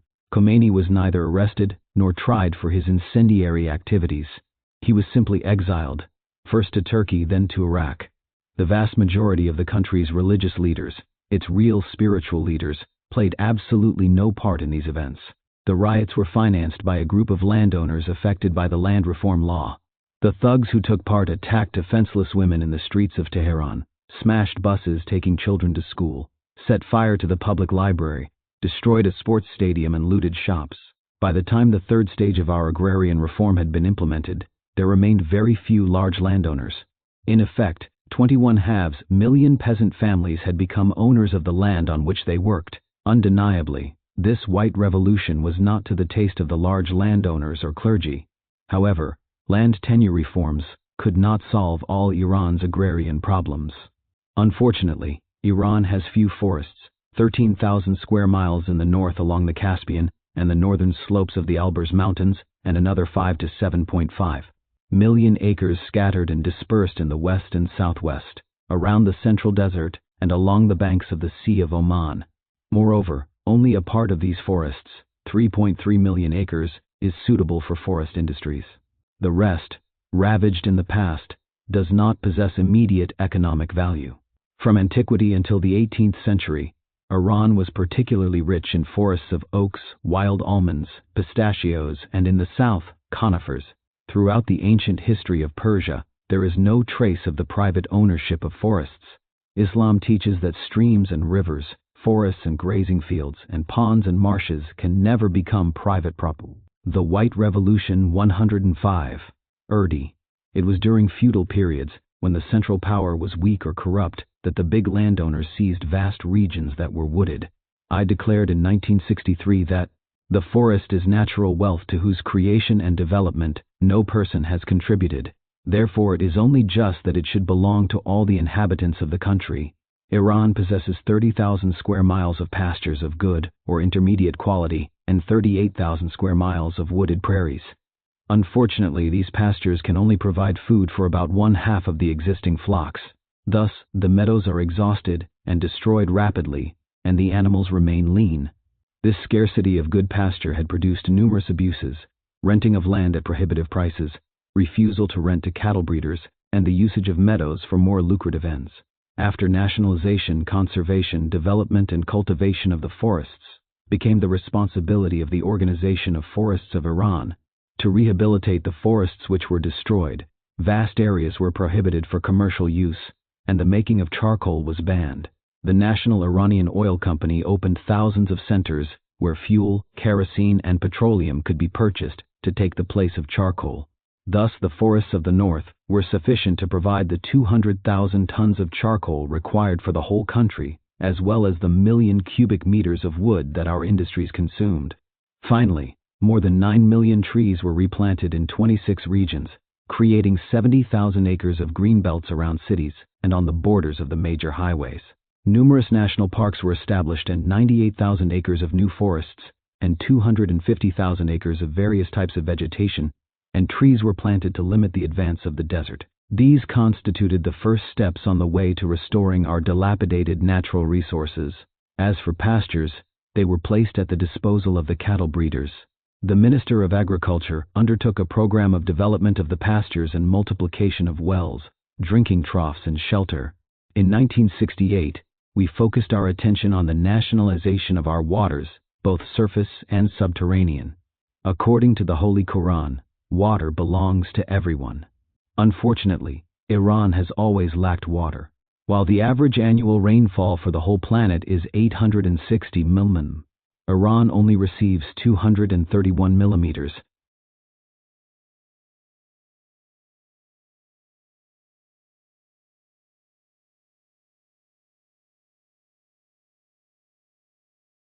And depending on whether the year is dry or wet, our water resources vary between 280 and 520 billion cubic meters, an average of 378 billion cubic meters.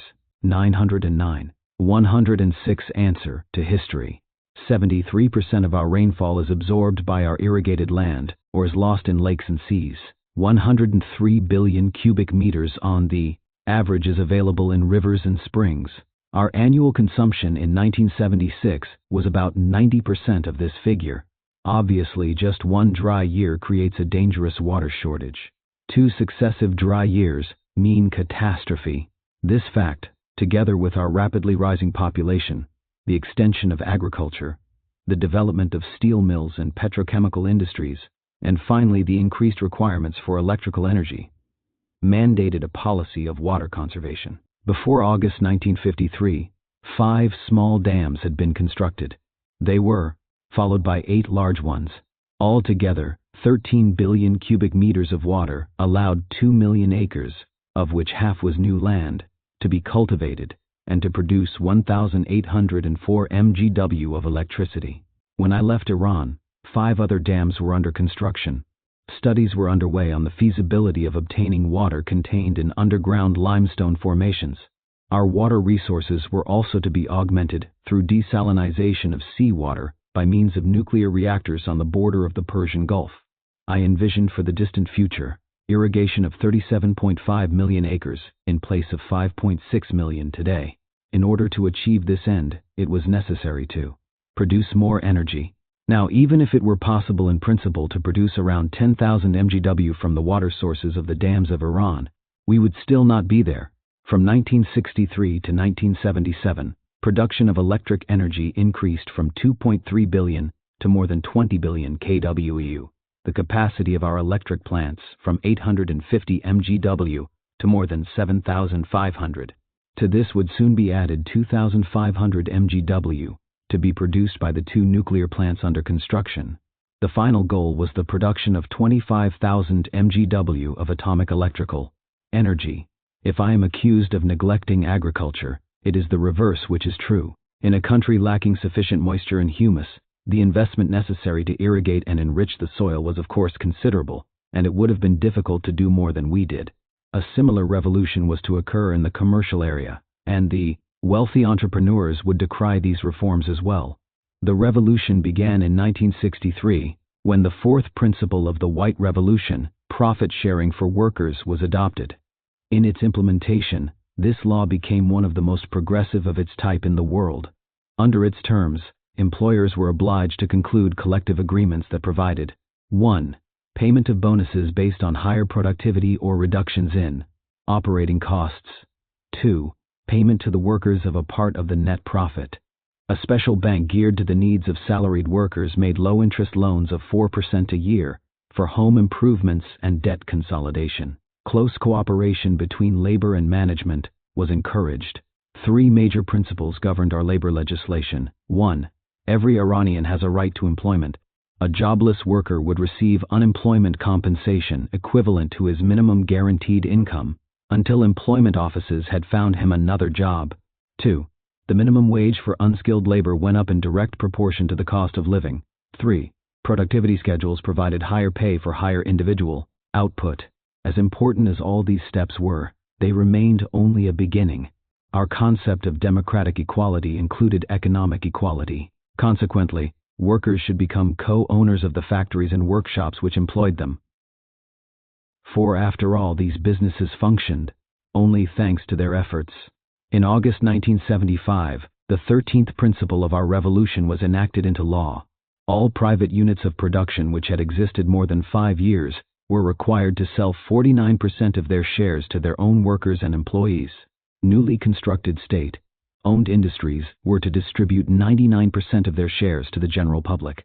This principle completed the democratic economy and was to constitute a turning point in the industrial, economic, and social evolution of Iran. The association of all the working population with the capital of the major units of production was to cement the union between owners, technicians, and workers, a resurgence of the feudal capitalism which, during 1976, 530,000 workers in the public and private sectors were paid bonus profit sharing benefits of about 12 billion rials, equivalent to 1 or 2 months' salary per person. From the law's inception in 1963 to 1975, the total sum of net profits paid to workers had multiplied by a factor of 128. Had oppressed our nation at the beginning of the century became impossible. At first, of course, we heard cries of sacrilege from some factory owners. A year later, however, the majority of owners initially affected by this legislation admitted that their enterprises had never before been so profitable. They had to agree that our reforms cost them nothing, because the increase in productivity had raised the profits to a level that made the owners' reduced percentages equal to their previous profits.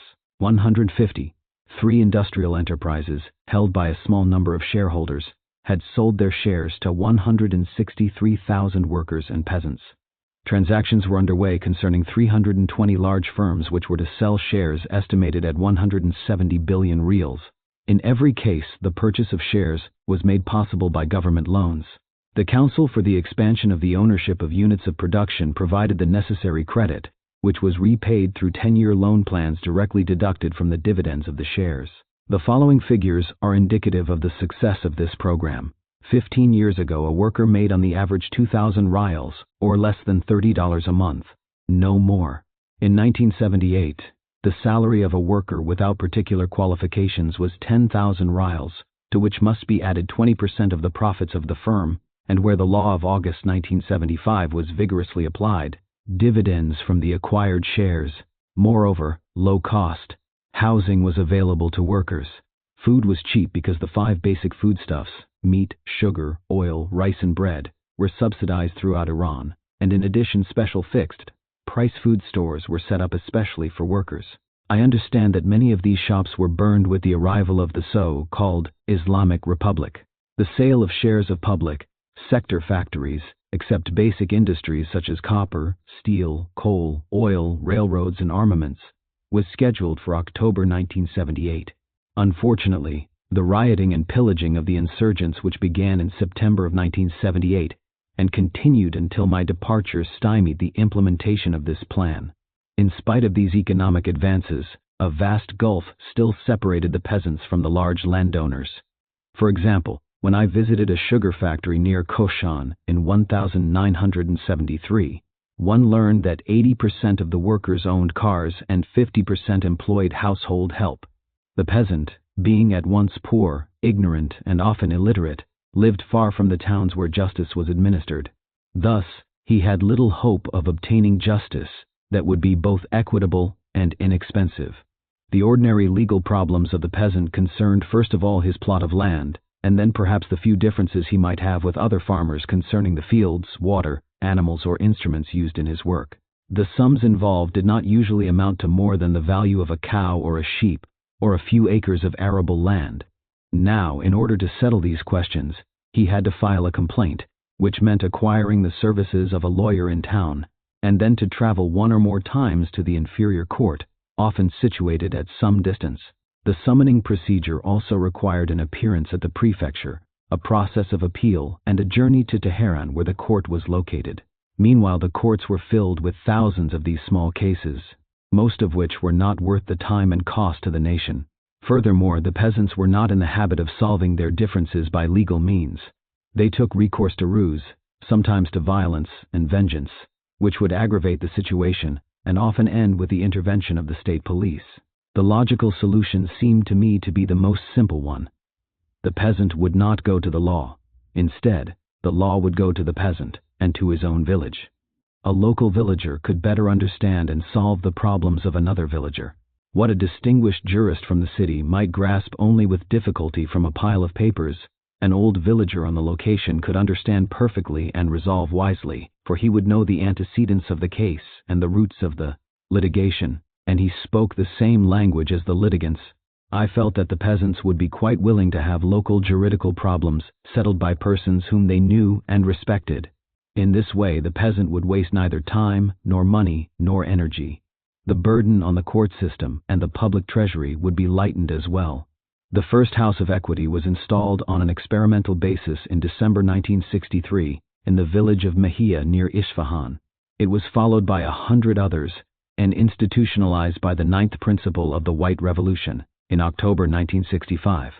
At the end of 1977, there were 10,358 houses serving 19,000 villages throughout the provinces, with a total population of more than 10 million. The House of Equity was actually a court of village justice. The judges, who were 5 in number, were chosen for 3 years by the villagers themselves from among people locally respected. The government did not appoint them. Since the position was honorary, justice was free of charge to the litigants. The judges were not bound to complicated or useless procedures. They were free to summon or to visit the litigants, to hear witnesses, proceed to verify their testimony, and obtain the opinion of experts. The success of the House of Equity was immediate and spectacular.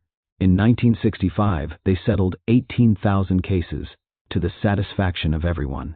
The statistics, which stop at the end of 1977, indicate that 3 million differences had been resolved.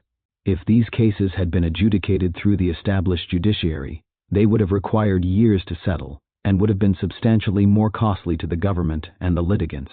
The quality of the justice obtained in the Houses of Equity was outstanding. In the view of numerous legal experts, the decisions of these common magistrates were always well-reasoned, just, and logical. This performance by simple villagers astonished the most eminent jurists. I myself was less surprised by it. In visiting the peasants, I often posed questions concerning the operations of the Houses of Equity. Without fail, the peasants informed me that their opinions were always solicited and given serious consideration. In July 1966, we extended this institution to the cities, where minor differences among the citizenry were not lacking. Councils of arbitration in the towns were also comprised of 5 arbitrators chosen for 3 years by the inhabitants of each quarter. An advisor, selected from among acting or retired judges, lawyers or notaries, provided advice in matters of juridical rules if so requested, but the final decision rested with the arbitrators alone. Their function was also honorary and cases were examined free of charge. At the end of 1977, we had 283 councils of arbitration operating in 203 cities with a total of 12 million inhabitants. 750,000 cases had been settled in a fashion that gave satisfaction to lawyers and litigants alike. Because they were so successful, we decided in 1977 to further extend the jurisdiction of the Houses of Equity and Councils of Arbitration. These two revolutionary institutions inherited the jurisdiction of the tribunals of Iran's inferior courts. Was not this utilization, I would dare say enhancement, of popular, the White Revolution, 111, wisdom at the roots a positive revolutionary procedure? I admit that it was a bold experiment. We placed confidence in men of the people, and we asked them to judge through their souls and consciences. They made a duty of it, and they judged well. We applied two basic principles, participation and decentralization. We thus achieved a popular judicial power. In addition, we demonstrated that there existed a popular elite, both of peasants and of townspeople. This elite is now being decimated, but it cannot be annihilated. The core of literacy, health and development, created by principles 6, 7, 8 and 11 of the White Revolution, played essential roles in the renovation of the villages, improvement of hygiene, and the instruction and intellectual development of the rural population. They were composed of male conscripts and women volunteers. Since our country throughout this time was growing richer, it became increasingly easy for the government to improve the nation's infrastructure and increase the number of schools, libraries, hospitals, dispensaries, etc. The work of the three corps was always in addition to these efforts. These corps brought progress to the most isolated regions and focused on details which the bureaucratic organizations had overlooked. The Development and Reconstruction Corps was initially responsible for identifying local problems and then helping to solve them. This required each member to ascertain the geographical, agricultural, economic, social and cultural conditions of the district. Once determined, it was possible to assess the local problems on the spot. In turn, the Minister of Agriculture was apprised of these evaluations. Next, under the direction of the conscript, a training course in modern agricultural techniques was given. The villagers would sow an experimental field of 1,000 square meters with seeds provided by the ministry. On this land, they would learn the best methods of cultivating, harvesting, irrigating, and fertilizing the land, as well as combating pests. In experimental orchards, they learned the correct methods for planting, grafting, pruning, etc. They also learned to improve hygiene, ventilation, and lighting in cowsheds and stables, and how to vaccinate their animals.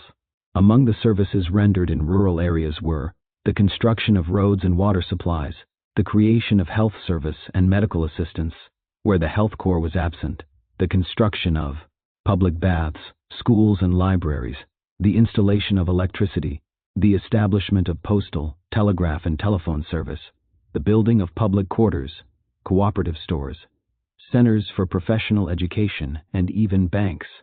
The function of the health corps was to treat ailments, prevent or halt epidemics, and promote good hygienic conditions. In 8 years, the number of people in rural areas who benefited from medical service increased from 1 million to almost 8 million. In the course of these endeavors, they dug wells, installed pumps, purified canals and springs, channeled water, and installed baths. Their success was so great that in 1974, the Corps was made responsible for all medical and sanitary services in rural districts. Thus, the Corps became the organization of the Health Corps and Centers for Rural Hygiene. In 1976, this organization had 1,422 clinics and employed 1,240 doctors, with 400 laboratories and numerous dispensaries existing throughout the rural areas. One of the greatest achievements of the Health Corps was a new confidence of the peasants in official medicine. Before, the rural populace had frequented healers, but by 1978, they would go directly to the Health Corps clinic. This was an outstanding accomplishment in a country where in earlier days, a doctor often had to give women patients an injection through a curtain under the surveillance of her father or husband. Like the other two corps, the purpose of the Literacy Corps was to supplement the traditional efforts of the government. It did not replace them. There was in Iran under the Qajars hardly one literate person in 100. In a country which had given the world such intellects as Al-Farabi, Razes, Al-Hallaj, Avicenna, the two Ghazali brothers, Hafiz, Suhrawardi, Omar Khayyam, Ferdowsi, Ruzbehan Bagli, and so many others, Before 1963, less than 24% of children between the ages of 6 and 12 went to school in the provinces. The rest remained illiterate. In the cities, 74% attended school. Compulsory education was passed into law in 1943, but the law remained unenforced. Thus, on the national level, 85.1% of Iranians were illiterate. In 1956, 4 million children were ready for school, but the schools had room for only 1.7 million. More than 2 million young Iranians would have to live as illiterates. I felt that the solution to this intractable problem lay in the heart of every young Iranian. If we asked qualified conscripts to educate illiterates in the villages without schools, could one imagine that they would refuse? No. They agreed, with enthusiasm, and soon gained the respect and esteem of everyone. Many were those who admired our literacy corps. The results were spectacular. The number of pupils in literacy corps schools increased by 692% in 15 years. During the first 5 years alone, 510,000 boys, 128,000 girls, 250,000 men, and 12,000 women attended classes organized in the villages. The Literacy Corps also built and repaired schools, mosques, and public baths, dredged subterranean canals, planted trees, organized sports clubs, and installed letterboxes to enable regular mail delivery. By 1978, more than 100,000 had served in the Literacy Corps. Many of the conscripts and volunteers became licensed school teachers, while others worked in the village courts of justice. This type of education cost the state, or rather the Iranian community, but 1/3 of ordinary school costs. The three corps were in effect the soldiers of the revolution, versatile, bold and courageous young men and women, who never refused a new challenge. Assigned an area, they did all that was possible to improve local living conditions. To me, the future of the Corps of Literacy and Health rested in telecommunications. 3 satellites, each with 3 television channels, would be put into fixed orbit. Thus, a medical soldier or nurse confronted with a serious illness in a remote village could seek medical advice from the most eminent specialist in Tehran or elsewhere. This specialist could then explain the required treatment. Such a system would have placed the talent and the experience of the greatest professors and the science of the best doctors at the disposal of the poorest and most isolated Iranians. At the same time, a telecommunication program costing at least $30 billion would have permitted any small Iranian village to communicate automatically with the rest of the world. Here again, I wanted Iran to enter into the age of computerized telecommunications. That was in part the significance of the great civilization. Here is the sum total of our diverse efforts in education for the 15-year period 1963 to 1978. Percentage increase of students. Nursery, primary school, middle school, secondary school, 1,350%, 506%, 263%, 331%, 1,550%. Technical and professional education schools of the Literacy Corps, 692%. The total number of Iranian students increased from 1.5 million in 1963 to more than 10 million in 1978. Credit for this achievement belongs largely to the Literacy Corps, which did more than just instruct. It instilled a thirst for knowledge. Thus, enrollment in rural primary schools, which in 1963 represented 39.4% of the nation's total primary enrollment, rose by 1978 to 52.8%, roughly equivalent to the percentage of our rural population. The total number of schools in Iran was to multiply by a factor of 3.24. Finally, the education budget had increased in proportions which I doubt many countries have equaled. Education budget. Third Development Plan, 1963 to 67, minus 45 billion. Rial's Fourth Development Plan, 1968 to 72, minus 172 billion. Rial's Fifth Development Plan, 1973 to 77, minus 551 billion reals.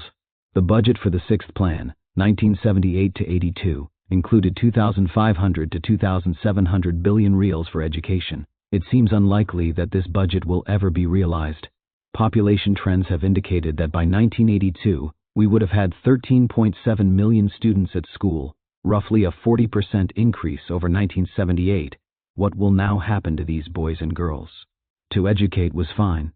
However, We needed to improve the quality of teaching and adapt it to the necessities of the modern life of Iran. This concern for improvement was embodied in the 12th principle of our White Revolution. Its primary aim was to diversify the materials, methods, and techniques of education in response to the real needs of Iranians of today and tomorrow. This diversification was reflected in the greater emphasis placed on the history of Iran, both modern and ancient, the renaissance of the traditions and folklore of Persian culture, and the teaching of Persian language and literature, particularly its lovely poetry. Technical and professional education was enhanced. Classical education, starting from the secondary level, was reformed as well. We were quick to employ new techniques of teaching: audio, visual, television. Adult education through evening courses and apprenticeships was also provided. The 3 telecommunication satellites mentioned in connection with the Health Corps were to have made possible a televised education of the highest quality for all our villages. Free and obligatory education had been announced in principle by my father. Unfortunately, the means were lacking. We had been able to provide free primary education only in the schools of the Literacy Corps. With the adoption of Principle 15, free education for the first 8 years of school was established throughout Iran. Education beyond this was free to all students who agreed to a period of government service after completion of their studies.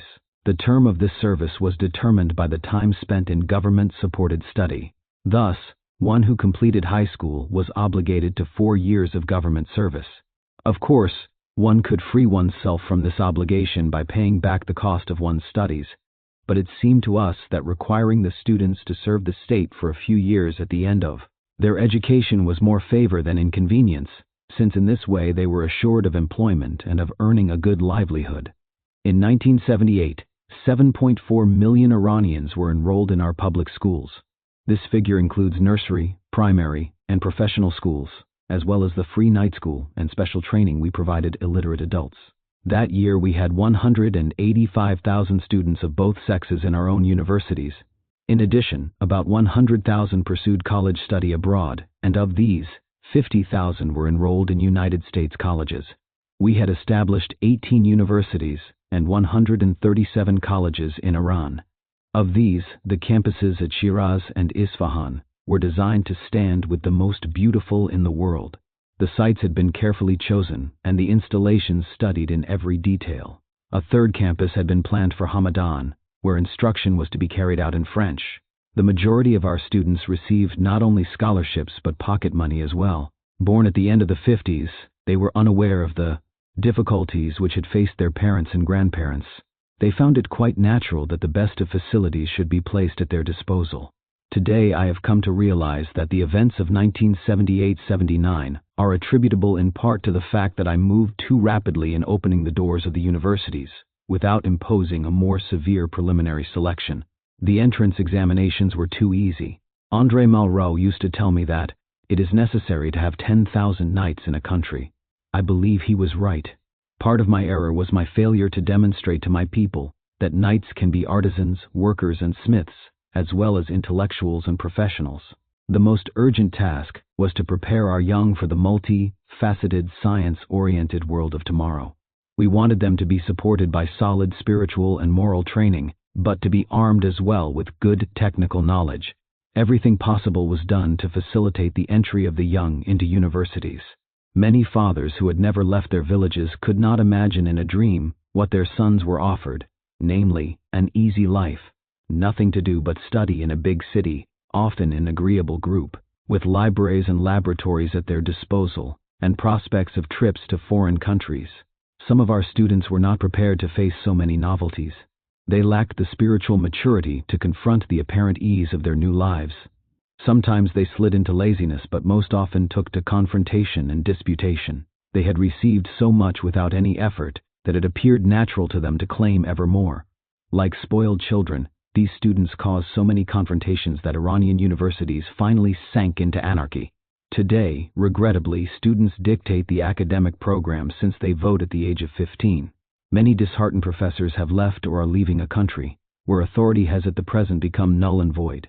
In Tehran alone, of the 2,000 faculty members of the university, 1,200 have asked for early retirement. If the educational system fails to provide our youth with the intellectual and technical tools necessary in the world of today and tomorrow, and if the teaching of modern sciences falters, Iran will sink back among the fifth-rate powers. I believe that our culture belongs to every Iranian, that it is not the exclusive domain of the privileged. I tried to make it available to all.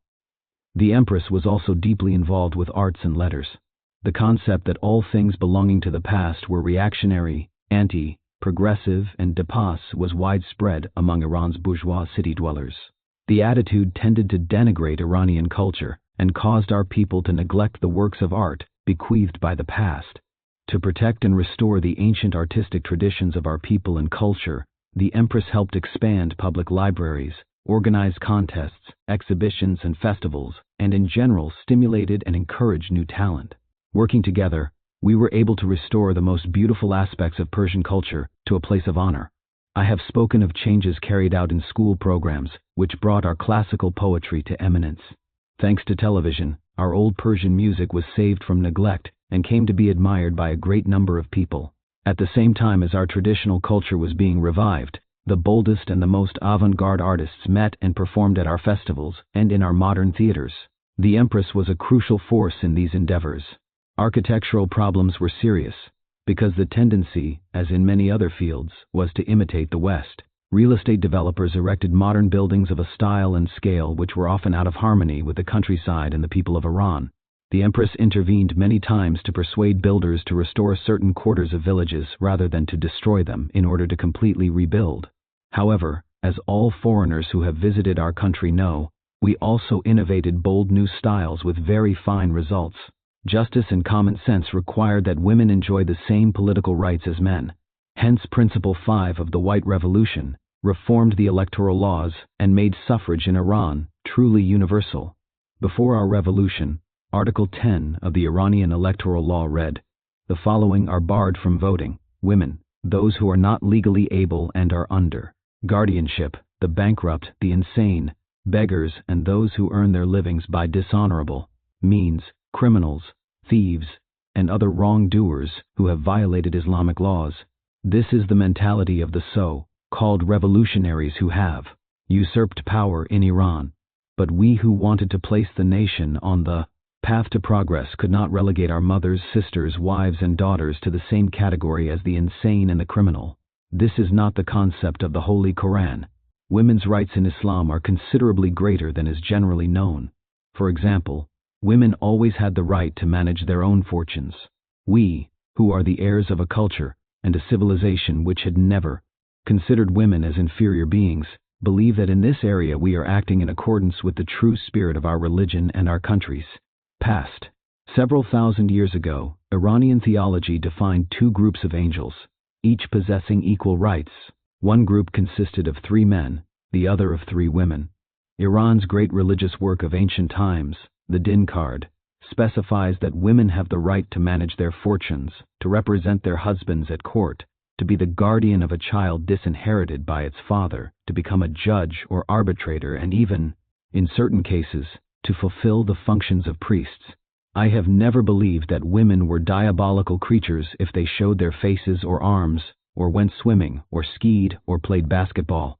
If some women wish to live veiled, then that is their choice. But why deprive half of our youth of the healthy pleasure of sports?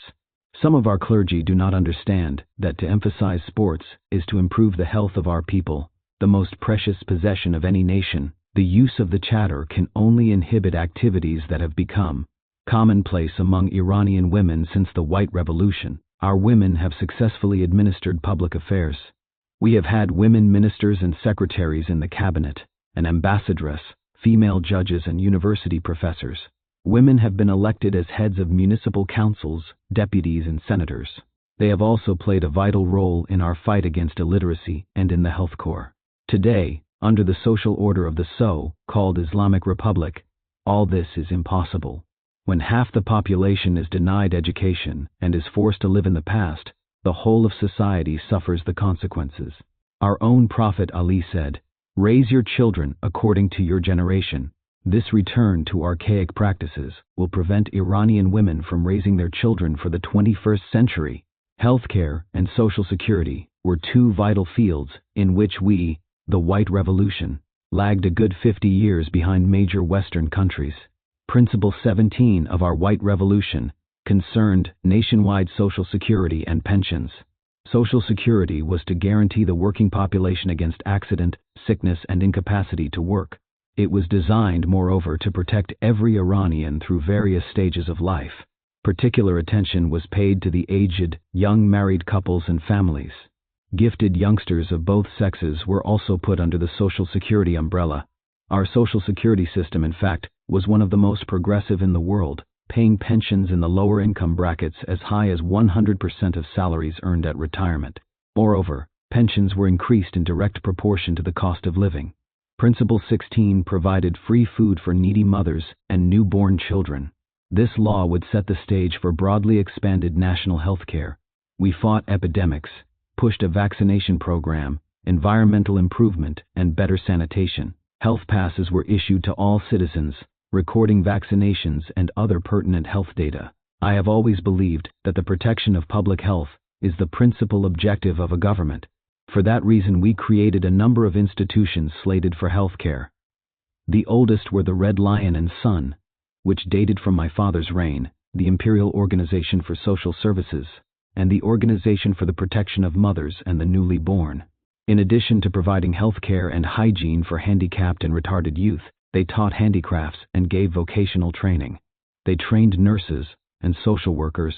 They surveyed the condition of working women and youth in factories, and where possible proposed legal remedies to ameliorate adverse conditions.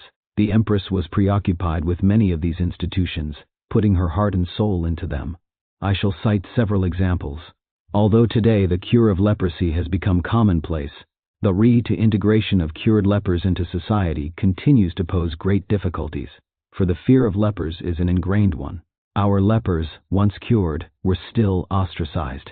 To solve this dilemma, the Empress offered a new approach. A perfect model village was built for the cured lepers. It caused such envy and curiosity in the surrounding areas that people flocked to. Appendix 2 contains a list of other national health organizations. See it.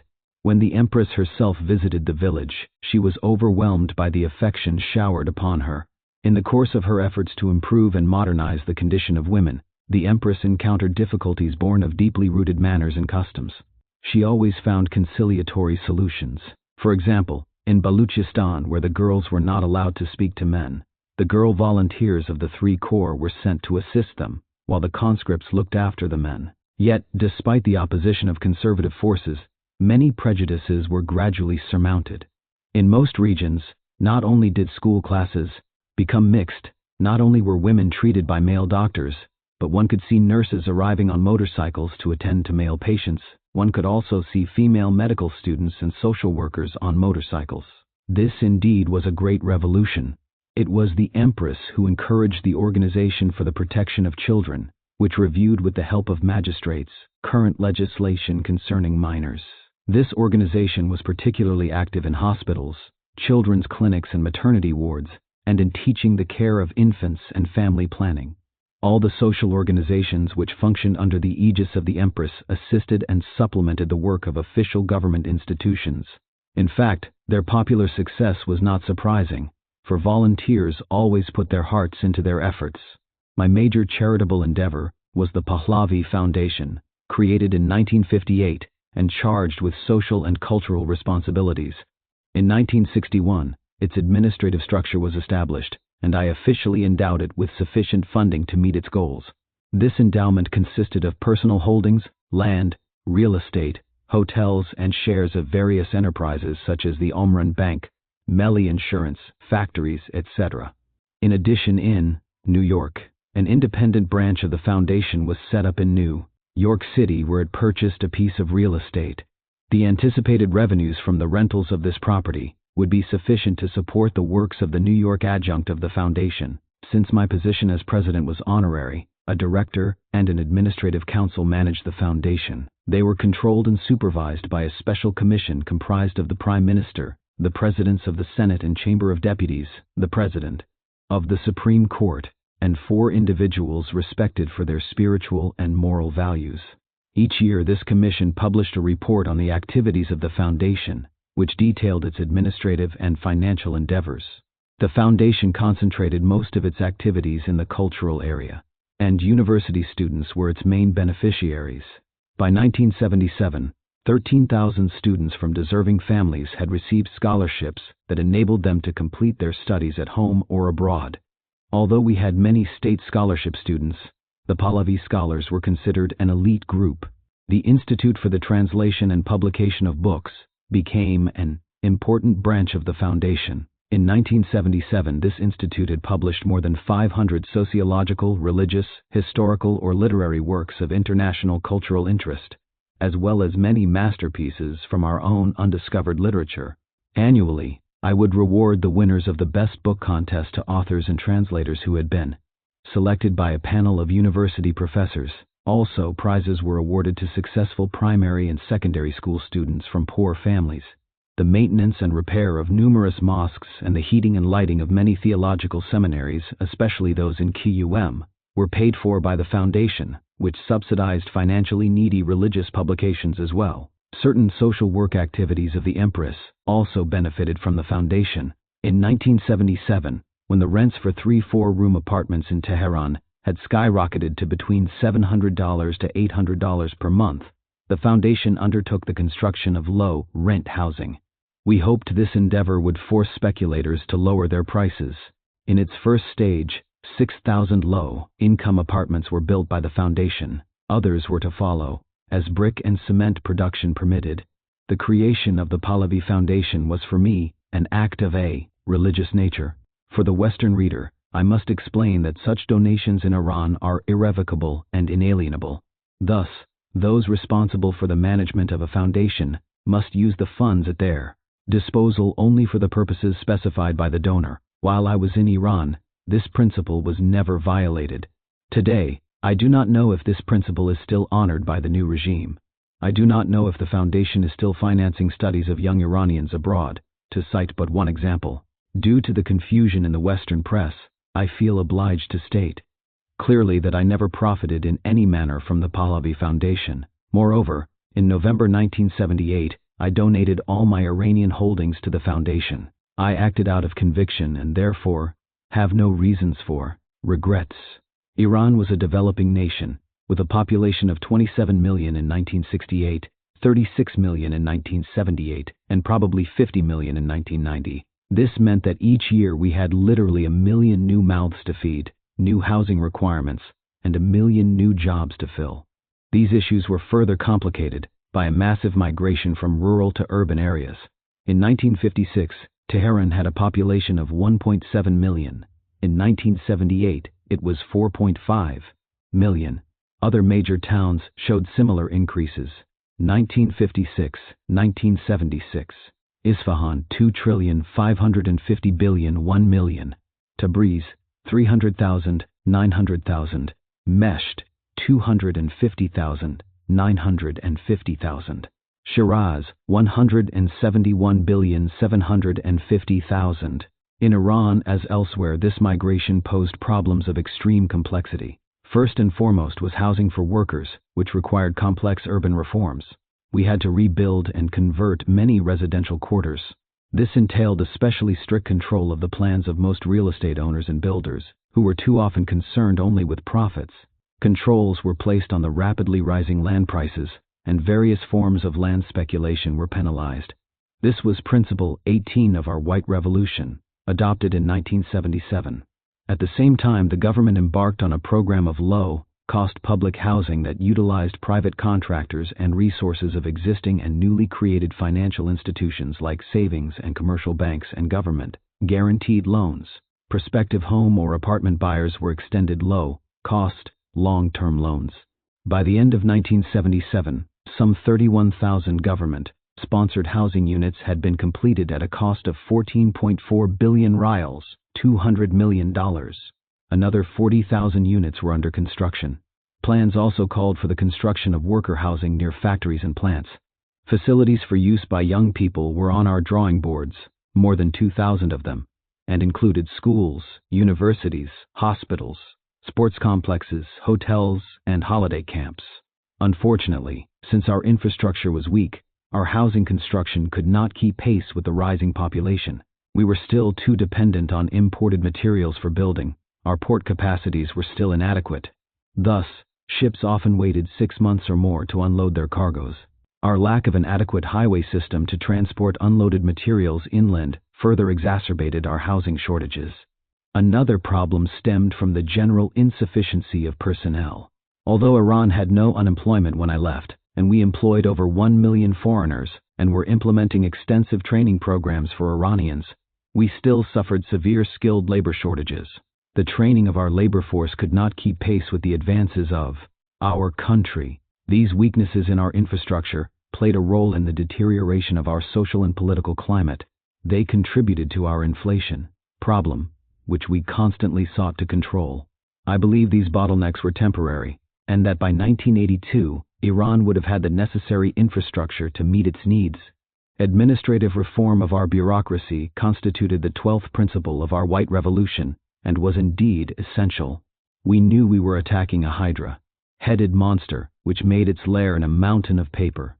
Ideally, to administer the government is to serve one's country.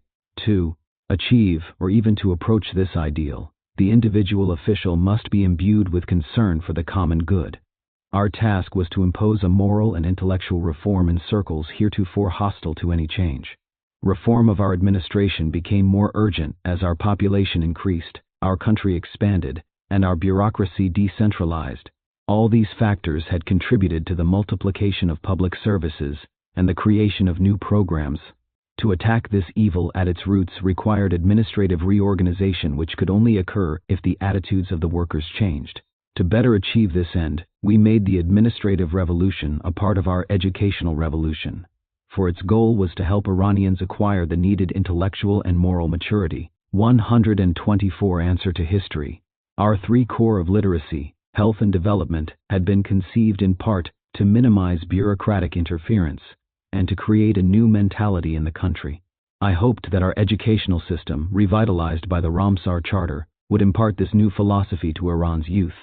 The nation would then see its young men and women step forward as trustworthy public servants with open minds toward the modern world.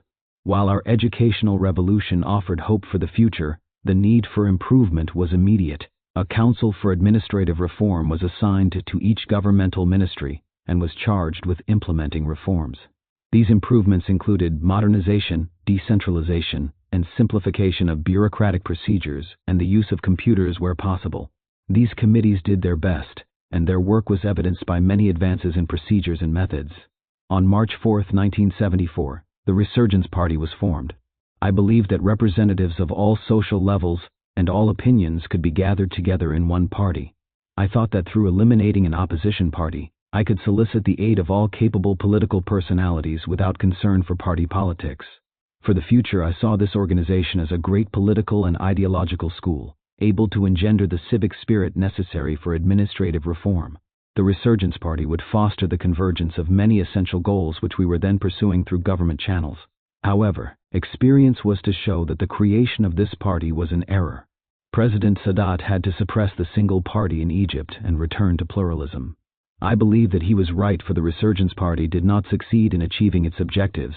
It did not become the conduit of ideas, needs, and wishes between the nation and the government. During the years 1975 through 1978, the stubborn strength of bureaucratic resistance became obvious.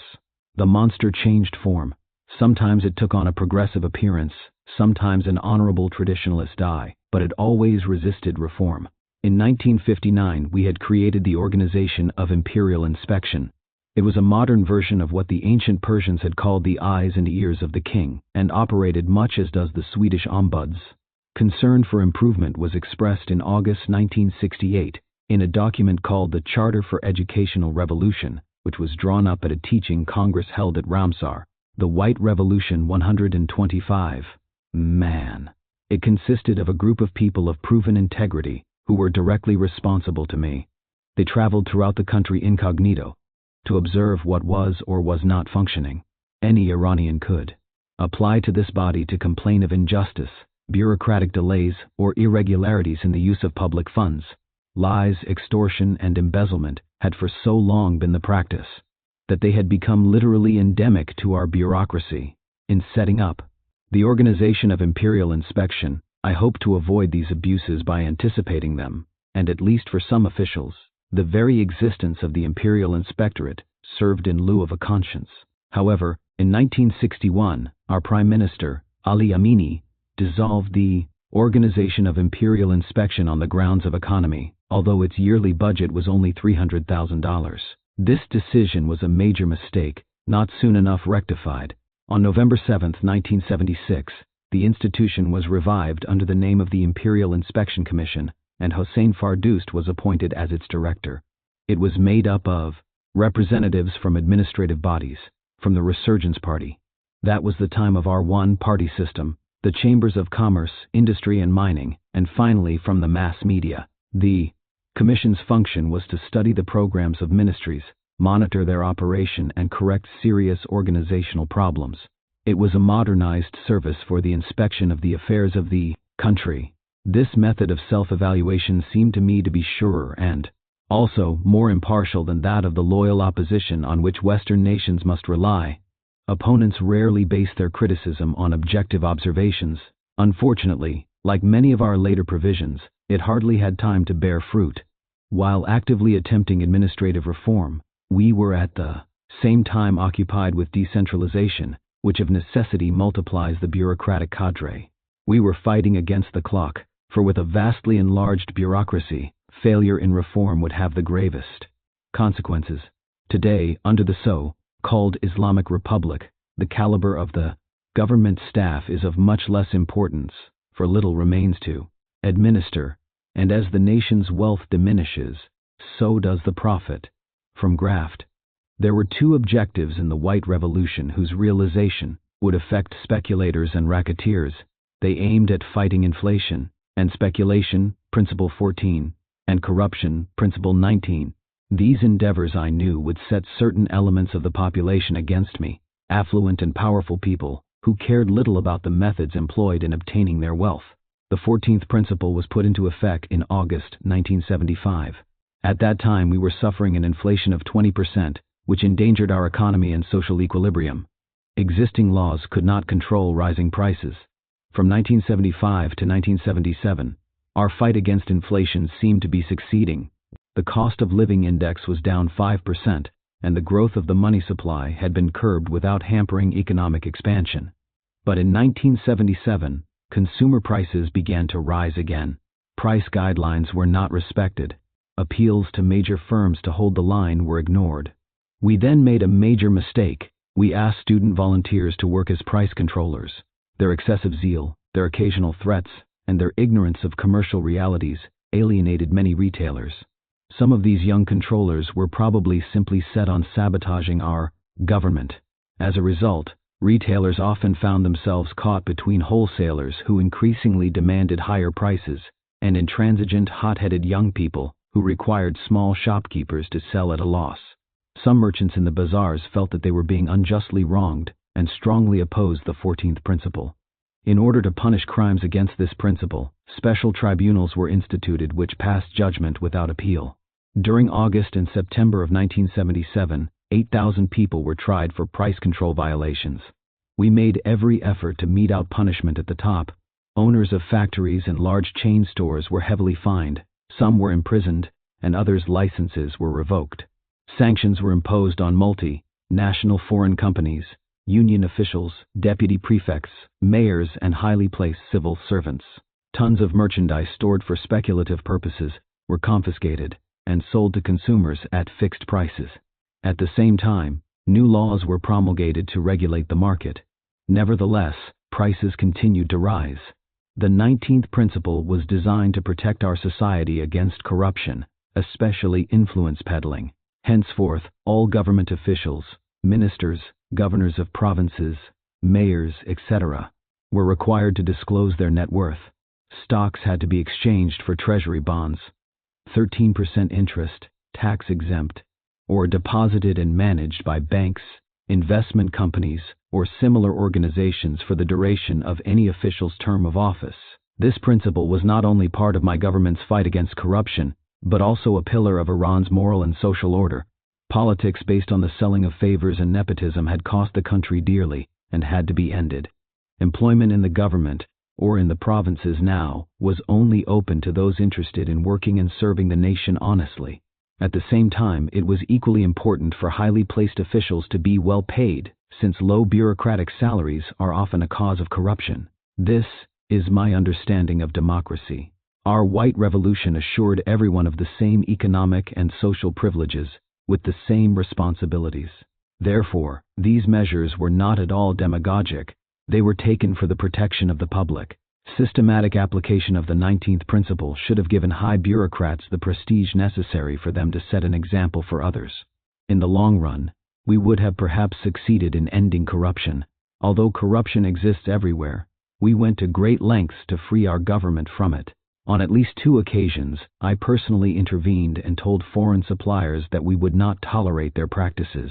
One involved a telecommunications contract with a multinational concern.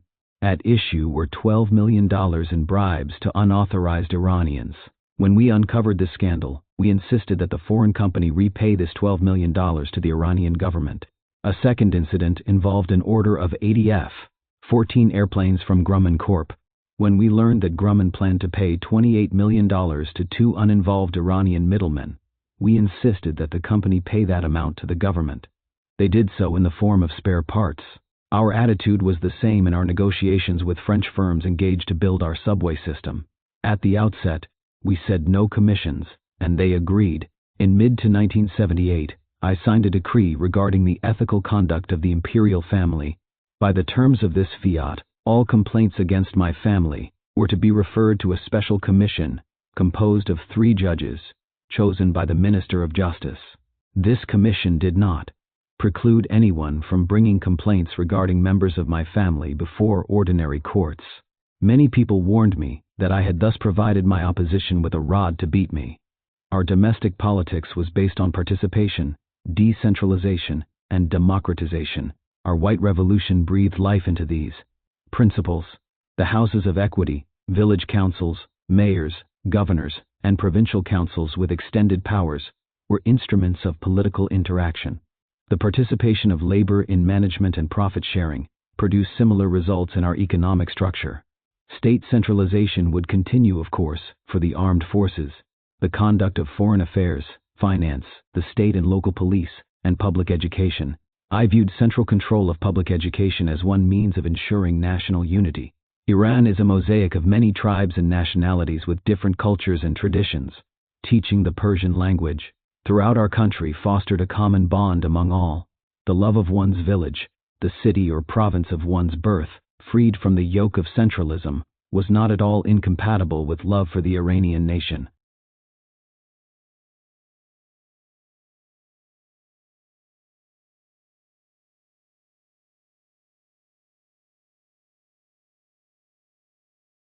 On the contrary, it increased this love and devotion. Popular participation was compatible and often intermingled with decentralization, which I emphasized during the last years and which I had hoped to expand. These concepts required a radical reform of the administration. This is why we focused our efforts on training good civil servants who would be patriots, honest, devoted, and capable of taking initiative. By 1982, 3 million more people would join our workforce. This added force would be comprised of engineers, doctors, technicians, and other professionals graduating from our institutions of higher learning. The advent of democratization, in the sense that I understand it, is very difficult without participation or decentralization. I realized Iran's need for democracy early in my reign. One day my father told me that he hoped to leave me an empire whose solid institutions made it capable of existing and practically governing itself by itself. I was then very young and was hurt by this proposition, which I interpreted to mean a lack of confidence in me. I thought that Reza Shah was expressing doubt about my capacity to govern. The White Revolution, 129, then came his abdication and the occupation. During these tribulations I realized that although one may inherit a crown, power can only be earned. Especially in a constitutional monarchy such as ours, power must be obtained with the help of the people. Thus, its only valid use is on behalf of the people. Later, while fighting against Iran's oligarchy, I saw the creation of truly democratic institutions as an absolute necessity for Iran. Democratization at all levels of Iranian life can flourish only under the aegis of a constitutional monarchy. Iran had always been and remains an empire, that is, an assemblage of people whose ethnic character, language, manners, and even religious beliefs are different. Muslims constitute an imposing majority. Hence, the necessity of a sovereign who would bring about unity from above in order to realize a true imperial democracy. The union of these two words should not be surprising. According to Iran's constitution, be it that of 1906 or 1950, although the emperor submits his projects for acceptance by the government, he nevertheless remains a constitutional monarch. He reigns but does not rule. Imperial democracy is the gathering of all our ethnic groups under the same democratic standard within our frontiers. It is the union of all our social classes in the struggle for true progress. Foreign policy. Deset. None of the goals of our white revolution could have been achieved if we had not been able to maintain peace with our neighbors in a strategic region of the world of which Iran is the focal point. My essential objective in foreign policy was therefore to have good neighborly relations with all countries of the region. Although we had no belligerent intentions toward others, we made it known that Iran would resist aggression from whatever quarter. Once our position was well understood, we were able to satisfactorily negotiate a number of issues with the Soviet Union. We reached agreement on matters concerning our common frontiers. We divided the waters of the Arax River according to international law and constructed, on a 50-50th basis, a dam on this river, which produced electricity and permitted irrigation of vast agricultural areas. We were working on similar 50-50th projects with the Russians to provide additional irrigation and electricity from the same river. Our common production of electricity would have reached 1 million kW each in the 80s. The considerable volume of trade with the Soviet Union made it one of our principal partners. We furnished the Soviets with gas while they built an important steel mill for us in Isfahan. The Americans, under Eisenhower, had been undecided on undertaking this project. The Russians also helped us to prospect and discover iron and coal mines north of the desert, south of Khorasan, and near Kerman. The volume of Western merchandise shipped through Russia to Iran reached enormous proportions and became an important element in our trade relations. Quite naturally, I had many occasions to meet with Leonid Brezhnev in the Soviet Union and Iran. Ideological differences aside, I sincerely admire Mr. Brezhnev. He is a superb diplomat who has brought his country to the apogee of power we see today. The Soviet Union is the first nuclear power of the world and soon will be the first naval power. As for ground and airborne forces, its superiority is so great that it defies comparison. I must add that we purchased large supplies of military equipment from the Russians as well as the Czechs. I was always cordially received in Czechoslovakia and the other socialist countries of Eastern Europe, and made great friends with leaders of several of these nations. Yugoslavia is the only country, along with Iran, to have stood up to Joseph Stalin under difficult if not anguishing circumstances. It was not easy to unify various ethnic groups and modernize a country like Yugoslavia. One must understand that Marshal Tito accomplished an extraordinary task. May God make his successors show themselves to be as capable as he was. President Ceausescu of Romania impressed me with his intransigent patriotism and his fierce independent will. He is a strong leader, capable of ensuring his nation's independence. Through our meetings and conversations, we became good friends. This relationship deepened as our mutual trade endeavors grew. His loyal friendship has been sincerely appreciated during these difficult times. Since my father's time, Turkey and Iran have been faithful friends. For Iran, the prosperity and greatness of Turkey were of fundamental importance. Today, I fervently pray for the happiness of this valiant people. Our alliance was cemented by the 1956 Baghdad Pact. My meeting with Khrushchev took place shortly afterward. He was not pleased and welcomed me by saying this pact is aggressive, directed against us. I pointed out to him that in political and journalistic circles there was talk of a line of defense passing through the Zagros Mountains, and I asked, where are these mountains, in Russia or in Iran? In Iran. It is then surely a defensive pact, I responded. Khrushchev added, still in a truculent vein, don't make me laugh with your pacts. You know perfectly well that we could flatten England with 7 atom bombs and Turkey with 12. He was not a man for conversation, sometimes gruff, always obstinate, but his peasant upbringing which made him alternately good-natured and cunning, also made him likable. Together we agreed on a policy of neighborliness which good sense dictated, and we held resolutely to it. Later, Khrushchev declared that the Baghdad Pact would break up like a soap bubble. 25 years later, one has to admit that he was right. During the Algiers Oil Conference in 1975, I spoke at length with Saddam Hussein, the president of Iraq. We agreed to bury our differences and succeeded in ending the misunderstandings which colonialist influences had maintained between us. President Hussein agreed to negotiate the question of the River Chat, El Arab, according to international law. As in the case of the Arax River, the waters were divided midway between Iraq and Iran. All our land disputes were also settled. In principle, I told President Hussein that the happiness and prosperity of Iraq were important to the security of Iran. This same principle led us to aid Afghanistan when it was facing certain economic difficulties. Subsequently, a change of government and of political orientation took place in Afghanistan. The Western powers were not in the least concerned. We recognized the new Afghan regime and continued our economic aid. I was puzzled by the West's indifference and concerned about the implications for Iran. Was it a question of a policy change of the superpowers in this region? I was the first head of state to visit Pakistan when it gained independence. We were always faithful allies of this new republic, which we aided economically and militarily. We worked for the establishment of peaceful and lasting relations between Islamic Pakistan and India. An Indo-134 answer to history. Pakistani confrontation always appeared to me to be terribly dangerous. This is why I wanted to take advantage of the presence in Persepolis of the then President of Pakistan, General Yahya Khan, on the occasion of the 500th anniversary of the Persian Empire. I hoped to arrange a meeting between him and the President of the USSR, Podgorny, and thus to help avert the impending conflict between India and Pakistan over Bangladesh.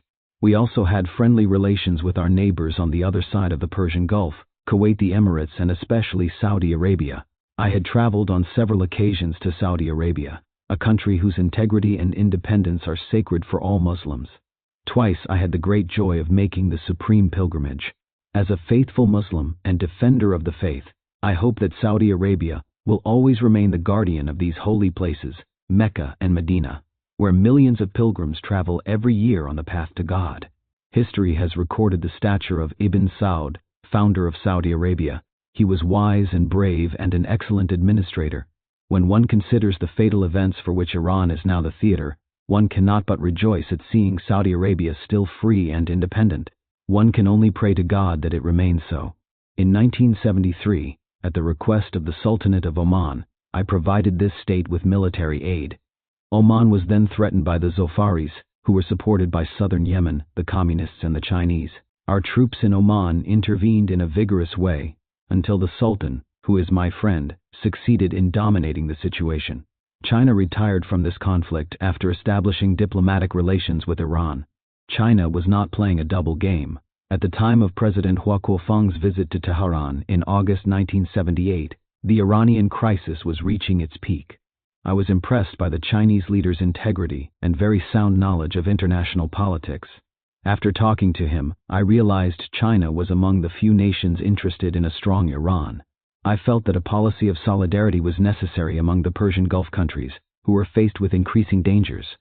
Similarly, all of the countries vitally interested in the Indian Ocean, Iran, Pakistan, India, Sri Lanka, Bangladesh, Burma, Malaysia, Thailand, Singapore, Indonesia, Australia, and New Zealand, and all the countries of East Africa, should combine for their collective security. A Southeast Asian pact was supposed to provide this protection, but it was practically dead.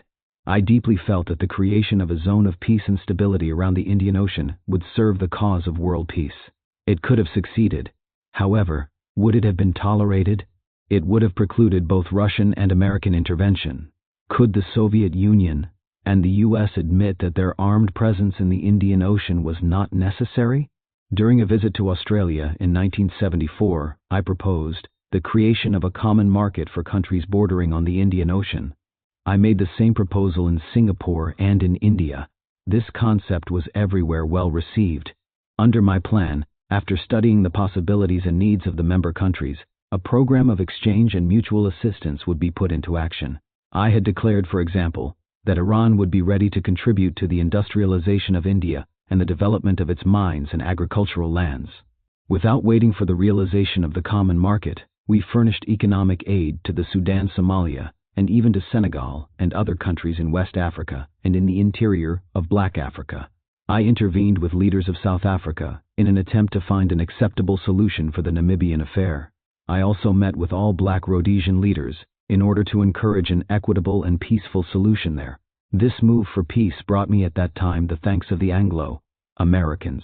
Iran, which is only separated from Africa by the Arabian Peninsula, the Red Sea, and the Indian Ocean, was concerned to see communist penetration into Africa along three axes. The first, going from Libya toward Chad, the Sudan, and Somalia, is the Mediterranean, Red Sea, Indian Ocean axis. The second aims to link the Mediterranean to the Atlantic by land, and the third cuts Africa in two from Angola to Mozambique. The axes of communist penetration in Africa are real dividing lines. Both the longitudinal and transverse axes sever the African continent. This penetration is a vast strategic movement which threatens to destabilize the whole of Africa. Tomorrow, what is called Black Africa could become Red Africa. In an effort to thwart such actions, I had dreamed of contributing financially to a modern railway line linking the east and west coasts of Africa. It was always with great pleasure that I conversed with the Emperor of Ethiopia, Haile Selassie, who displayed great patriotic force in resisting the Italians in the mid-30s. Our conversations were frank and animated, and I sometimes allowed myself to suggest certain reforms to him. I was a young student when I heard him defend his country without success before the High Tribunal of the League of Nations in Geneva. The League was powerless in those days, as is the United Nations in our times. What has happened to Ethiopia today? We were envisaging giving increased aid to the Ivory Coast, presided over by Houphouët Boigny, and to Gabon and Senegal. Especially strong bonds linked me with President Senghor of Senegal, who influenced the development of my African policy. A diplomat of international prestige and a remarkable administrator, Leopold Senghor is a master of the French language and a true poet. We spoke at length concerning the doctrine of negritude, which is truly a spiritual synthesis. I empathize with this doctrine, for throughout my life, my Persian roots have been an integral part of me. Egypt, Jordan, and Morocco happily are in a stable condition thanks to three exceptional men, President Sadat, King Hussein, and King Hassan II. We must not forget that having succeeded Nasser, Anwar al-Sadat found himself at the head of a country which was not only crushed but humiliated. In Egypt, public opinion had been led astray by deceptive slogans. Sadat took up the fight again, and thanks to Soviet arms, gained a first victory. However, he felt the cost of this victory was excessive, and it was in order to preserve peace that he thanked the Soviet advisors and established a policy of independence which was of benefit only to the Egyptian people. To effect such a reversal of policy, one must be endowed with a great political sense as well as great courage. Sadat has already entered into history as one of the most authentic political geniuses that Egypt has known.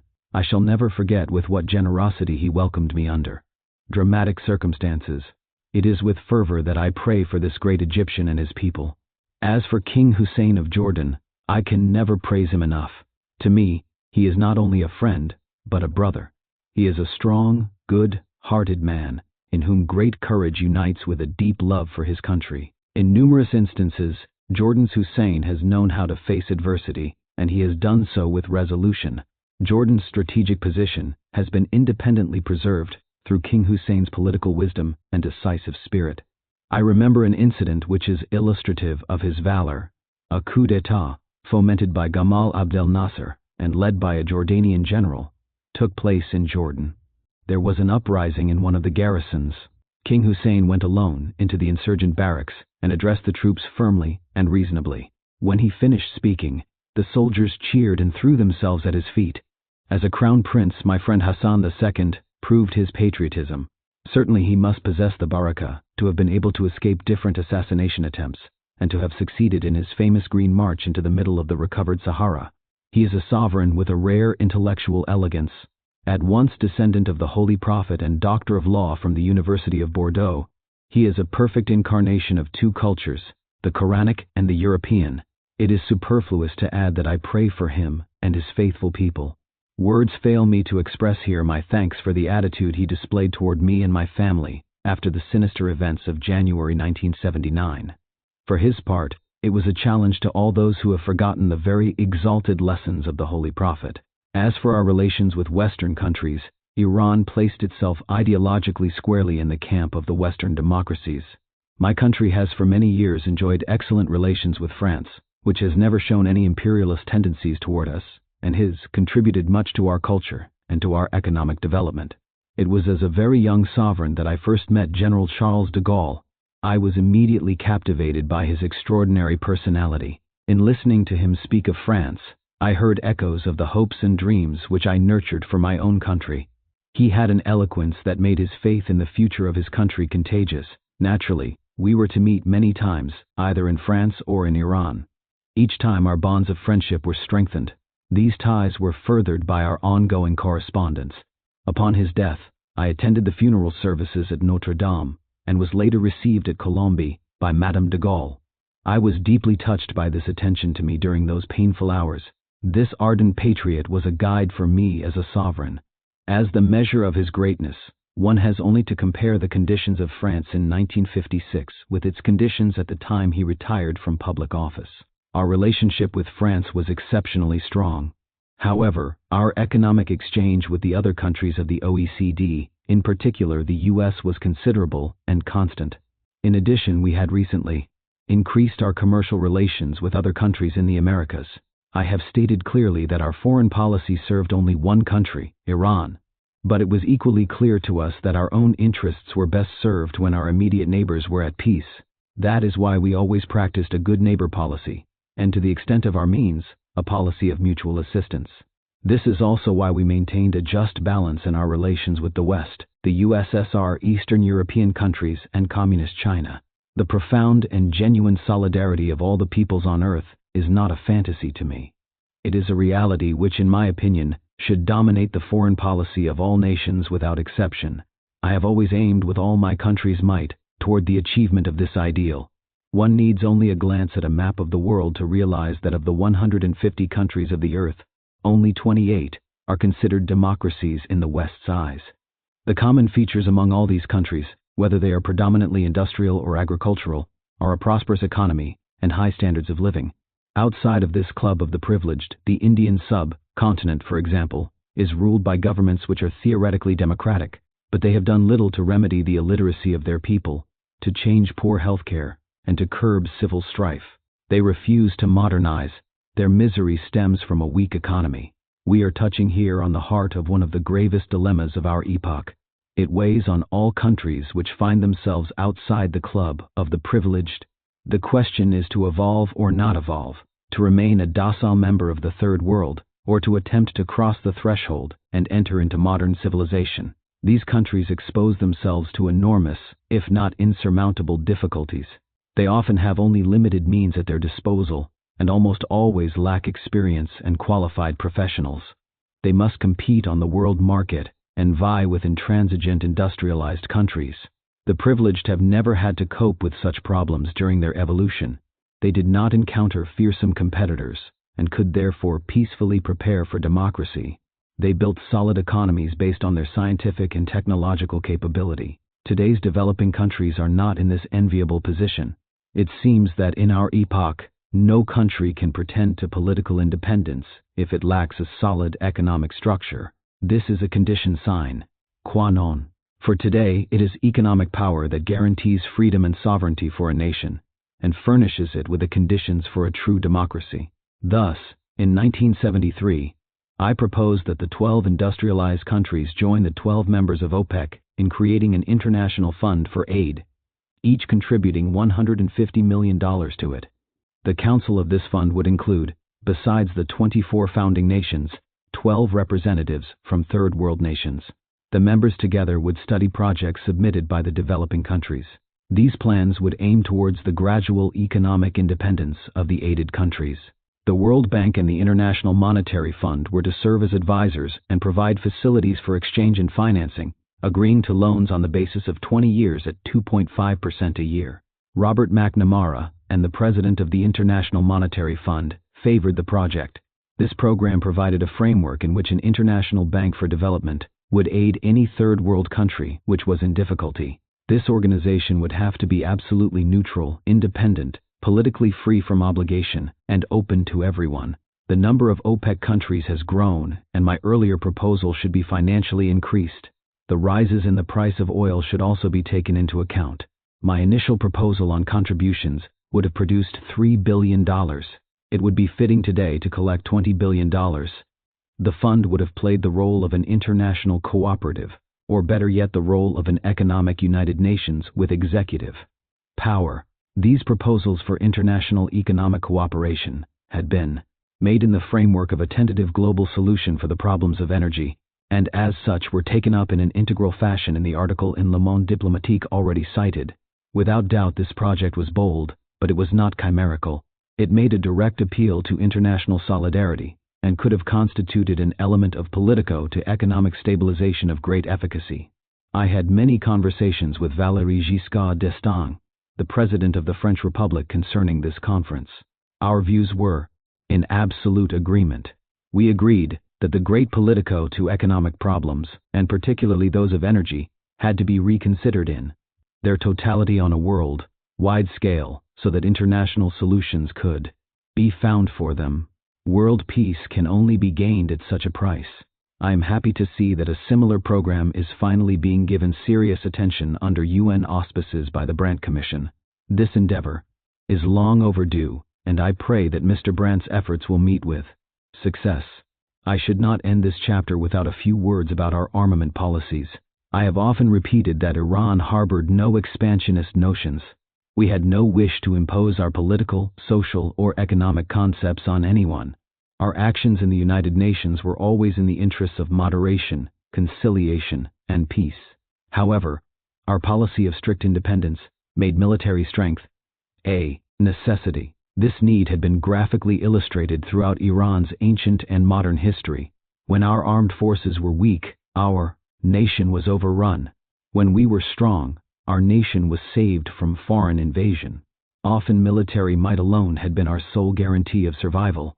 My father, Reza Shah, was keenly aware of this and of the necessity for national armed forces. He knew that to control the rebellious tribal chieftains in the outlying provinces, a strong, centrally controlled army was needed. Without domestic peace, Iran could never survive, much less hope to modernize and industrialize. In 1920, my father took the command of the Persian Cossacks out of the hands of the Russians and began to build our modern military forces. Reza Shah focused most of his attentions on shoring up our domestic foreign policy. 141.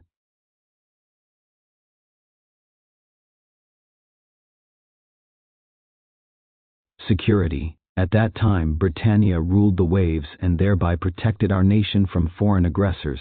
In the late 40s and early 50s, the U.S. under President Truman bolstered our defense system through their Mutual Security Program.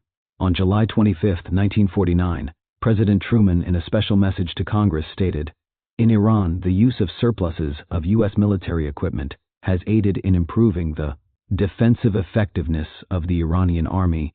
It is now necessary to provide certain additional items to strengthen the ability of Iran to defend its independence." In all our discussions, I always found Truman to be a straightforward, honest statesman. Under President Eisenhower, limited military aid was continued through the Mutual Security Program, and in the early 60s, President Kennedy, too, acknowledged the strategic importance of Iran to the West.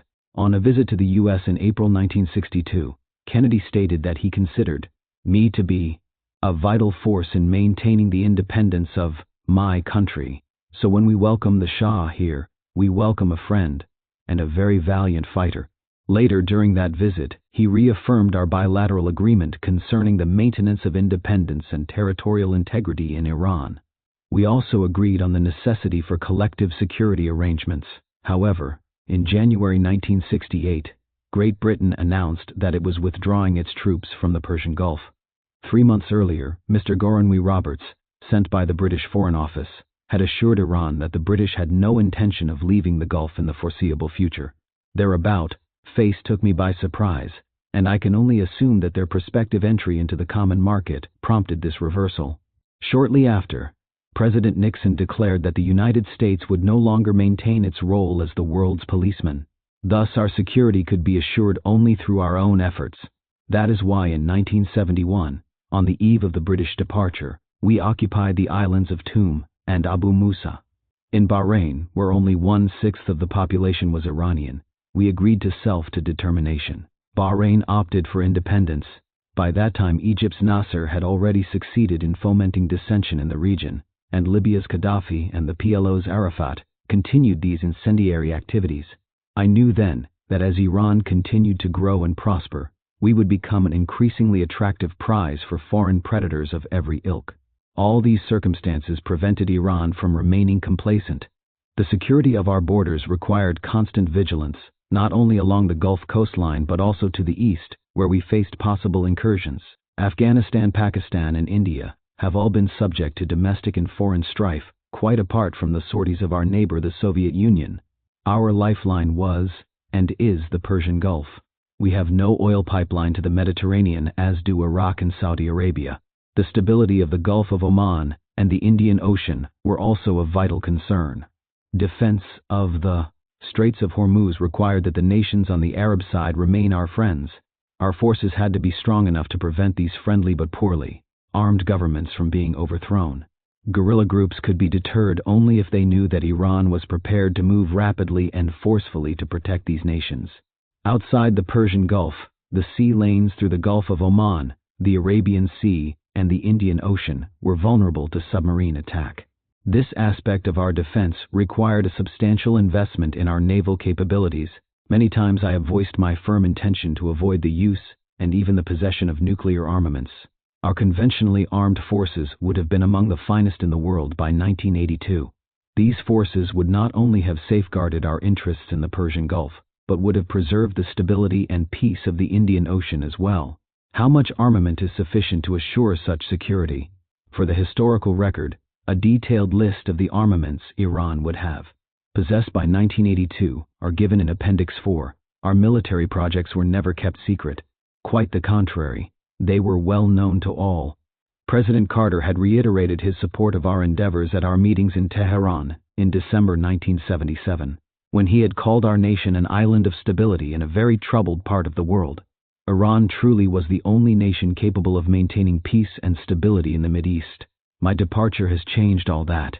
The Soviet invasion of Afghanistan and the terrorist attack in Mecca demonstrate this all too well. Our assemblage of a formidable military force in the Mideast has resulted in charges of megalomania and of careless spending of Iran's money on arms, while my people are deprived of basic needs. The question of the adequacy of our military forces is subjective. 2. Foreign Policy 143. My knowledge, no military leader of world stature has criticized my arms policy as excessive. As for robbing the Iranian people of their living essentials in order to pay for armaments, nothing could be further from the truth. After paying for these armaments, Iran had a reserve of $12 billion in foreign currency. The unholy alliance of red and black, Jednacht, the black and red alliance that would prove so destructive, goes back far in time and is deeply rooted in Iran's consciousness. The black, the clergy, had opposed my father and supported my rule only sporadically. Religious fanatics who did not understand the true nature of Islam had allied with the Tudeh back in the 1940s. Our investigation of my would-be assassin, Fakhr Arai, in 1949, attested to this confederation. Mossadegh's government demonstrated how such a red-black alliance could thrive without a clear understanding by the non-communist members of its consequences. In the early 50s, the Tudeh party was merely biding its time, waiting for Mossadegh to oust me so that it in turn could safely eliminate him. We know this beyond question from documents found in Tudeh's offices after Mossadegh's sudden fall. The situation is no different today. The communists are waiting for Khomeini to lead my country into chaos, poverty, and despair before taking over. The media, the major oil companies, and the British and American governments were the other ingredients in this strange amalgam. My success in negotiating a 75/25 oil royalty agreement with Enrico Mattei of ENI in 1957 enraged the international oil cartel. Politically, my action showed a greater degree of independence than the Emirate 146 answer to history. Cans and British were willing to tolerate. The British, of course, had always considered Iran as a fiefdom and tried to dominate our national life.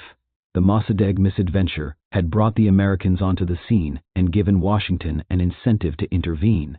The results of their combined displeasure became obvious in the late 50s.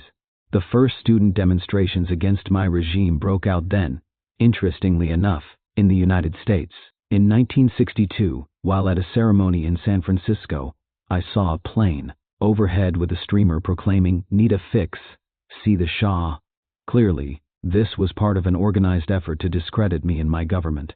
I cannot help but believe that the oil companies and an organization like the CIA were somehow involved in fomenting and financing this campaign against me. This effort acquired a professional polish over the years that students could not have achieved on their own. It is hard to believe that the KGB was quite that effective in the United States in those days. For the next 20 years, students and media echoed the same anti-Iran themes intermittently whenever the West felt my wings needed clipping. The late 50s and early 60s were one such period. The years after the oil embargo and the hike in world oil prices were another. The early 60s were a particularly turbulent time for us. They coincided with the advent of the Kennedy administration and increased us intrigue against our country. Repeatedly, I tried to warn Kennedy of the oil crunch I saw ahead, but the president scoffed at my concerns. At one of our meetings, he expressed confidence that even if all Mideast oil were shut off, the U.S. had large enough reserves to meet world needs for 2 years. It was difficult to argue against such deluded self-confidence. In Iran, this period was marked by student and teacher demonstrations, by the temporary closing of Tehran University, and by renewed National Front agitation. The U.S. pressed me to name Ali Amini, Mossadegh's Minister of Economics and by then an opposition leader, as Prime Minister. Sharif Emami, my Prime Minister at the time, warned me against us intrigues, but I did not believe him. In May 1961, I gave in and appointed Amini to head the government.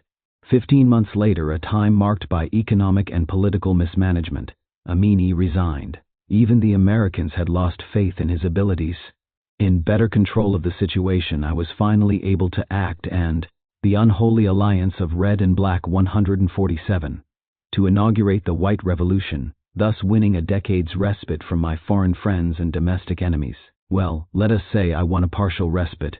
Terrorism has been a feature of Iranian political life for a long time.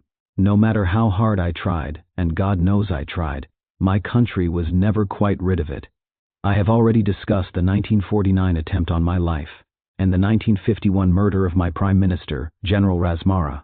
In late 1955, assassins shot and wounded my then Prime Minister, Hussein Allah. As I previously discussed, I was the victim of a second assassination attempt on April 10, 1965. A young soldier shot his way into the palace. A subsequent investigation showed that he had been part of an extreme left-wing plot masterminded by university people. On January 21, 1965, Muslim fanatics shot and killed another of my prime ministers, Hassan Ali Mansour. Later, several of my generals were killed, and in the early 70s, terrorists murdered 3 American colonels in the streets in Tehran. This mayhem was not only directed at the prominent or public figures. I remember other victims, a taxi driver and a car washer, for example, shot and killed trying to disarm terrorists. The media, of course, never let an opportunity go to play up acts of violence and to make them reflect badly on my rule. Sometimes they would go to ludicrous lengths. In late 1959, President Eisenhower visited me in Tehran, as is the custom for visiting heads of state both in monarchies and democracies. I had stationed an honor guard along the route from the airport to the palace. The newspapers reported that the Shah feared so much for his life that he put all his soldiers into the streets to protect him. On another occasion in the 60s, when we made our annual move to our summer palace on the Caspian Sea, the Western press reported that the Shah has fled Tehran and taken refuge in the north. Nothing I did could stop these preposterous stories. Not the interviews I gave to every foreign journalist who spent any time in my country. Not the frequent press conferences open to all media. Not my regular appearances on American television, both on trips to the U.S. and from Tehran. Perhaps I was too confident in what I said and how I said it, so at times I may have appeared arrogant. But all I ever wanted was that foreign journalists understand Iran, its history, its problems, its future. Unfortunately, Most media people came with preconceived 148 answer to history. Ideas about what Iran was and should be. Too often they base their thinking on Western values. Nevertheless, I always encourage debates, which permit you to express yourself, and always enjoyed provocative questioning. Unfortunately, the media continually viewed my country through Western eyes. They never looked at Iran as a Middle Eastern nation bordering on the Soviet Union and with a vastly different cultural and religious value system. Thus, they unfairly categorized my regime as repressive. Small wonder that Iranian students abroad, exposed to a steady diet of vilification of their homeland, would also demand that Iran become what it was not, and could not become in so short a time. The media campaign grew more virulent after the oil embargo and the price hike. The statements of certain American government leaders did not help. Thus, Secretary of the Treasury William Simon called me a nut, and the media picked up this controversy with glee. Simon's insults led the media to label me as the man responsible for expensive oil. But nobody bothered to explain my reasons for raising oil prices, as I detailed earlier. As a result of this calumny, I can well understand the anger of Western drivers as the cost of gasoline rose and shortages appeared. They were simply told it was all the Shah's fault, while few bothered to tell them how much their government's tax revenue rose as a result. Media attacks, terrorism, student agitation, the beginnings of Western pressure to liberalize my regime, all began to converge on my government in the mid-70s. Curiously, the clergy were largely silent in those years. Some Muslim extremists dabbled in the left-wing ideologies responsible for part of the terrorist violence, but they were not in the clerical mainstream. When I became Shah, I swore an oath to uphold the Constitution and to defend the faith, the Shiite religion of the 12 Imams. In turn, the clergy recognized me as sovereign and as defender of the faith. I am a religious man, a believer. I follow the precepts of the sacred book of Islam, precepts of balance, justice, and moderation. Nevertheless, there were elements of the clergy during my reign who opposed my reforms and my efforts to modernize Iranian society. We have already seen the violent form that opposition took on occasion, for example during the agrarian reforms of the early 60s. But as late as spring 1978, during my annual pilgrimage to Mesht, I was not only given a warm welcome from the local populace, the unholy alliance of red and black 149th Tian, but hundreds of clerics there showed me respect, loyalty, and affection. And this was at a time when some of the mullahs had already joined the subversive moment.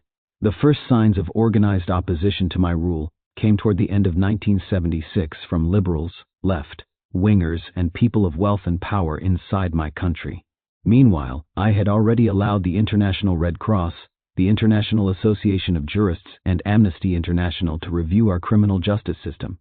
I readily asked for and accepted their comments, criticism, and suggestions. We paid a good deal of attention to some of their recommendations. Needless to say, the media reported the alleged abuses in great detail, but paid little heed to the changes we made as a result of these missions. Early in 1977, the terrorism that had shaken our society for so long abruptly stopped. I knew this was no fortuitous accident. Such actions are calculated and carefully thought out, and I was convinced that this ominous silence was no exception. If these hardened terrorists who routinely had sprayed the streets with machine gun fire, and thus randomly killed innocent men, women, and children, had ceased these activities, something else must have started.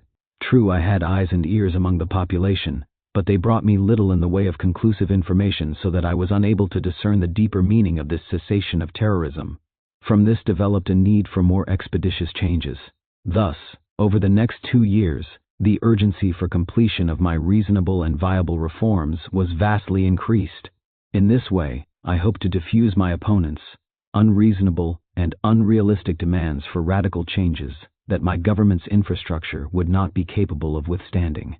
Their demands for authentic parliamentary democracy were in reality nothing more than demagoguery that would result in a caricature of democracy, such as has been seen so often in discredited multi-party systems. I wanted a true democracy designed to foster my country's real interests. But my opponents were not interested in that approach. As a result, the more I liberalized, the worse the situation inside Iran became. Every initiative I took was seen as proof of my own weakness and that of my government. By the summer of 1977, I had a sense of the new troubles ahead. Perhaps my own instincts were more accurate than the information my people gathered in the towns and the countryside. I felt that some 150 answer to history. Political change was needed. Amir Abbas Hoveyda had been prime minister since 1965, the longest tenure of any of my heads of government. Hoveyda was a talented and dedicated man, but he too felt that he had been in office too long. In fact, he told me with some relief when I asked him for his resignation that no prime minister should serve longer than 5 years. Since I valued his counsel, I named Hoveyda my minister of court, and thus was assured of his continued advice on a close, personal basis. In August 1977, I appointed Namshid Amuzegar prime minister. At the time, foreign policy issues occupied most of my attention, and I thought Amuzegar well suited to handle them. He had represented Iran at OPEC for a number of years, and acquitted himself with distinction during the tough, arduous sessions of that body. Moreover, he had completed his engineering studies in the United States, and still had good friends in that country. In Iran, he enjoyed a reputation for integrity. As the Resurgence Party's general secretary, he had a political base of his own. Finally, his appointment could serve as a springboard for a new liberalization drive that would promote democracy within Iran. I wanted to avoid a general collapse which I knew would ensue if liberal and leftist demands were realized. That autumn, in a Newsweek interview, I had the opportunity to reiterate for the public's attention an apparently forgotten agreement between the U.S. and Iran, as well as to raise in the West's consciousness of the Soviet Union's dogged determination to dominate the world. In that interview with Arnaud de Bourchgrave, I discussed the bilateral agreement signed on March 5, 1959, by the U.S. and Iran. I noted that by this agreement, the U.S. considered Iran's independence vital to its own national interest, and therefore would furnish military assistance to Iran. The U.S. also committed itself to come to Iran's assistance if we were attacked, although this latter commitment was couched in vague diplomatic terms. That is, it merely stated appropriate action would be taken when mutually agreed upon. I also expressed my concerns about the West's determination to fight Soviet aggression. I noted that it is becoming increasingly difficult to discern just at what point the U.S. would be willing to stand up and fight. This interview also afforded me the opportunity to discuss the North-South problem and the growing debt of underdeveloped nations. I said then, and still strongly believe that though the West may not be in a position to wipe out these debts, a new deal must be struck with the underdeveloped countries.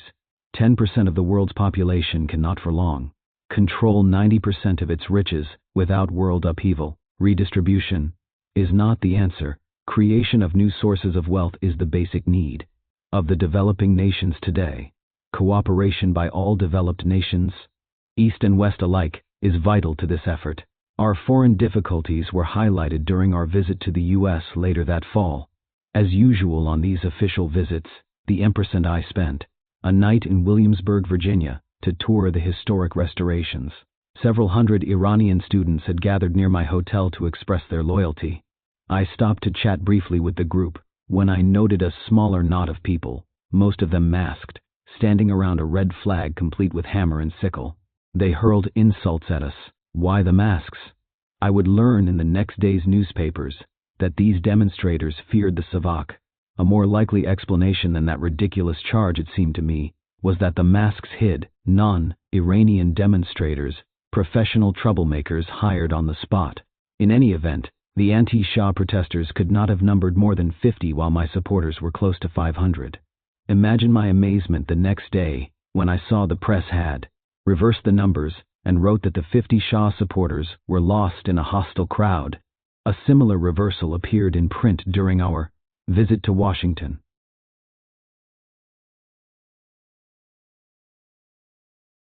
This time, the demonstrations were larger and more violent. A crowd of several thousand Iranians living in the U.S. had gathered to greet us on the ellipse south of the White House. They sat on hastily erected bleachers and had hoisted a huge white banner that said, "Welcome Shah." A much smaller group of demonstrators, several hundred at the most, had gathered in Lafayette Park on the other side of the executive mansion. Again, they wore masks and carried placards explaining that masks protect us from Savak.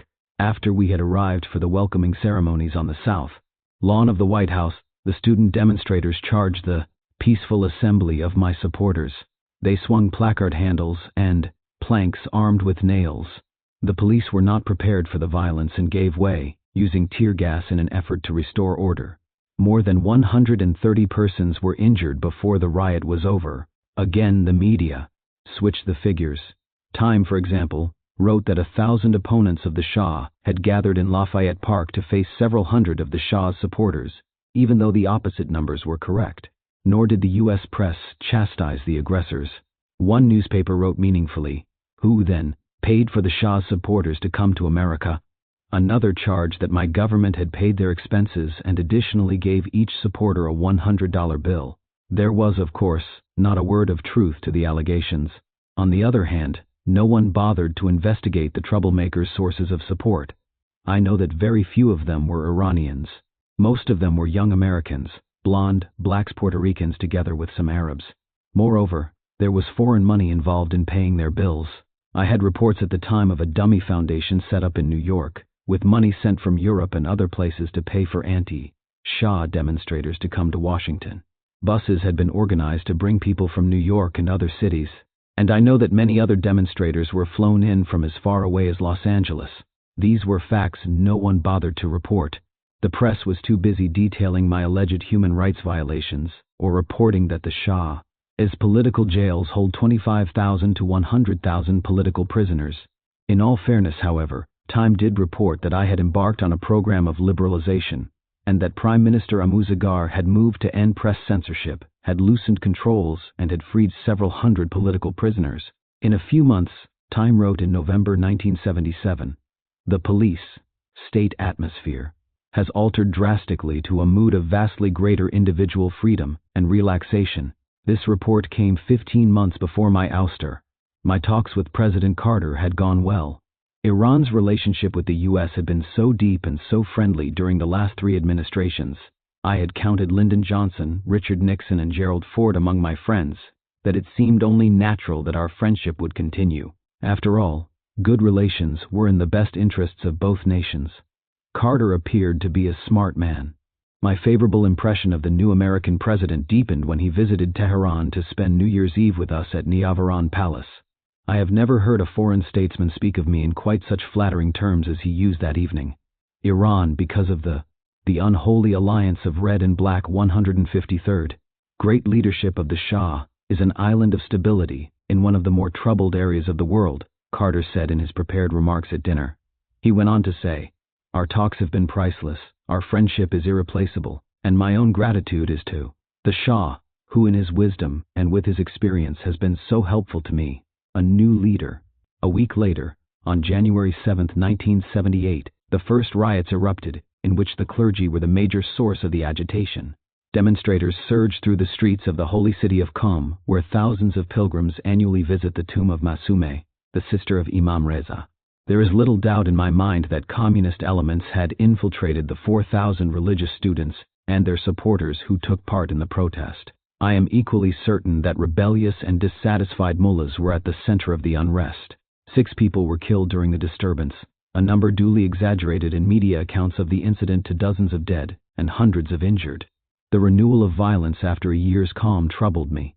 I realized that political agitation in Iran was entering a new phase, that the conspirators, whatever their origins, had changed their tactics, and we were now faced with organized violence.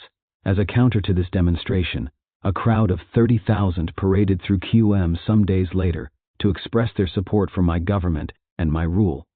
But it was already too late. That first demonstration in Qom gave the mullahs their martyrs, and soon they were able to spread a refined and sophisticated bereavement technique to other cities. According to Muslim tradition, parents and friends of the deceased gather at the tomb 40 days after the death. Savak victims were produced en masse as a pretext for holding such graveside assemblies.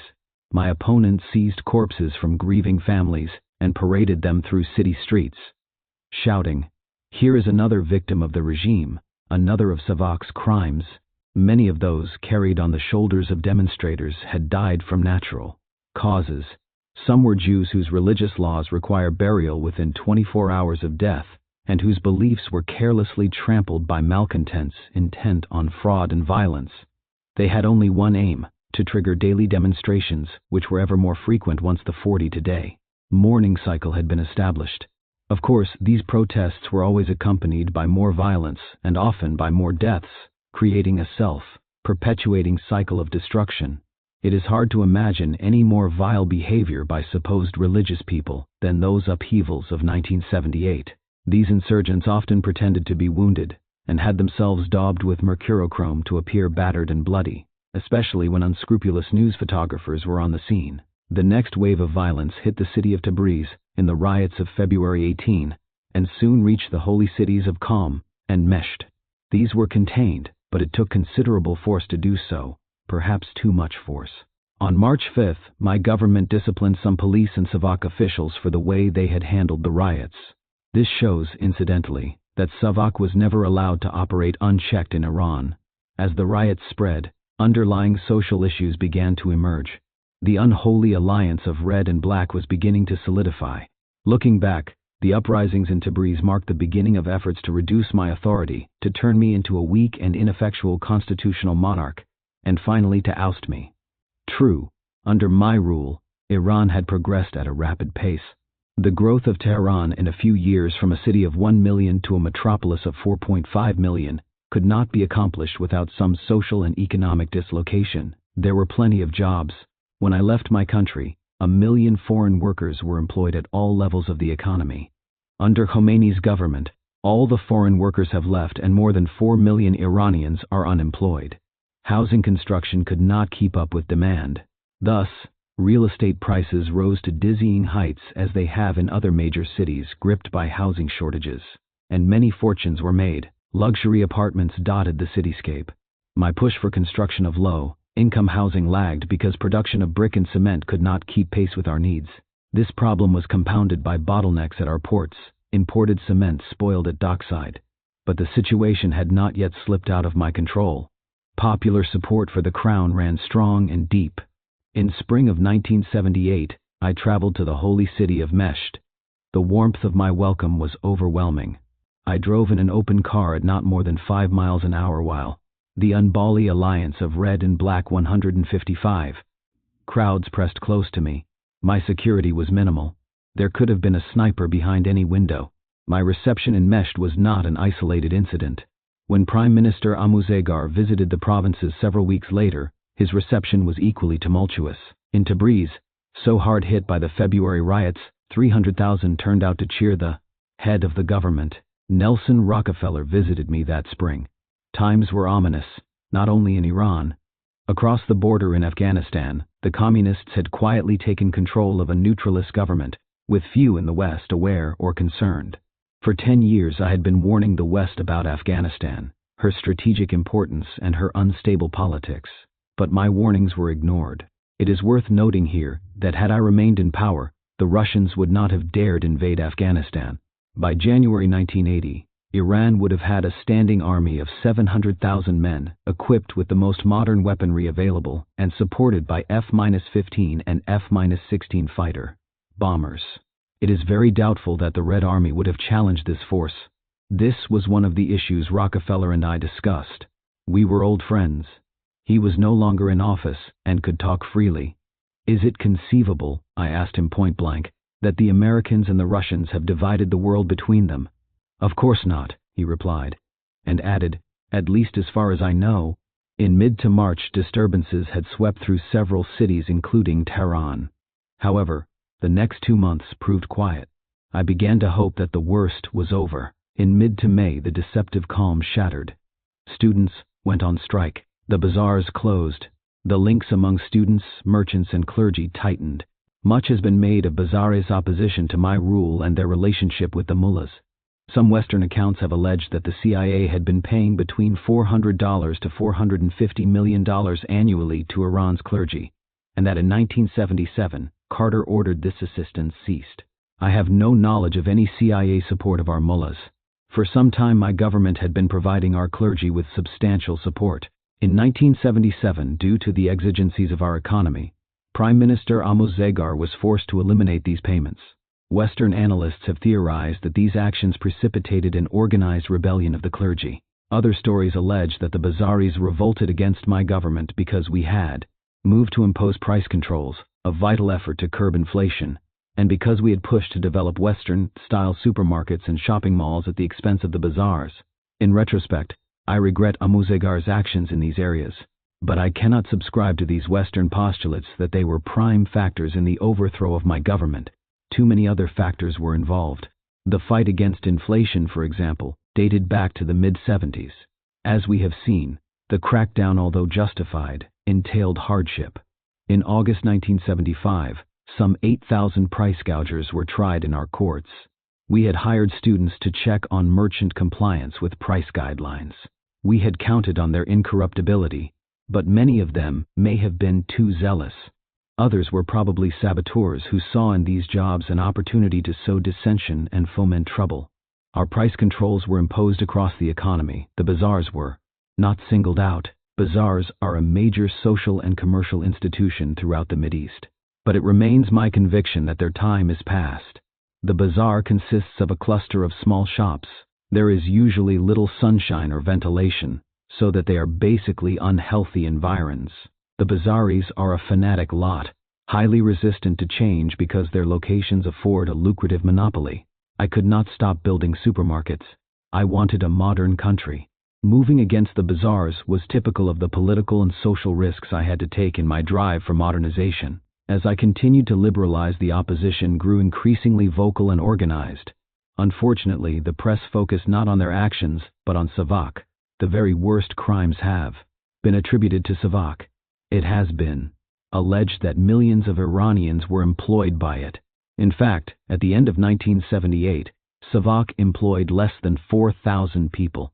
The name Savak comes from the initials in Persian of the Organization for State Security and Information. Similar organizations exist worldwide since every country is obliged to protect its populace from subversion. Accordingly, they are called KGB, CIA or FBI, Intelligence Service, M15, or SDIS. Is it necessary to add that Iran has no more reason to tolerate terrorism than the Italians have to tolerate the activities of the Red Brigades, or the Germans, the demands of the Baader-Meinhof gang? And when in Germany 6 prisoners commit suicide all on the same day, by the unholy alliance of Red and Black 157, aiming bullets into the backs of their necks to be sure of success, barely any surprise is shown at their having firearms in their cells. This series of altogether peculiar coincidences is regarded as perfectly normal. World public opinion accepts the story without a frown. Savak was instituted in Iran to combat communist subversion after the disastrous Mossadegh episode. It is not for me to judge the attitude adopted by Western countries towards their communists. However, a common frontier with the Soviet Union tends to sharpen one's perceptions of their activities. Although I managed to have neighborly relations with Russia as well as advantageous economic cooperation, we did pass through difficult times immediately after the war. Remember that the Soviet troops who occupied our country in World War II only left it in April 1946, and that the Tudeh party really thought its hour had come during the last months of Mossadegh's rule. Thus we were obliged to outlaw this party, which threatened not only the regime, but the country's territorial integrity. Savak was created then to put an end to these subversive activities. The organization was first headed by General Bakhtiar in 1953, and he called in the CIA to advise him. Subsequently, many Savak officials went to the U.S. for training by the CIA. They also went to Great Britain and other Western countries to observe their operations. General Bakhtiar kept this position until 1962, when his ambitions and inquisitorial methods interfered with his effectiveness in office.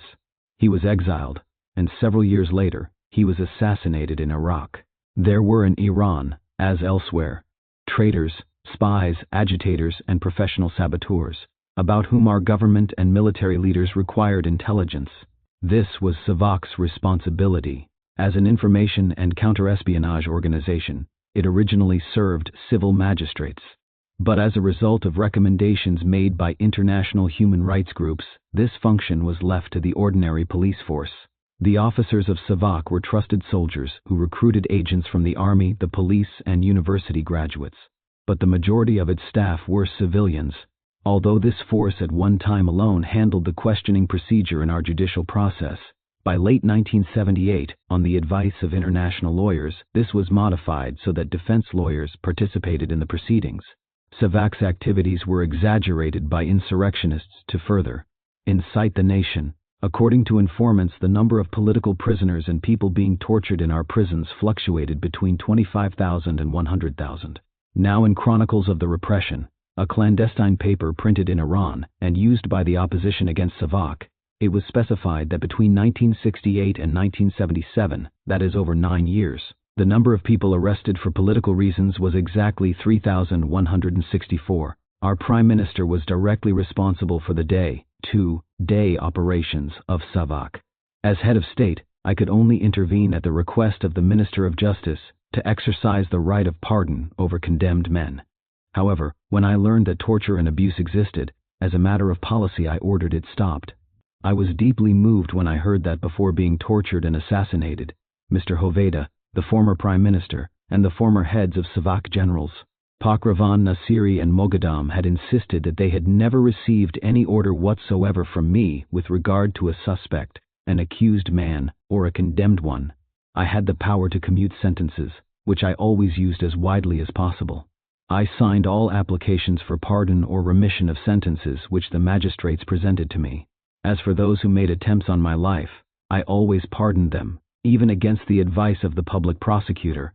I cannot defend Savak's every action, and will not attempt to do so here. There were people arrested and abused. Unfortunately, this is not a perfect world. Worldwide police brutality exists. Inherent in police work is the potential for abuse and cruelty. My country too fell victim to such excesses. However, whenever I learned of abuse, I put an end to it. When the International Red Cross wished to investigate, the prisons were open to their representatives. Their recommendations were followed. I must draw a distinction here between terrorists and political prisoners. It was inevitable that some terrorists died in confrontation with Savak and local police. No one forced them to start fires, to pillage, and to murder.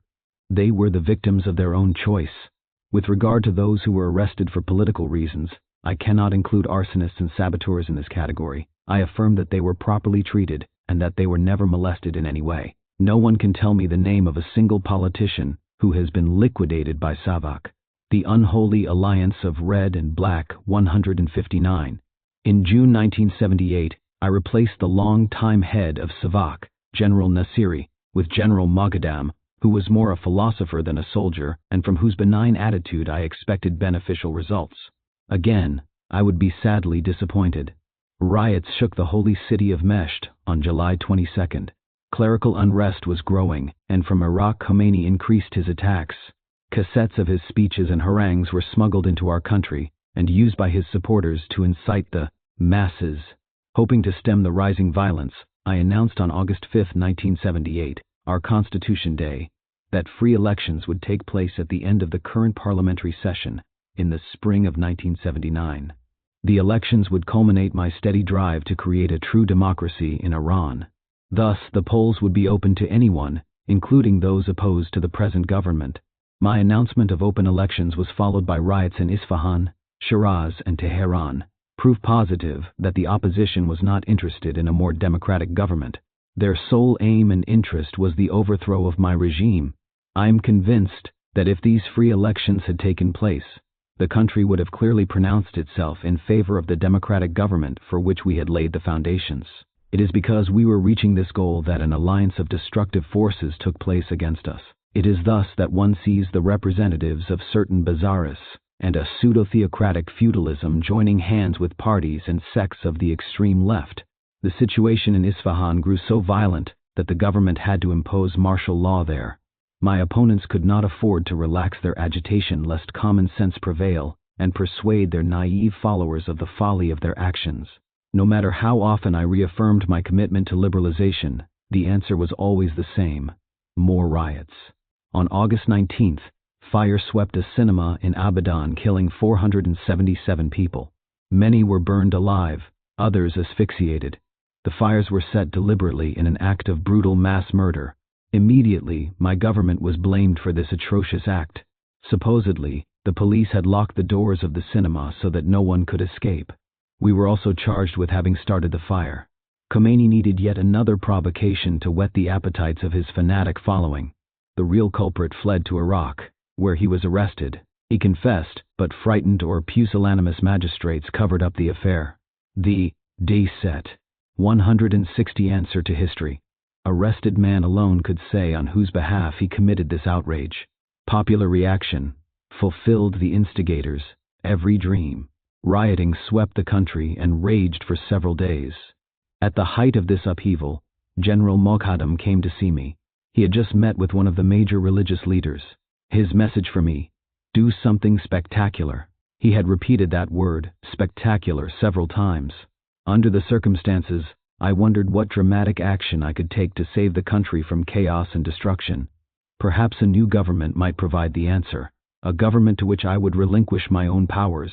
I discussed this possibility with Prime Minister Amuzagar, and he promptly offered me his resignation. I accepted. A great mistake on my part. I never should have allowed this wise and unbiased counselor to withdraw. On August 27th, I named Sharif Imami, who had been Prime Minister 20 years before, to head a new government.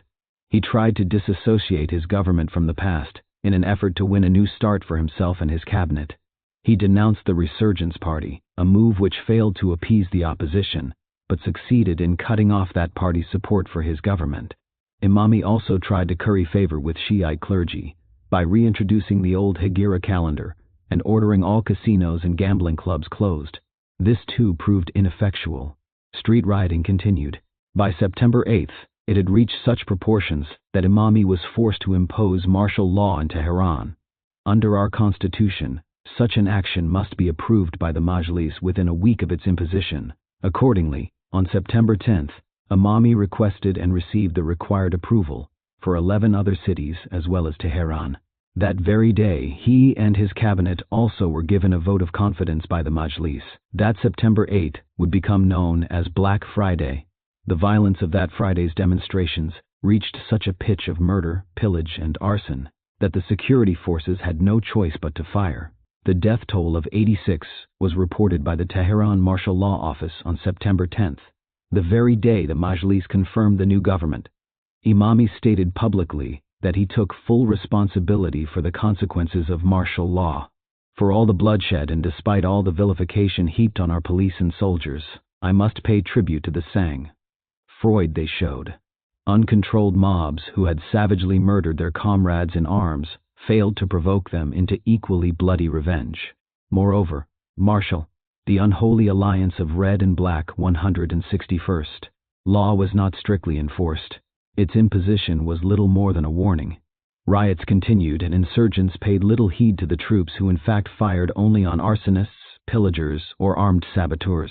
The Camp David meetings on the Middle East were underway as unrest mounted in Iran. I have been told that some Americans, Israelis, and Egyptians taking part in those meetings expressed considerable concern about the events in my country. Some reports suggested that Israeli spokesmen told the Americans that Iran was more important than their own negotiations. If so, I had no knowledge of it, nor did these warnings have much effect on American action. President Sadar's concern had equally little effect. Sadat called me late on the night of September 9th, and we talked for a few minutes. As always, Sadat offered his encouragement and his help. I have no way of knowing what he said to President Carter later that night. But I do know that reports widely circulated in the West about a Carter telephone call to me later that night are false. President Carter has never called me, except once at Lackland Air Force Base in December 1979. In early September, the American ambassador, William Sullivan, returned from holiday to his post in Tehran. In any number of interviews Mr. Sullivan has given since my exile and his own retirement from the U.S. Foreign Service, he has said that he knew in September 1978 that I could not survive. He has told this to the International, Herald Tribune, and anyone else who would listen, but he never told me. For the next 4 months, the only word I ever received from Mr. Sullivan was reiteration of Washington's complete support for my rule. To be more specific, the U.S. backed me 100% and hoped I would establish law and order, as well as continue my program of political liberalization. For the balance of the year, I received numerous messages from various people in and out of the Carter administration pledging U.S. support. Whenever I met Sullivan and asked him to confirm these official statements, he promised he would. But a day or two later he would return, gravely shake his head, and say that he had received no instructions and therefore could not comment. Sullivan appeared to me always polite, always grave, always concerned. He came to see me several times a week. He seemed to take seriously everything I said to him, but his answer was always the same: I have received no instructions. Is it any wonder that I felt increasingly isolated and cut off from my Western friends? What were they really thinking? What did they want for Iran? 162 Answer to history. And of me, I was never told. I never knew. Sullivan and the British ambassador Anthony Parsons, who so often accompanied him, met in a stiff diplomatic ballet that ended without resolution of any kind. Meanwhile, I was forced to deal with what is usually described as a pre-revolutionary situation. In truth, it was the end of modern civilization in Iran. The mosques had become hotbeds of dissent. Street riots were orchestrated by the mullahs. For the first time, the slogans of Islamic Marxism were trumpeted before large audiences. The Mujahideen, a Khalq, fighters for the people, saboteurs trained in Lebanon and Libya, took this surprising theory to our naive masses who listened with interest. For the first time, the agitators now had the backing of the mullahs, and thus the blessing of organized religion for their preposterous statements. How can communists, plutocratic bazaars, and Islamic clergy join hands in the same revolution? One cannot imagine such divergent philosophies coalescing. The responsibility for this union rests upon the shoulders of those prelates who naively put their hands in those of militant atheists. At present, they feel obliged to make a higher revolutionary bid, to show themselves as being more demagogic, more pitiless, and more destructive than their fellow travelers whose prisoners and hostages they will ultimately become. They can only denounce in vain this fatal alliance, for they are doomed to advance on its cursed path. These prelates have compromised themselves. Tomorrow they will find themselves isolated. Then, as is the rule in the Marxist universe, they have to surrender, and no one will defend them. They will leave their mark upon history only through the crimes which they were forced to commit, and for which they took frightful responsibility in the name of God. The tragedy is that religion will be obliterated by militant atheism, in the name of the sovereign people and the communist gospels. The Western press continues to play the communist game. They claim that bloodshed and death that marred our cities had nothing to do with terrorists but was the work of Savak agents and the police. If Savak had only been as effective as my enemies claimed, they would not have been out in the streets shouting vilifications. By November 1978, our total prison population was only 300. This in a nation of 35 million. But the Western press continued to accept blindly Khomeini's figures of 100,000, the unholy alliance of red and black 163rd. By October it became increasingly clear that careful plans had been made for the collapse of Iran. In the larger towns where martial law was still in force, terrorist groups, armed with automatic rifles and explosives, battled troops and police. They moved with the stealth of classic urban guerrillas. Soon they attacked government offices and foreign embassies. Confrontation grew more ominous and more dangerous. On October 5, Iraq expelled Khomeini, and he flew to France, where he took up refuge in the village of Neauphle-le-Château near Paris. Should I have stopped the move and persuaded the Iraqi government to keep him? The question is a difficult one to answer. It is true the French government asked me at the time whether I had any objections to Khomeini's change of venue. I did not, believing that he could do as much damage from Hamburg or Zurich as he could from Paris, and that I lacked the power to line up the world in a solid phalanx against a frail and crazy old man. I could hear the thunder in the Western media should I attempt any action so harsh and autocratic. Under these most difficult and trying conditions, I continued to push reforms and liberalization to prepare the country for free elections. I moved against corruption on a broad basis. Businessmen and officials who had enriched themselves illegally were arrested, and I fully intended to bring them to trial. In a little noticed action that summer, I had issued a code of conduct for my own family as insurance against slander and calumny. Censorship was lifted. Newspapers were free once again to print what they liked. Iranian television broadcast parliamentary debates during which opposition deputies made fiery anti-government speeches. Parliament, I thought, was a much more appropriate forum in which to voice dissent than the streets of our cities. But the war on the streets continued. After Khomeini left for Paris, so-called students again used their bereavement tactics to confront the authorities. Rioting broke out in many of the provinces. Demonstrators went on a rampage. Banks, ministries, and businesses were set afire.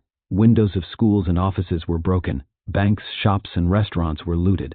Police and security guards were forced to fire on the crowds in order to end this senseless vandalism and rioting, and to restore peace. At the end of the first week in October, strikers succeeded in shutting down government ministries and closing airports and schools. On the 16th, a crowd of 100,000 marched through Tehran to protest the victims of Black Friday, again exaggerating the number of dead and wounded. For the first time I began to detect a defeatist tone in the conversations of the British and American ambassadors. I suggested holding a pro-to-Shah rally.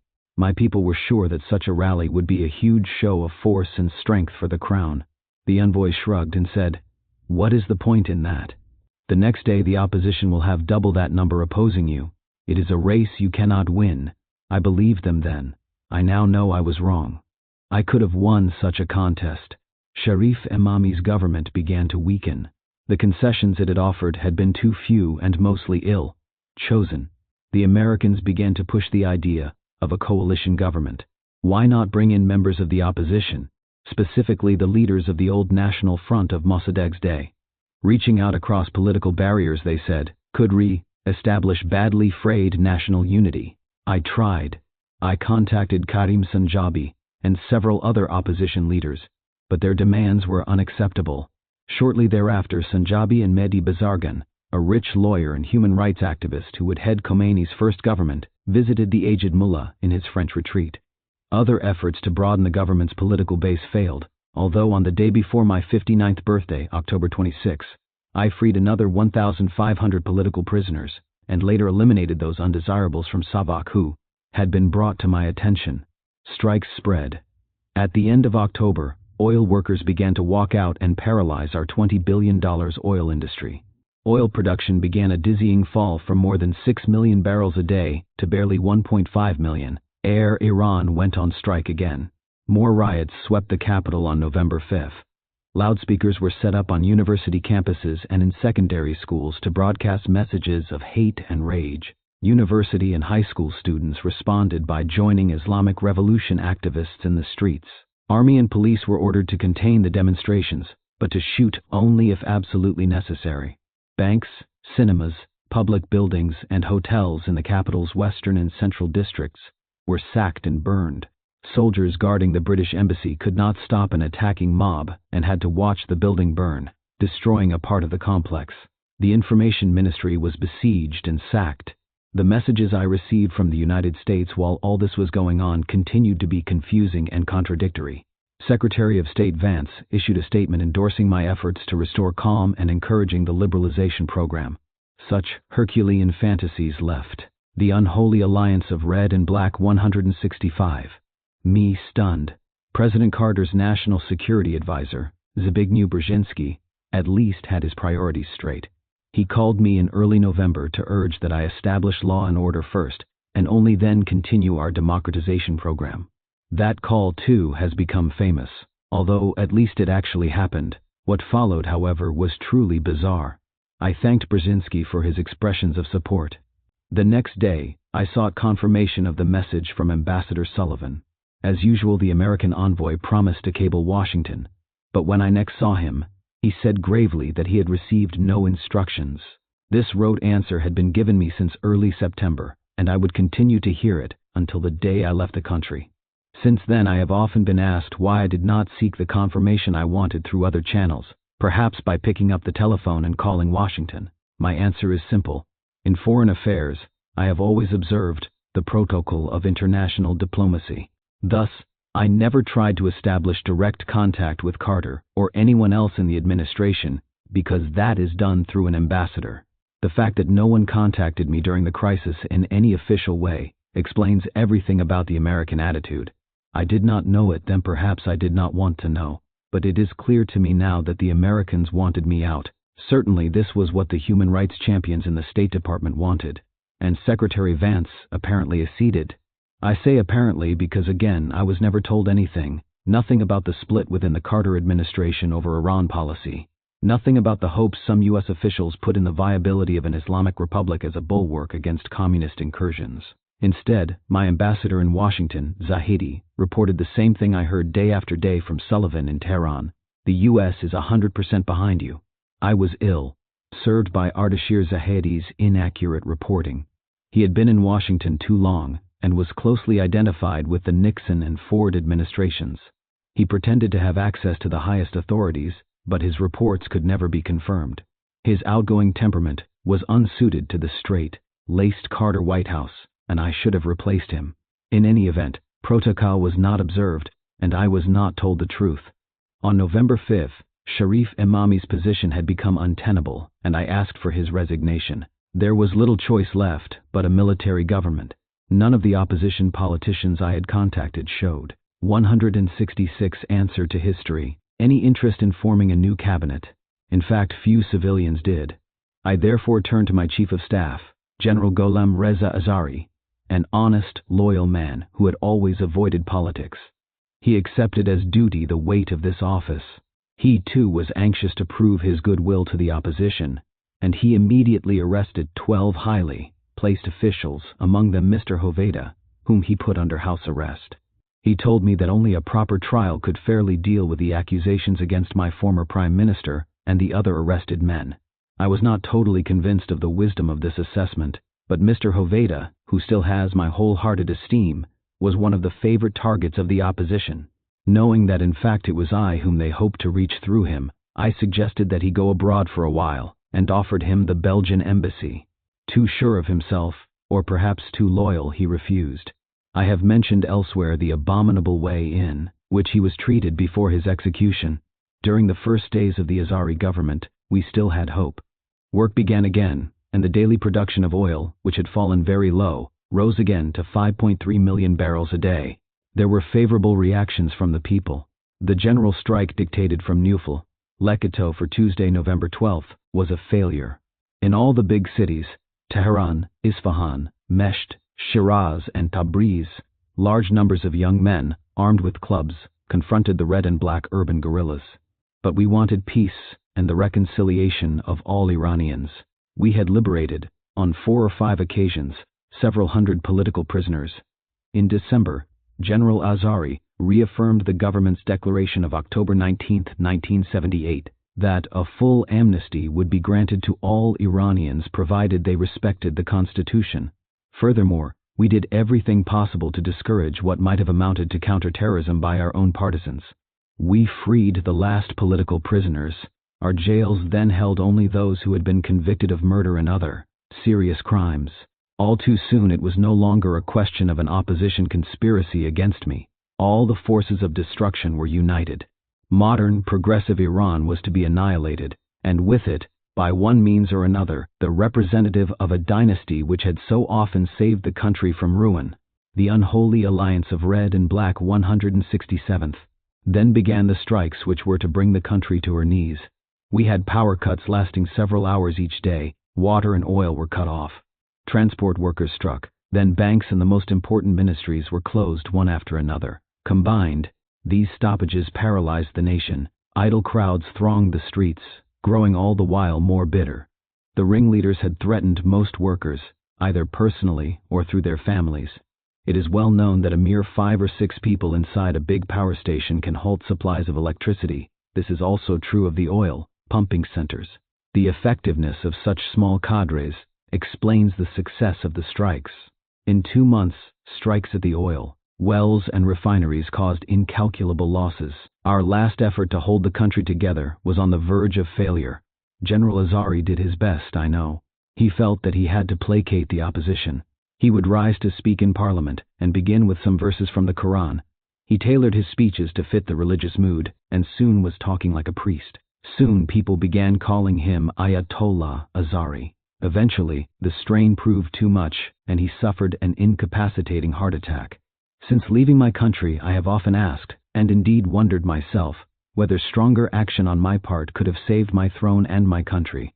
Certainly my generals urged me often enough to use force in order to re-establish law and order in the streets. I know today that had I then ordered my troops to shoot, the price in blood would have been 100 times less severe than that which my people have paid since the establishment of the so-called Islamic Republic. But even that fact does not resolve my fundamental dilemma. A sovereign may not save his throne by shedding his countrymen's blood. A dictator can. for he acts in the name of an ideology, and believes it must triumph no matter what the cost. But a sovereign is not a dictator. He cannot break the alliance that exists between him and his people. A dictator has nothing to bestow, for power resides in him alone. A sovereign is given a crown and must bequeath it to the next generation. This was my intention. Under my rule, Iran had reached a certain cultural, industrial, agricultural, and technological level.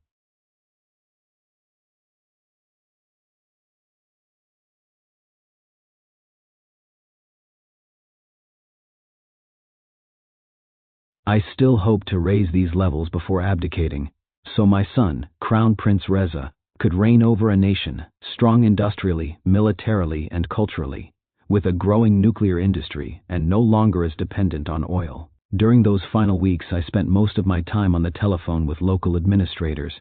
The instructions I gave were always the same: do the impossible to avoid bloodshed. One day the mayor of Mesh told me with some embarrassment that mobs in his city were attempting to knock down my statue. I let him know that in light of the bloodshed and mayhem facing us, the forces of law and order were not to be wasted in defense of a statue.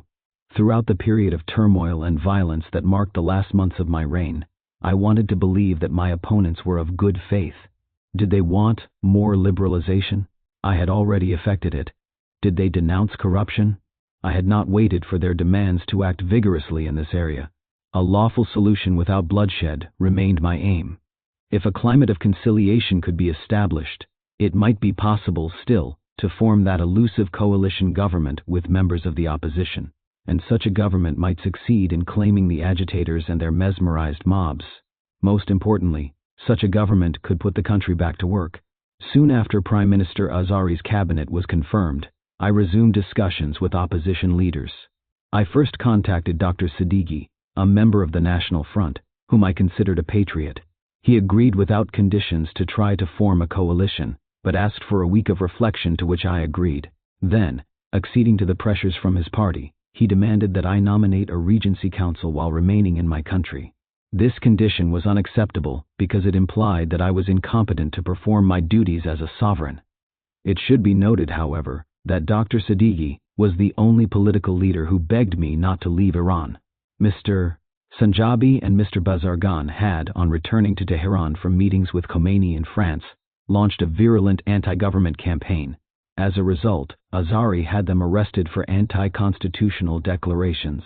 From his prison, Mr. Sanjabi asked to see me.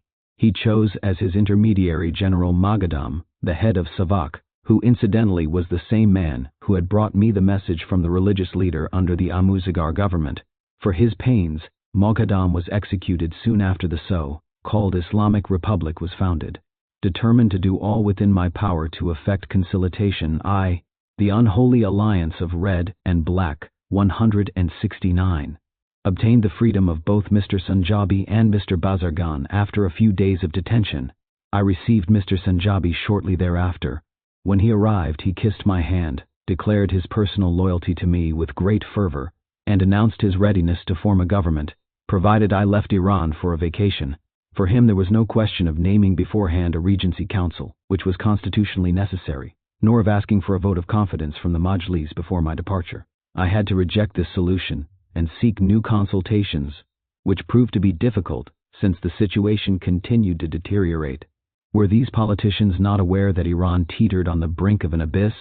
Did they not understand that it was no longer a question of safeguarding privileges, monopolies, or the supremacy of one political party over another, but of the life or death of our country? Economic disorder was everywhere, and this was no less worrisome than the agitation in the streets and around the universities. Strike followed strike. Oil production, which normally was 5.8 million barrels a day, had fallen by December 25 to 1.7 million barrels, a disaster for our economy. Deliveries of natural gas to the Soviet Union were seriously hampered. Clearly, such political and economic chaos could not continue for much longer. It was at this time that I increasingly questioned my allies' actions. Did the U.S. still hold to our bilateral agreement that obligated them to come to our aid in case we were attacked by a communist country? Did they want it annulled? But, as I have already indicated, the only answer the American ambassador brought back to my question was the implacable, "I have no instructions," or "We support you 100%. And even though Sullivan came often with Anthony Parsons, the British envoy, and both made much of the fact that at this time, unlike in the Mossadegh period, the US and Great Britain spoke as one, I found in these sentiments little solace, many doubts. The messages I received from the Americans continued to be confusing and contradictory. What was I to make, for example, of the administration's sudden decision to call former Under-Secretary of State George Ball to the White House as an advisor on Iran? I knew that Ball was no friend, and I understood that he was working on a special report concerning Iran. No one ever informed me what areas the report was to cover, let alone its conclusions. I read them months later in exile, and found my worst fears confirmed. Ball was among those Americans who wanted to abandon me, and ultimately my country. Indeed, it almost seemed as if the Russians were more concerned about Iran than the Americans. The Soviet attitude toward the upheavals in Iran were succinctly stated in an article published in Pravda late in November. In effect, it told the US and the West not to interfere in our internal affairs. Shortly thereafter, the US indirectly acceded to the Soviet position and issued an official announcement which stated that under no circumstances would the United States interfere in Iran. What had become of our bilateral agreement? When the British and American ambassadors again came to assure me of their continued support, I wondered what I was to conclude from these mixed messages. The West still urged me to continue my liberalization program while maintaining law and order. Unfortunately, liberalization with a gun pointed at one's head has inherent limitations. I'd been in favor of greater freedoms and had implemented policies designed to speed up the democratization process. But the heedless, pell-mell rush toward anarchy, rather than toward democracy, could not but lead to disaster. In December, pressure began building for me to leave the country. There had been discussions for several weeks about my taking a vacation abroad as a pre-condition for forming a coalition government, but as I have already noted, opposition leaders could not or would not agree to put the necessary procedures in place. Now foreign visitors appeared in Iran, urging me to leave and to reach an accord with the opposition. At about this time, a new CIA chief was stationed in Tehran. He had been transferred to Iran from a post in Tokyo, with no previous experience in Iranian affairs. Why did the US install a man totally ignorant of my country in the midst of such a crisis? I was astonished by the insignificance of the reports he gave me. At one point we spoke of liberalization, and I saw a smile spread across his face.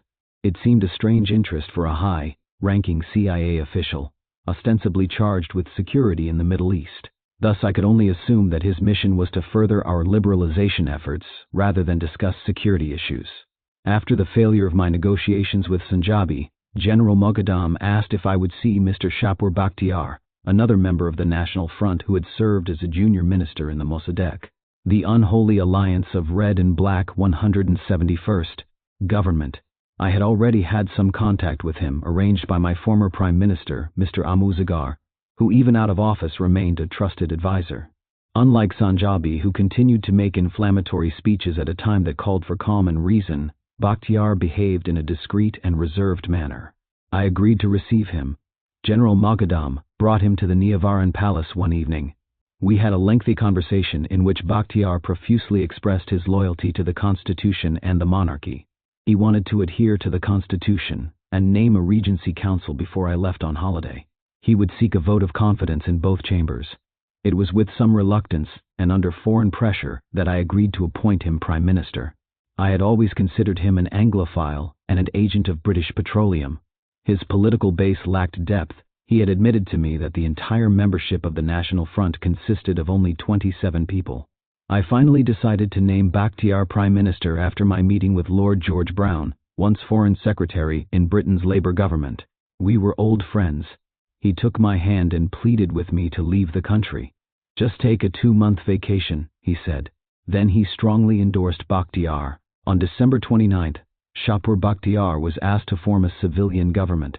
On January 2, 1979, I made my first public appearance in 2 months, and expressed readiness to take that much demanded, and if truth were told much needed, holiday, once Bakhtiar's government had been confirmed and installed. Shortly after the first of the year, General Robert Heiser, Deputy Commander of U.S. Forces in Europe, arrived unannounced in Tehran. On January 4th, President Carter began the Guadeloupe meetings with French President Giscard, West German Chancellor Schmidt, and British Prime Minister Callahan on that French-owned island in the Caribbean. Giscard said they hoped to evaluate the situation of the world, with special emphasis on events in the Eastern Mediterranean and the Persian Gulf. I believe that during those meetings, the French and the West Germans agreed with the British and the American proposals for my ouster. These Guadeloupe meetings may prove to be the Yalta of the Mideast, with the notable absence of the recipient, USSR, of the largesse. About the same time, French President Valéry Giscard d'Estaing sent a personal envoy to Tehran, a man very close to him. He too advocated a political solution to the crisis, a euphemism for accommodation and abstention from the use of force. His second point, I still have difficulty understanding today. At all costs we must avoid any confrontation with the Soviet Union. I asked him what my internal affairs had to do with a confrontation between East and West, but it was a question he would not answer. It was against this background that I learned of Heiser's mission. I had known him reasonably well.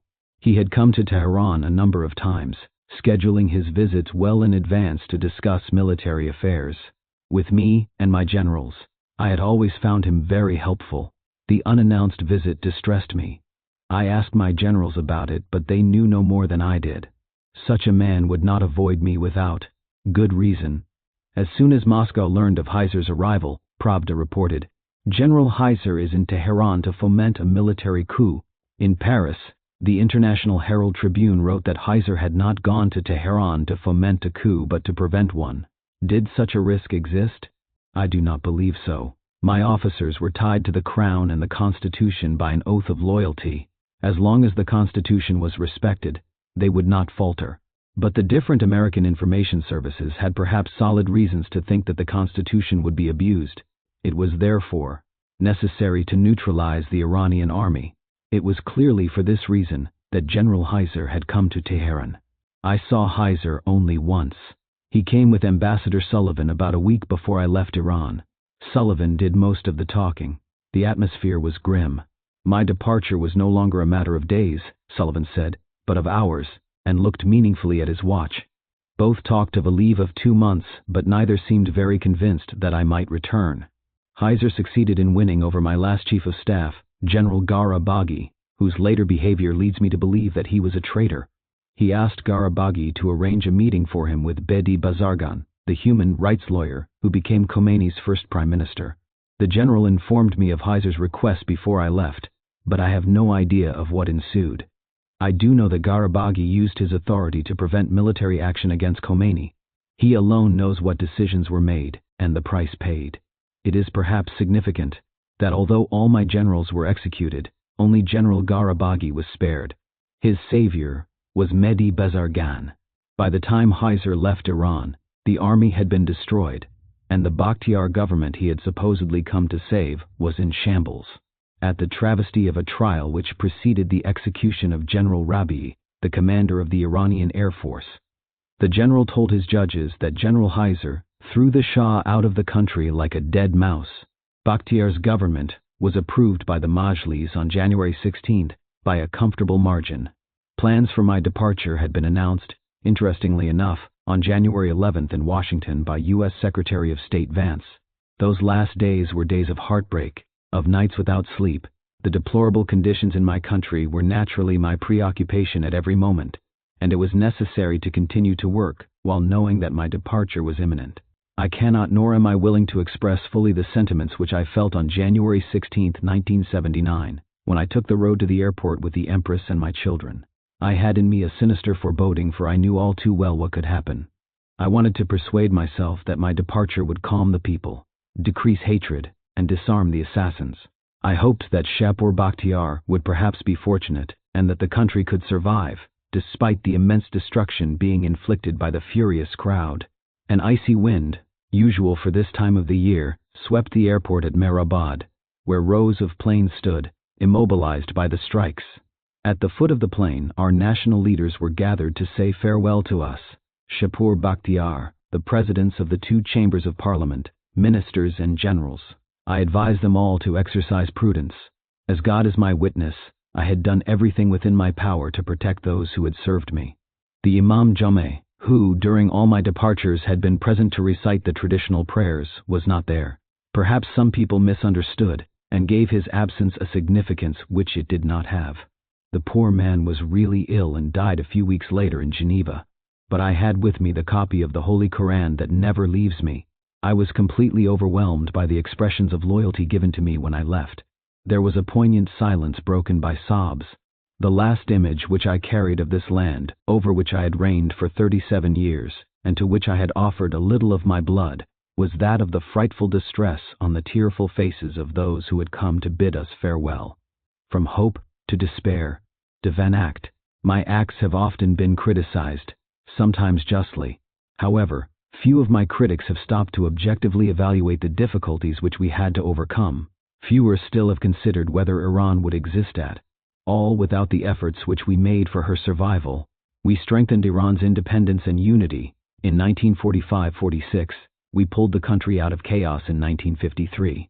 We next put our economy and finances in order. We wrested our oil resources from foreign ownership, and from 1963 we set our people, with their overwhelming approval, upon the road of common sense and progress toward the great civilization.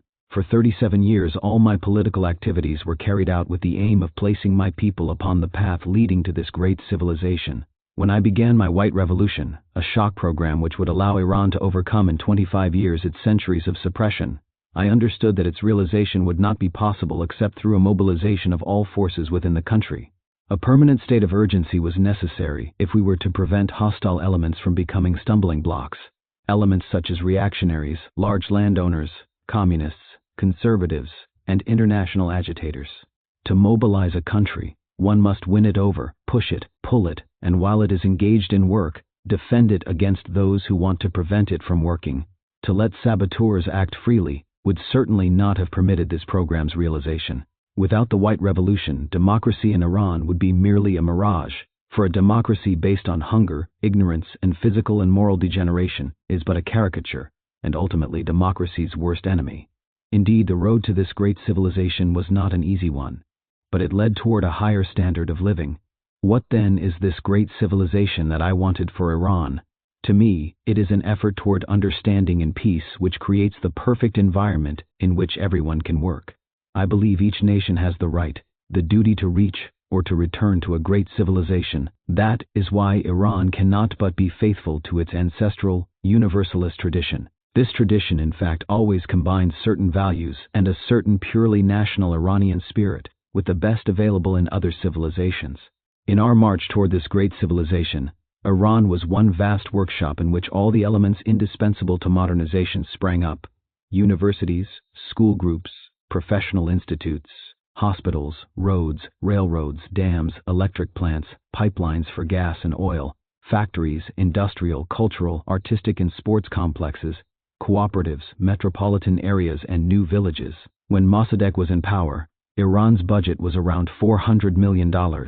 Our last budget was $57 billion, of which approximately $20 billion came from oil revenues and the rest from taxes that the people could now afford. In 1963, our per capita income was $174. In 1978, the last year of my reign, it was $2,540. And all this was accomplished at a time of great population growth, from 27 million in 1968 to 36 million in 1978. And our social programs were developing under the White Revolution at a remarkable rate. In pursuing these economic and social programs, we still depended heavily on our oil revenues, which were around $22 billion in 1977. Despite our care to conserve our oil, we continued to extract 5 to 6 million barrels a day from our wells, in order to create the infrastructure which was indispensable to our development in the 21st century. According to all forecasts, 3 or 4 years would be sufficient to fill our most important gaps. Between 1978 and 1982, our institutions of higher learning would have graduated 4 classes of various technicians. Steel production would have reached 10 million tons per year, was hoping that we could later increase our level of production to 25 million tons, which is near that of France. 60 kilometers from the Pakistani border, the vast port complex of Bahar on the Sea of Oman was nearing completion, as was the one in Bandar Abbas on the Persian Gulf. Here ships weighing 500,000 tons could be placed on dry docks. Other large ports under construction were to have opened in 1982. Beyond this, we planned the construction of 4 nuclear plants, Iran 1 and Iran 2, to be built by the Germans near Bushehr, and Iran 3, and Iran 4 by the French on the Karun River near Ahvaz. The first 2 were to begin to operate in 1980 and 1981, and the second 2 were scheduled to open at the ends of 1983 and 1984. At present, these projects have been abandoned. The sums invested have without doubt been lost without any return. 14 other nuclear stations were planned, which would ultimately supply Iran with 25,000 megawatts of nuclear energy. A nuclear research center was planned for Isfahan. We had also scheduled the construction of the Tehran subway, the electrification and doubling of the Tehran-Bandar Shapur Railroad, and the construction of a 6-lane highway along the same route.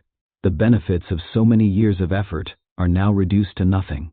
Our oil production is far from having regained its former momentum, and it has been declared in Tehran, it never will. The wells are managed by incompetent people, perhaps untrained workers, and oil exploitation is carried out so poorly that some wells have already been ruined. The communists and their allies have gradually seized the workers and peasants' organizations. It is, moreover, the rank and file who give orders, dismiss or appoint directors, engineers and supervisors. They make decisions about production and vote themselves enormous salary increases. Since it has been forbidden to fire any employee of a business, sabotage can only be prevented by closing down plants or by nationalization, which means allowing the nation to pay for a deficit made greater by a myriad of new bureaucracies, incompetence, and corruption. In certain cases, the owners themselves have asked for nationalization. During the summer of 1979, the industrial infrastructure of the country practically collapsed as a result of all this, notably the large steel, copper, and aluminum industries, mines, docks, and car and tractor manufacturers. Before they disappear forever, these industries will cost the taxpayers a great deal. Most factories lack both orders and primary materials, and can operate at only 25 to 30% capacity while they await the closing of their doors. Needless to say, the workers have lost all the advantages which the White Revolution bestowed upon them. Besides, there is nothing left to share. The working classes have indeed been profoundly hurt by the Islamic Revolution. It was made against their interests. I had given the greatest possible number of citizens the power to rise and free themselves from proletarian conditions. It is with despair that I see workers, peasants, and employees without work, falling again into financial difficulty and sometimes into misery. The rapid depreciation of money and galloping inflation make it practically impossible to establish reasonable programs of production even on a short-term basis. The net cost of a manufactured object is impossible to ascertain. In public works and construction, stagnation has been the rule since the winter of 1979. The state has renounced almost all the major projects, and the multinational enterprises do not want to carry out any activity under a regime which has cancelled past orders without paying the contractual penalties. Of the 180 French firms which were working in Iran in 1978, I understand that half had already withdrawn by March 1979. All the foreign firms that remained have had to work under very difficult conditions, the enterprises having to receive revolutionary committees with claims that are impossible to satisfy. The new Iranian authorities let it be known that the indemnities for broken contracts would not be paid to foreigners. Revolution and change of regime now fall under the category of unforeseen circumstances, which are an absolute necessity. The present political and religious chaos and xenophobia are no less costly to American, German, Italian, Japanese, and other firms which have lost important orders for materials or work. DuPont de Nemours, USA, and Mitsubishi, Japan, invested and lost considerable capital in our country. The greatest loser is the United States. We signed a commercial treaty with the United States, which foresaw their selling us $10 billion of materials and equipment during a 5-year period. It is now defunct. From hope to despair 179. The moral aspect of this catastrophe is no less grave. The consequences of the bloody fiasco of Khomeini may prove to be disastrous for Islam in general, and Shi'ism in particular. The megalomania of the troubled mind of Qom and the dictatorship of a band of mullahs are in formal contradiction to the essential principles of Islam. History will reveal how a head of state anxious about the future of his people, a man calling for solidarity among other peoples, was to be ostracized. My exile has permitted, or will permit, certain people to take up the called policy of expensive oil for their own benefit and to their own profit. My disappearance from the world political and economic scene has coincided with a general offensive against the economic and even political stability of Western powers. This crisis, moreover, is only one of several means employed to destabilize not only the Middle East, but the world economy. It is said that today the events in Iran have altered the rapport of world forces. It is said that times have changed and that the common man or citizen has to adapt himself to the new state of the world. I am afraid that signifies he must adapt himself to chaos. The terror. Trinact. Those who govern in Tehran since my departure have demonstrated their impotence and irresponsibility. Shapur Bakhtiar wanted to govern but could not. Mehdi Bazargan, the pseudo-prime minister of the so-called Islamic Republic, never governed over anything, for Iran no longer had a constitution or a parliament. He was a chameleon who consented, contradicted, and retracted any and all of his policies to please the mullahs and their advisors, ignoring the needs of our nation and its people. On January 23, 1979, Mr. Bazargan declared, "The Islamic Republic which we shall proclaim will not resemble Libya or Saudi Arabia, but rather the Islamic government which existed during the first years of the Caliphate Ali." On March 30–31, a pseudo-referendum was organized to put the Islamic Republic to a popular vote. It was a grotesque farce. People over the age of 15 voted. A green ballot meant a vote for the Islamic Republic, and a red indicated a no to vote. Since this public election was held under the surveillance of the guards of the revolution, is it surprising that 98% of the voters cast green ballots? The Iranian media announced that the Islamic Republic had been voted on by approximately 23 million Iranians, but half of our population, nearly 18 million people, is under 15 years of age. Even if one assumes that everyone voted, that would make at least 5 million votes too many. This republic was declared on April 1, 1979, and Iran thereby returned to the Middle Ages. Ironically, Mr. Bazargan, who was the former president of the Association for Human Rights, now presided over a reign of terror. What mockery that these executioners pretend to render justice in the name of God.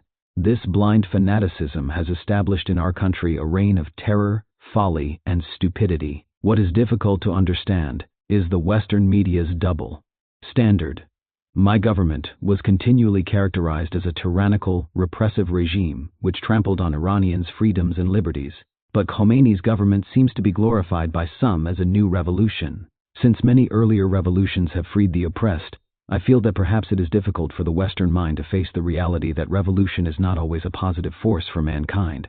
Neither Castro's Cuba nor Khomeini's regime have freed their peoples. Moreover, those international human rights agencies, which at one time gave us so much good advice on humanizing our criminal justice system, appear to have melted away with the advent of this so-called Islamic Republic. In this republic's inquisitional process, the essential accusation remains irrefutable. The prisoners are accused of being corruptors of the earth. This does not at all signify, as certain Western reporters seem to think, that the accused have permitted themselves to be corrupted by bribes, nor does it mean that they were accused of betrayal of trust, thievery, or any other peculation. The term corrupter of the earth is an expression from the Quran, which denotes all individuals whose iniquities, vices, and sins offend God. No penal code in the world has employed such a vague expression to define an offense or a crime. It is obvious that one can be a corrupter of the earth in the eyes of inquisitors for numerous reasons. The accused is proclaimed ipso facto to be impure before God, and from that moment must be removed from the earth which he blemishes. The Islamic tribunals disdain the most elementary rights of defense. In the minds of the religious judges, the accused are obvious criminals solely because they participated in the political, social, and economic life of Iran during my reign. Those who naively protest their innocence and observe that during all this time of corruption, the mullahs also lived very well, only succeed in aggravating their cases. To offer testimony and pleadings before these tribunals is useless. At the beginning of February 1979, Bazargan promised that the politically accused would be judged publicly by regular tribunals and declared himself to be fiercely opposed to an expeditious procedure. A few days later, General Nematollah Nasiri, who had been the head of the state security, was removed by the militia from the prison where he was awaiting trial. Beaten and tortured, He appeared during the evening of February 12 before television cameras, his face swollen, covered with bandages, hardly able to express himself. However, he did speak, and in the midst of his executioners, declared that he had not ordered any murders and that he had never received any orders to torture prisoners. The committee shot him during the early morning hours of February 16, along with 3 other generals, who proclaimed their faithfulness to Iran and their sovereign. On February 28, Bazargan threatened to resign if the discretionary powers of the committees were not defined and limited. On March 8, firm assurances were given to him on this subject, but in fact arrests, followed by firing squads and summary executions, doubled. Almost all the generals who were division commanders were put to death because they had committed the crime of exercising command under my reign. A senator, who was more than 100 years old, was executed because of his fidelity to the monarchy, and a number of accused who were more than 70 years old were also killed. Everyone was guilty. Everyone was a potential victim. Among the published names of the assassinated were ministers and secretaries of state, diplomats, parliamentarians, governors of provinces, mayors and municipal councillors, numerous generals and officers from the army, junior officers, ordinary soldiers, police officers and officers of state police, journalists, editors and radio reporters, magistrates, lawyers, religious authorities, doctors, professors, sports figures and businessmen. All were condemned and received summary executions in the name of God. Thousands of citizens escaped by fleeing Iran, as did Shapur Bakhtiar. Since February 1979, even some religious authorities have been assassinated and persecuted. Until now, the terror exercised by the militia has prevented certain ayatollahs from publicly declaring their severe judgment of the massacres ordered by the so-called Islamic tribunals. During revolutionary torments, the vast number of those terrorized follow the ringleader. In Le Monde on March 8, 1979, an open letter to Khomeini was published by Bakhtiar's son, which said in part, "You need heads, Mr. Khomeini, and at this hour when I cry out, many have already fallen, through your divine will, without knowing at all exactly what their count of indictment was. But under what name do you qualify, you who through cassettes sent by intermediaries have sent thousands of fanaticized young people joyfully to their deaths? Do not hope for history to flatter you. You have prevented Iran from attaining its chance for democracy, and you are responsible for too many martyrs to ever become a hero." This letter was written before the militias of the so-called Islamic revolution had become tightly organized. Many suspects, especially in the provinces, could still escape the raids of the vigilantes, who provided the Islamic tribunals with fodder, or indulged in summary executions, followed by pillaging. These gangs multiplied during January and February, when the insurrectionists stripped the barracks and arsenals. To my knowledge, they never returned their arms. The best known and the most powerful of these vigilantes are the revolutionary committees, which have at least 10,000 active militants about whom nothing is known. One such group, the Guardians of the Revolution, is a paramilitary organization founded by Ibrahim Yazdi, the famous advisor at Neaufle-le-Château, a peculiar figure who traveled with an American passport and became Bazargan's deputy and foreign minister. During this terrible month of March, many other innocent people were judged and executed. The executed had no knowledge of the accusations made against them. They had no time to prepare their defense, no lawyer, a trial behind closed doors.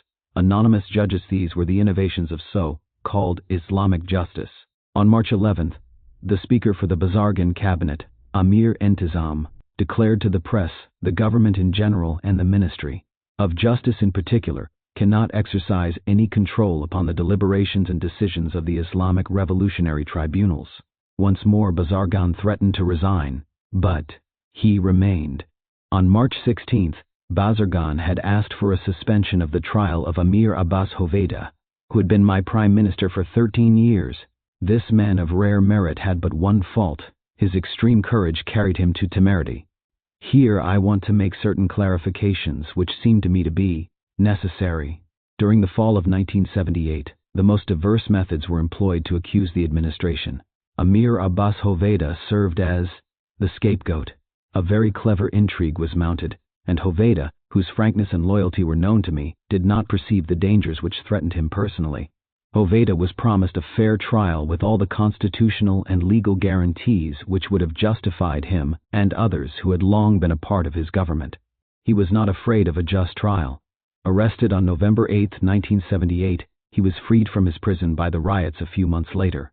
Instead of escaping, he went to the house of a friend, where he telephoned the committee in order to inform them of his whereabouts. They returned him to prison, where he undertook to prepare a statement in his defense. However, his inquisitors refused to let him finish his defense. He was grossly mistreated. Men who had seen him before his re-imprisonment said he appeared to have lost more than 40 pounds. At dawn on Thursday, March 15th, he was taken before a self-styled revolutionary tribunal and condemned to death without any opportunity to defend himself against their charges. When accused of having battled against God, he reproached his anonymous judges in these terms: "I did not ever declare war against God. How could I have done so? I am a believer and have gone to Mecca. If you have decided that I am guilty, then I am so. Do what is necessary." But here we all lived under the same laws, the same system of government. All our laws were promulgated by the parliament, and each person approved it. On the evening of April 7th, an executioner killed Amir Abbas Hoveyda with a burst of machine gun fire. But it seems that he was already dying from the ill treatment he had received. When I heard of his execution, I shut myself up for a whole day and prayed. Hoveyda's death had been an assassination. It could not be disguised or ignored, and a real cry of horror and indignation arose from the press in the free world. The governments of the West officially expressed their emotion, consternation, and grave concern. At the United Nations, Mr. Kurt Waldheim could not but note the indifference with which the new Iranian authorities have confronted the calls for mercy and justice. Meanwhile, the executioners continued their work. At 2 o'clock in the morning of April 11th, a tribunal condemned 11 officials to death. After a brief deliberation, they were assassinated half an hour later. The first of these victims was General Hassan Pakravan. His sole crime was to have headed Savak 15 years earlier. He had a reputation for probity and goodness. He had often appealed to me on behalf of opponents sentenced by our courts, and particularly on behalf of numerous mullahs. 4 generals were executed with him. The International Commission of Jurists in Geneva noted that the Islamic tribunals which judged and condemned in Iran deliberately violated the international conventions of the United Nations concerning civil and political rights, conventions which Iran had signed. Mr. Khomeini's response was brief. From on May 4th he declared, "The revolution must cut the hands of the rotten, blood must be spilled. The more Iran bleeds, the more will the revolution be victorious." In late February, the committees of the military wing of the revolution had decreed the complete renovation of the army. This meant that a veritable popular army was to be achieved through the elimination of commanders with too well-known backgrounds. From February until June, the violent repression continued, but in a more organized manner. During this period, more than 20 generals, superior officers of the general staff, colonels as well as Air Force and naval officers, were assassinated. On May 8, in Tehran, following a summary trial, the guardians of the revolution killed 21 people. This group of victims included political as well as military figures. On May 10, General Fazullah Nazimi, who had commanded a brigade of the Iron Guards, was killed. Later, the great burning took place in Kerman. In a helter-skelter fashion, officers, gypsies, and women were condemned. 114 people were found corrupt. Assassinations of generals, colonels, battalion commanders, and officers of the state police continued until mid to June. In addition, some 250 officers of the general staff or superiors of the different forces were imprisoned, transferred, or dismissed. In this way, the army lost its leadership. At the beginning of September, the international press published the names of some 575 people officially executed since February 16 by decree of so-called Islamic tribunals. No communist leader was on this casualty list. The press, however, appeared not to have noticed this detail. Khomeini's tribunals assassinated only true believers in the name of God. Victims of guerrilla groups and militia bands who roamed the provinces remain unaccounted. These insurgents had stripped our arsenals in early January. They killed and pillaged with impunity in Tehran as well as the provinces. At the end of March, the guardians of the revolution had arrested and imprisoned Amir Hossein Atapour, a 78-year-old retired general. His son, Fariborz Atapour, was an editor of the Tehran Journal and wrote a courageous article in which he revealed that at least 20,000 political detainees are stagnating in improvised jails and prisons. Why are these horrors passed over in silence, ignored by the world? During my reign, there were never more than 3,200 so-called political detainees, and most of these were in fact terrorists. Since February, it is certain that many tens of thousands of men and women have been and are being arrested and imprisoned, frequently under inhuman conditions. They have sometimes been beaten or tortured. The number of people who have died in prison is also unknown. During my reign, members of the International Red Cross could visit freely all the penitentiaries of the country. Our prisons remained open to all qualified investigators. The lawyer of every detainee had knowledge of the file of the accused, and time to prepare his defense and to summon the necessary witnesses. Finally, the condemned could make an appeal and seek an annulment, after which I often exercised my right of pardon. This is no longer the case. These so-called Islamic tribunals are an insult to the exalted principles of the Holy Koran. That spring, the International Red Cross was forbidden to visit or aid any prisoners. On April 1st, Mr. Khomeini alluded to the fate of the innumerable men and women who had been imprisoned. I quote, "All these people should have been killed from the first days instead of crowding the prisons. It is not a question of people who are accused, but of criminals. Only those who were notorious criminals were killed, and now we judge these people according to documents, whereas they should not be judged, but killed. It is deplorable to acknowledge to what an extent westernization rages still among us." On May 13th, the Agence France-Presse sent this dispatch, Tehran. The Ayatollah Khomeini has addressed a message to President Giscard, 188 answer to history, destined to thank his French friends for their welcome, but deplores the fact that they throw human rights in his face for a few criminals and thieves. I was astounded to learn that Andrew Young, defender of human rights, had declared the author of this barbarism a saint. And what of the so-called Islamic constitution, which institutionalizes clerical supremacy? Its critical feature is the supreme power it gives to its leader, which parallels the Führer principle. Why is this ignored? In terms of human rights, this constitution severely limits freedom of speech, assembly, and press. Where are the human rights advocates now? The duly elected Bani Sadr actually sits only at the pleasure of the leader, currently Mr. Khomeini, for under this Islamic constitution, Iran's new Führer has the power to suspend the president at any time. What is more, this so-called Islamic revolution, through its medieval methods of public torture and death, is brutalizing its populace. And what can I say about Khomeini's seizure of over 50 innocent Americans on November 4, 1979, in their own embassy? He leads the people into a daily deification of terrorism. This so-called saint succeeded in bringing Iran to its knees. The very fabric of our nation is in ruins as a result of Khomeini's theocracy, which affords the government almost limitless powers over all aspects of Iranian life. The popular despair his reign of terror and stupidity created can only lead to communism. Conclusions. Act. Iran falls prey to a counter-revolution, whose proclaimed goal is to annihilate all that our white revolution accomplished. 5 centuries after the Spanish Inquisition, Iran lives under the terror of its own Torquemada, one far more merciless. The fact is that people condemned by the Spanish Inquisition were spared if they repented. They could offer witnesses in their own behalf, a privilege denied by the Iranian Torquemada.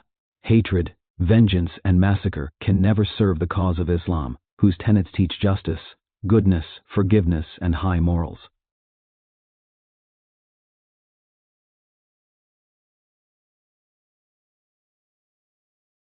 Thus, this explosion of hatred, unleashed supposedly in the name of God, is an insult to God and to our religion. And this insult, I repeat, risks great wrong to Islam, as the Inquisition once wronged Catholicism. For myself, I have always believed that real faith consists in respecting and following the spirit and soul of a religion, not in remaining the prisoner of a sectarian dogmatism. It is not in closing mixed schools, condemning women to wear the veil, or to share their married life with another woman, while depriving them of the right of divorce accorded their husbands. It is not by bringing women to an inferior condition that the spirit of Islam is served. On the contrary, it is in emancipating women, in giving them all the possibilities of education, in assuring them the highest dignity possible, and in providing them a state of complete equality with men in all fields that the truths of the Quran find expression. Is it conceivable for a human being worthy of this name to flog, stone, or cut off the hand of the wrongdoer on the pretext that these punishments were given under the caliphs in the Middle Ages? To combat evil where evil exists, in the purest spirit of Islam, is to educate, to foster goodness, and to pardon. The Iranian flag, which does not date from our dynasty, under whose folds millions of Iranians have sacrificed themselves during many centuries, is despised by the leaders of this so-called revolution. The kings who led Persia through triumphs and trials in one of the most beautiful of the histories of the civilized world now stand cursed by the Mughals of Qom.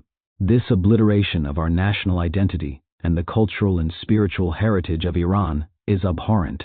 Our identity and heritage are our greatest advantages, the essential foundations from which everything else can be recovered, and without which all will be lost. Today, our great civilization may appear to have died for all time. I believe, however, that like those powerful rivers that disappear underneath the mountains, lost to view, only to emerge later in full force, Persian culture will rise to the surface again, nourished by the values, creations, thought, talent, and effort of the people. From their trials will be reborn both spiritual and material victories. Let us not forget that the Iranians who were living at the time of the Holy Prophet's birth were praised by him as those who searched for the truth. I have sincerely sought the truth for myself and for my nation. Under my reign, Iranians were not searching after falsehoods. My thoughts have never left my country. They remain there. I think of all those compatriots who, under the reign of my father and myself, pulled Iran out of darkness and servitude and transformed it into the great nation it was in 1978. Today, away from our country, I prove my gratitude to them by but a single means, yet one which I believe firmly to be the most powerful of all: prayer. I pray for those in the agony of poverty and death. I pray for our youth, deceived and misguided. I pray for those who suffer in silence. I pray for those who are hunted and slandered. Conclusions 191. I pray for those who remain blind to falsehood and deceit. May God enlighten them and remove hate forever from their hearts. O God Almighty, in whom I have believed all my life, preserve our country and save our people. Appendix I. Principles of Iran's White Revolution. Item. The original 6 points. Date. Announced by the Shah. 1. Land reform, detailed in the 1962 January 9, 1963, and N. Land Reform Law. 2. Nationalization of forests. 3. Sale of state-owned enterprises to the public. 4. Workers' profit sharing in 20% of net corporate earnings. 5. Voting and political rights for women. 6. Formation of the Literacy Corps. Additional 3 points, 1964-65. 7. Formation of the Health Corps. 8. Formation of the Reconstruction and Development Corps. Endorsed by national referendum, January 26, 1963, January 21, 1964, September 23, 1964. 9. Establishment of Houses of Equity, October 13, 1965. Additional 3 points, 1967. Water Resources. 11. Program for Urban and Rural Reconstruction. 12. Administrative Revolution, Modernization, Decentralization. Additional 5 points, 1975. 13. Employee and Public Ownership Extension Scheme, up to 99% in state-owned enterprises and 49% in private firms. October 6, 1967.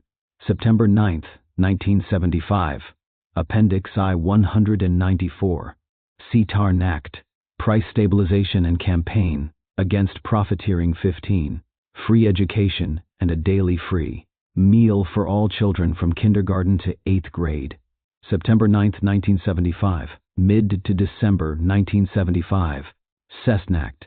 Free nutrition for infants up to the late December 1975. Age of 217.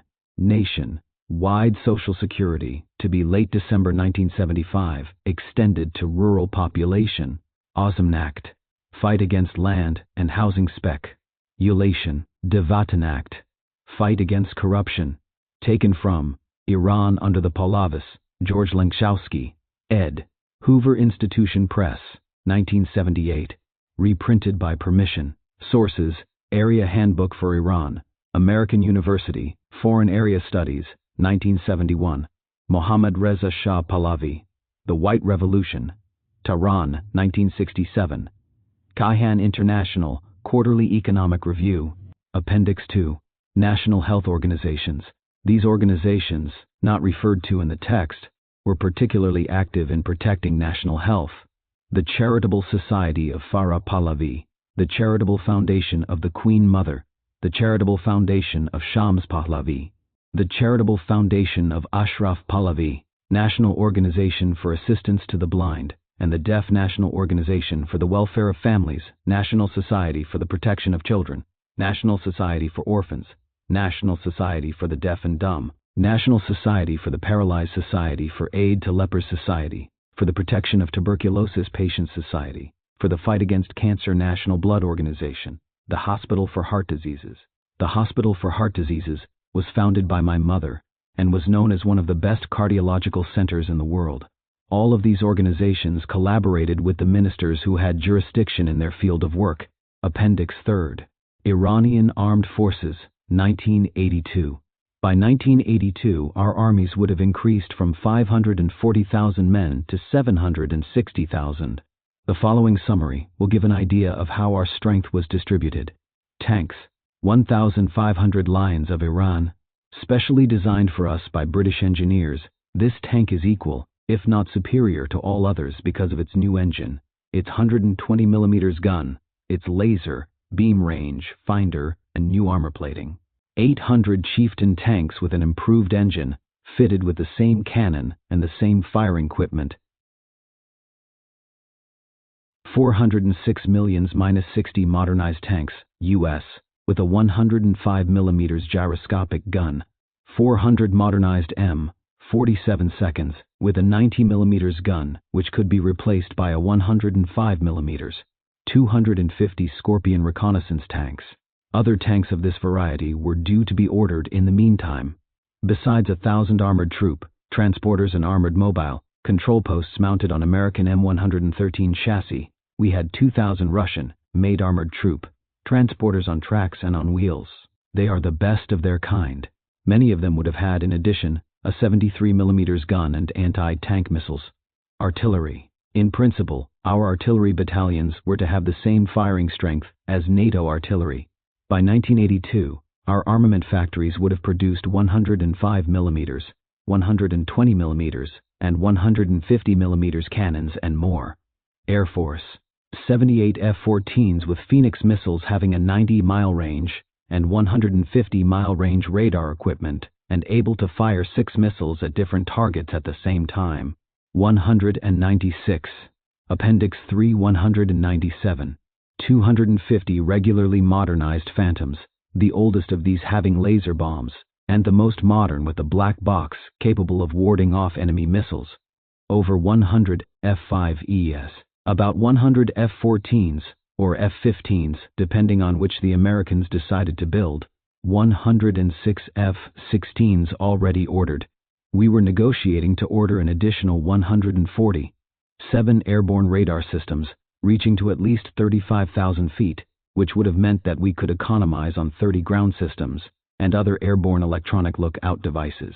24 modernized 747 and 707 air tankers capable of refueling each other. We had had this air tanker modified according to my own plans.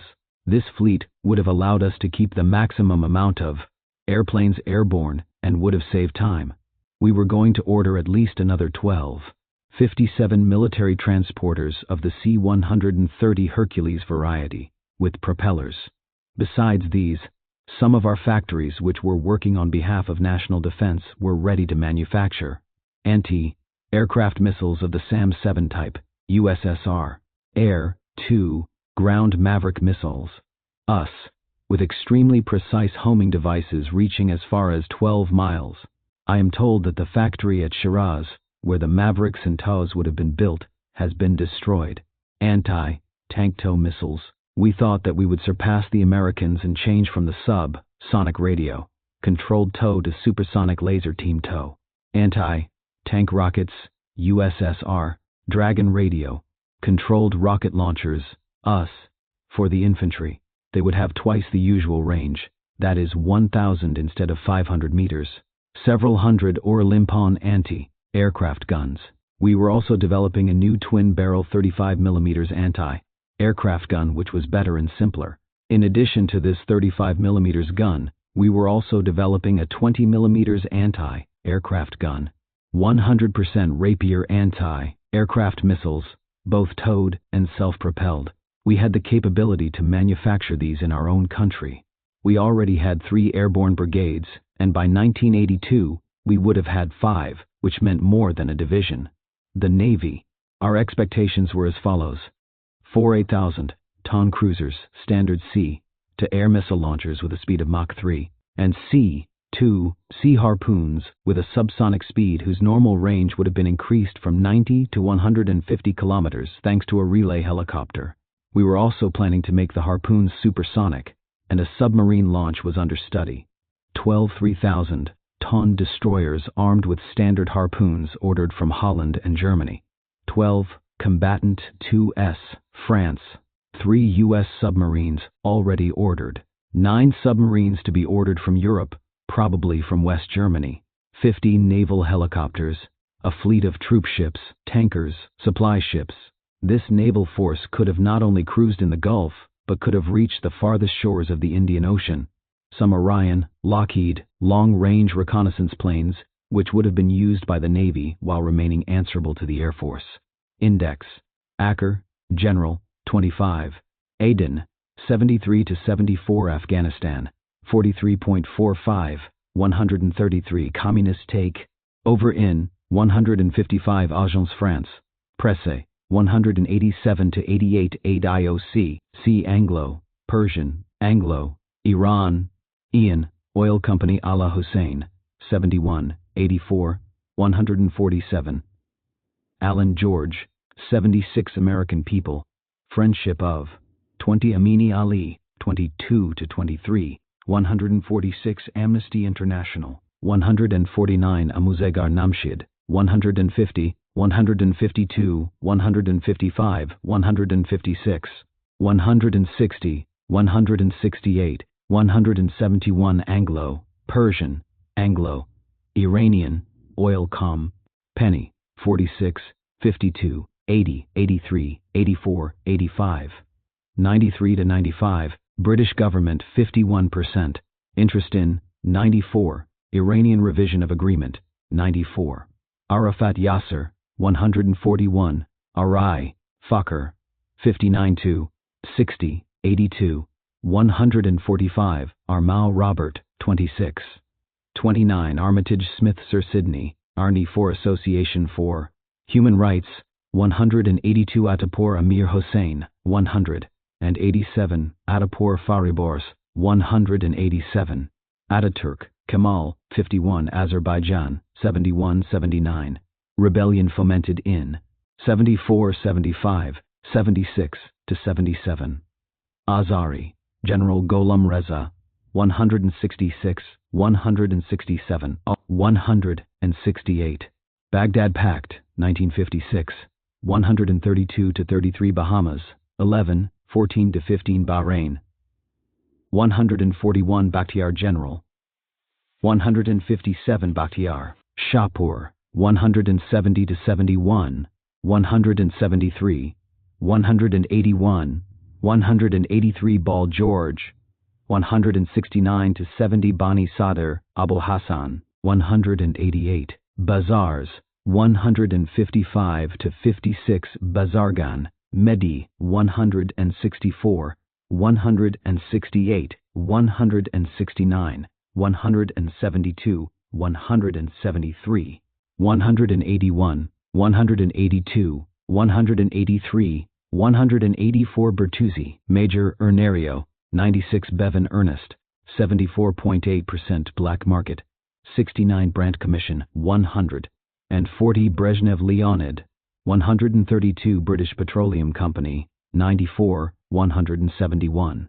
Brown Lord George, 171. Brzezinski's Bignew, 165. Burns James, 74.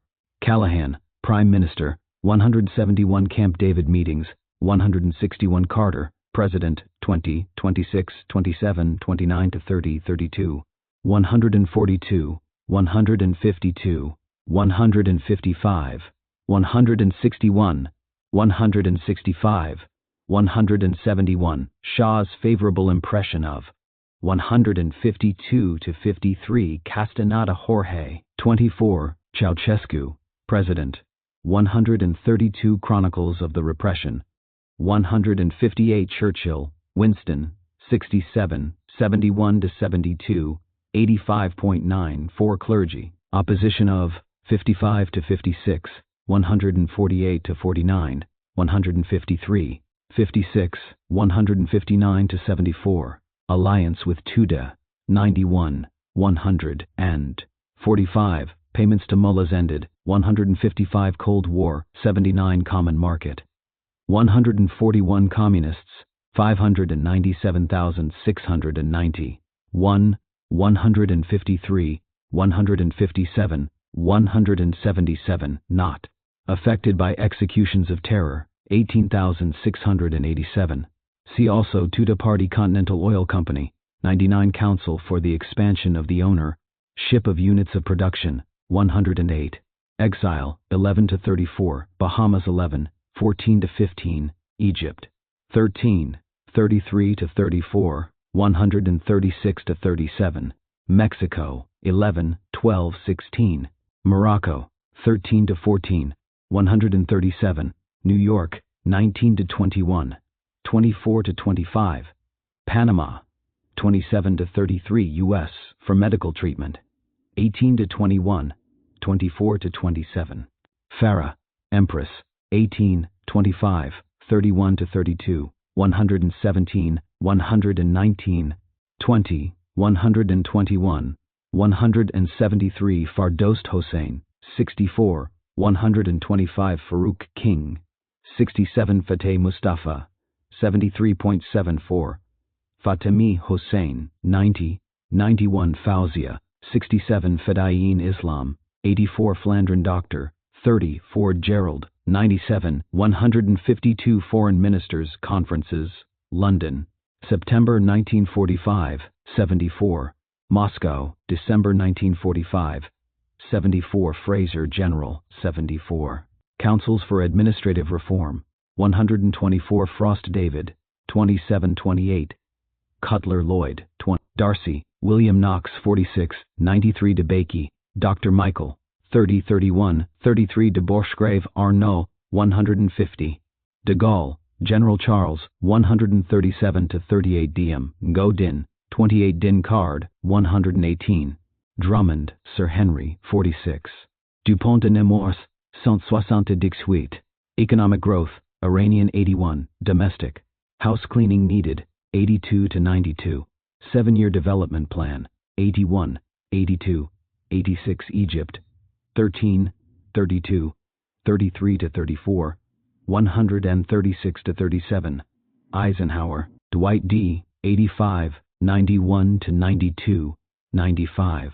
132, 141, 147. Eisenhower Doctrine, 79. Electrical energy, 106, 131, 177. Imami, Sharif, 22, 146, 160, 164, 165. Ente Nazionale Idrocarbari, EN, 1, 22. 95. Entizam Amir, 184. Araid, Yemeli, National Will, 51. Furugi, Prime Minister, 68. Garcia Doctor, 31. Gardan, General, Comte de, 43 to 44. George VI, King, 82.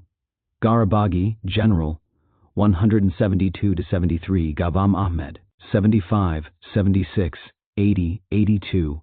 86. Gorbal Ashraf, 21. Gobzadeh Sadegh, 28. Giscard d'Estaing, President Valéry, 140, 171. 172, 187 to 88.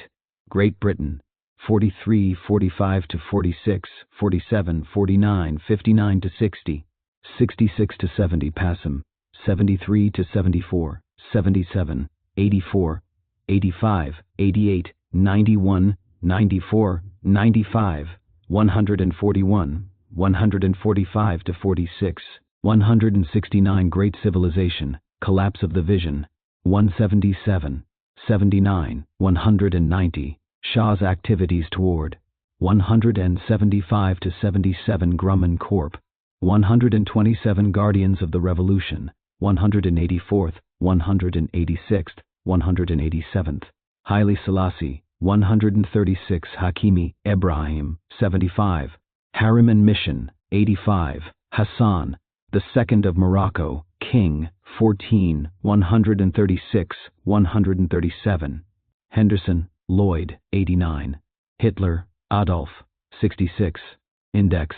Houphouët Boigny, President, 136.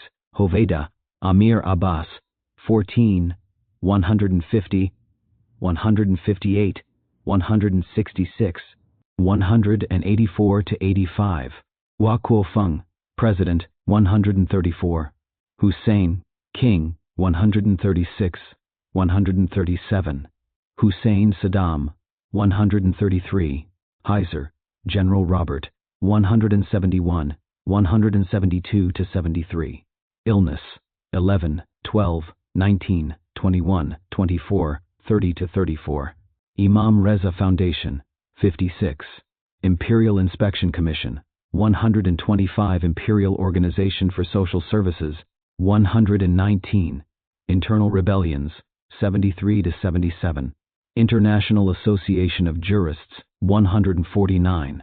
International Commission of Jurists, 186. International Court of Justice, 85 to 8,695. International Fund for Aid, 139 to 40. International Herald Tribune, 161, 172. International Monetary Fund, 139. International Red Cross, 149, 158, 187. Iran, 27, 28 to 29. Counter-revolution in 189. Dissension and agitation in 146 to 47. 148 to 49. 153 to 56. 159 to 74. Martial law, 159. 160 to 61. 163. Military government, 165 to 67. Ouster of Shah sought, 154. 159, 166, 170 to 73. Preparations for free elections, 159. 163. Shah's Dilemma, 167 to 68. Us backing for Shah, 161. Hostage seizure by 20, 188. Khomeini's destruction of 12, 14, 18. Shah's arrest, demand for 28 to 29. The terror, in the name of God, 181 to 88. Western ignorance of 34. Iran history through World War I, 36 to 48. Anglo to Iranian Treaty of 1919, 49, 52. Anti to Savage Barrier, 37 to 38. Arab conquest, 38. Cultural advances, 38 to 39, 41. Dismemberment, 42. Divided between Russia and Britain, 4,749, 68, 77. European Renaissance, effect on 38. Mongol conquests, 39. Nadir Shah, 42, 43. 201. Napoleonic plans for 43 to 44. Oil, 46. Qajar dynasty, 43 to 48. Safavid dynasty, 41 to 42. Shiite doctrine, 38.41. Weakness and apathy, 45, 47 to 48. Western attraction, beginning of 41. Western colonialism, 43, 45 to 48. Iran Pan American Oil Company, First PAC, 95. Irano Italian Oil Company, 95. Ironside General, 51. Jackson William, 26. Johnson Lyndon B., 102, 152. Jordan Hamilton, 26, 30.32. Kashani, 87. Keene, Dr. Benjamin, 19, 26, 30, 31. Kennedy Jacqueline, 23. Kennedy John F., 22 to 23, 141, 146. Khan, General Yahya, 134. Khatami, Major, 90. Khomeini, Ruhollah, 12, 14, 18.28, 30.60.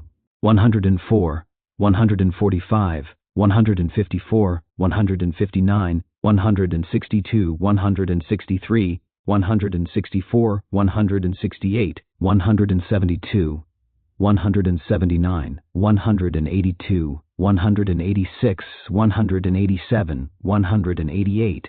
Khrushchev Nikita, 132 to 33.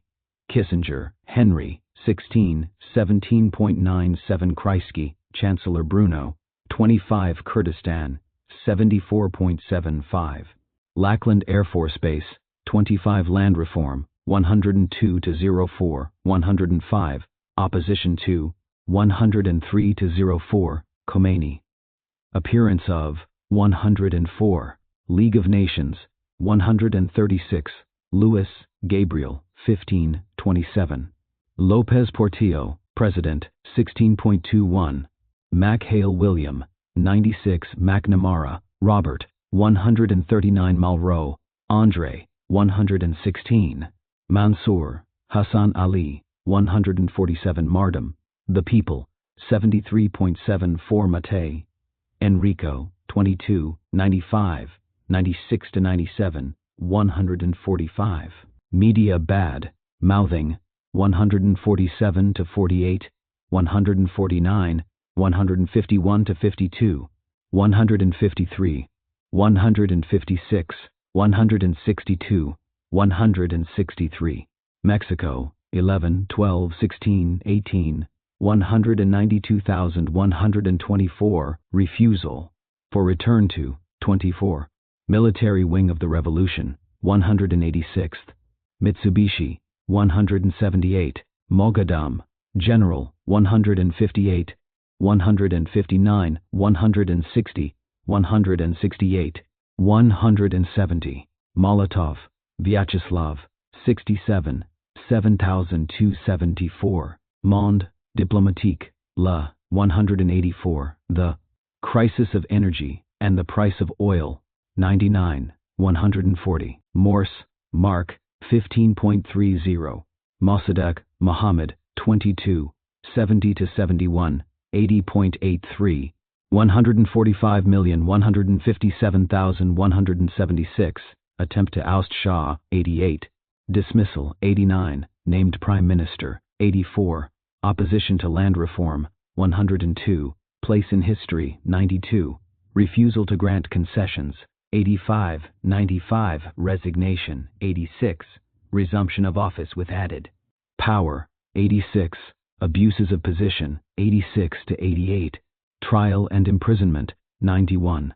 Production halted, 85 to 86, 95. New companies formed, 95. Better conditions obtained, 96, 145. Price increases through OPEC, 97 to 99. Defamation of Shah, 98. Justification of Shah's position, 99. Other energy forms, stimulus to, 97 to 98.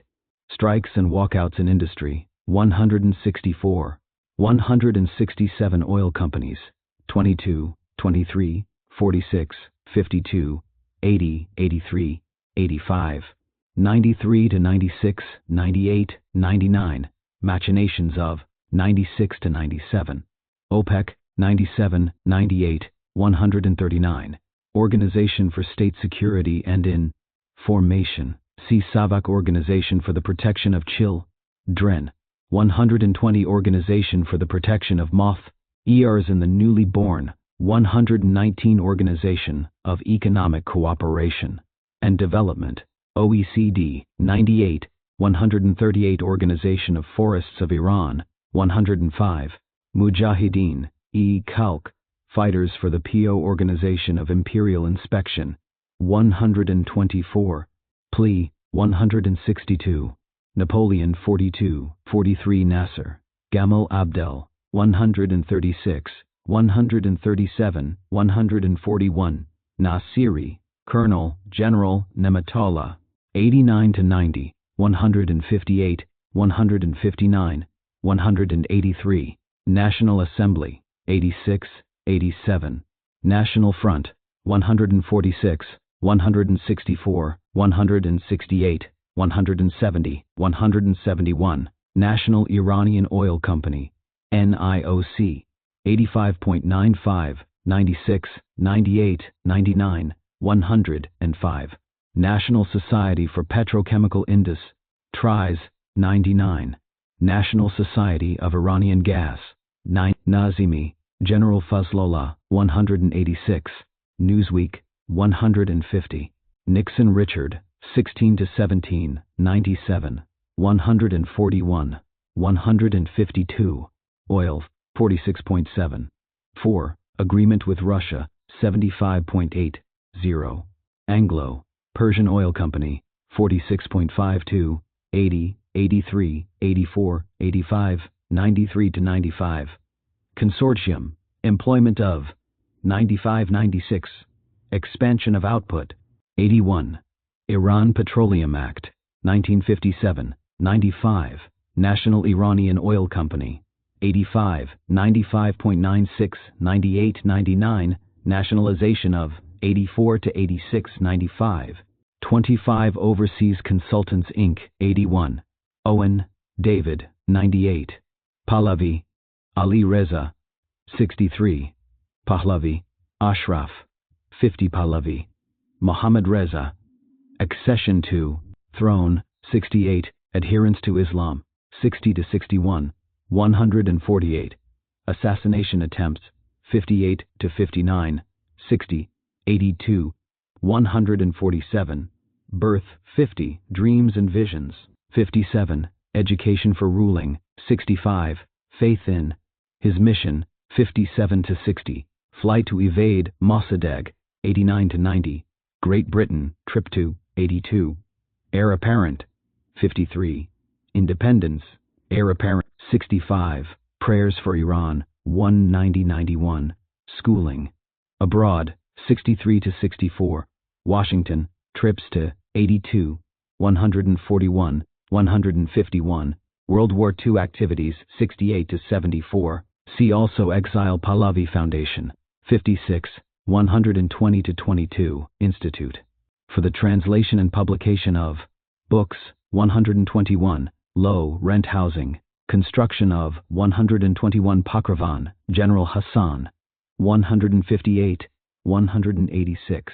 With Iran, 31. Initial aid from 83. Losses from Iranian collapse, 178. And Mossadegh overthrow, 91. Mutual Security Program, 1959-81, 169. Trip to 11 to 12, 18 to 21, 24 to 27. Vance, Cyrus, 32, 98, 164, 165, 173. Vietnam, 28. Waldheim, Secretary General Kurt, 28, 185. Water Resources, nationalization of 105. 06. Electrical Energy, increased production of 106, 131. Irrigation needs, 106, 131. Western policy, short-sightedness of 21, 24.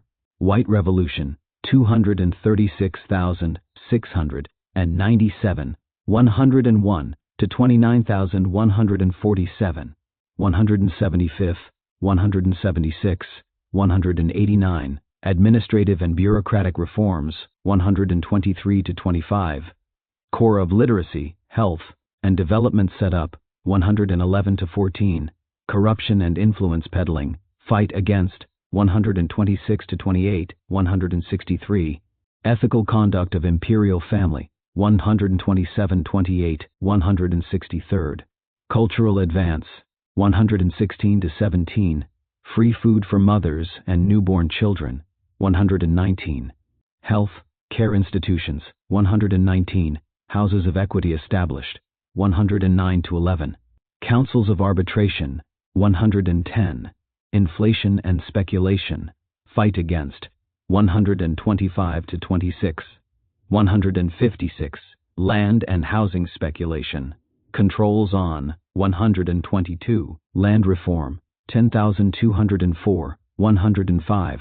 Methods and scope of education, improvement in, 114 to 16. Nationalization of forests, 104 to 5. Nationalization of water resources, 105-6. Profit sharing for workers, 106-7. Public ownership of production enterprises, 107-8. Sale of state-owned enterprises to public, 103. Social Security, nation-wide, 118 to 19. Urban and rural housing reconstruction, 122. Voting and political rights for women, 117 to 18. World affairs, 17 to 18. World position of Iran, 131 to 43. With Afghanistan, 133. With African states, 135. Concern over communist penetra, Tian, 135 to 36. Egypt, 136 to 37. Ethiopia, 136. Ivory Coast, 136. Morocco, 137. Senegal, 136. With Bahrain, 141. With China, 134. With Eastern Europe, Czechoslovakia, 132. Romania, 132. Yugoslavia, 132. With France, 137 to 38. With Great Britain, 141. With Indian Ocean states, 134 to 35. Common market proposed, 135. International Fund for Aid, 139 to 40. With Iraq, 133. With Jordan, 137. With Kuwait and the Emirates, 134. Need for own military strength, 140 to 43. With Oman Sultanate, 134. With Pakistan, 133 to 34. With Saudi Arabia, 134. With Soviet Union, 131 to 32. With Turkey, 132 to 33. With us, 141. World War II, 65 to 74. Anglo Russian invasions, 67. Axis, at war with, 70. Iranian independence, attempts to maintain, 69 to 71. 72 to 77. Iranian neutrality, 66 to 60. 7. Mohammad Shah's accession, 68. Reza Shah's abdication, 67 to 60. 8. Russian aid conditions, 73. Tehran Conference, 71.7. 2. Yazdan Pana, General, 71. Yazdi, Ibrahim, 184. Young Andrew, 188. Zahedi, Ambassador Ardashir, 165. Zahedi, General Fazlollah, 89.90. Zia ed-Din Tabatabai Sayyid, 51. 89.90. Zia ed-Din Tabatabai Sayyid, 51.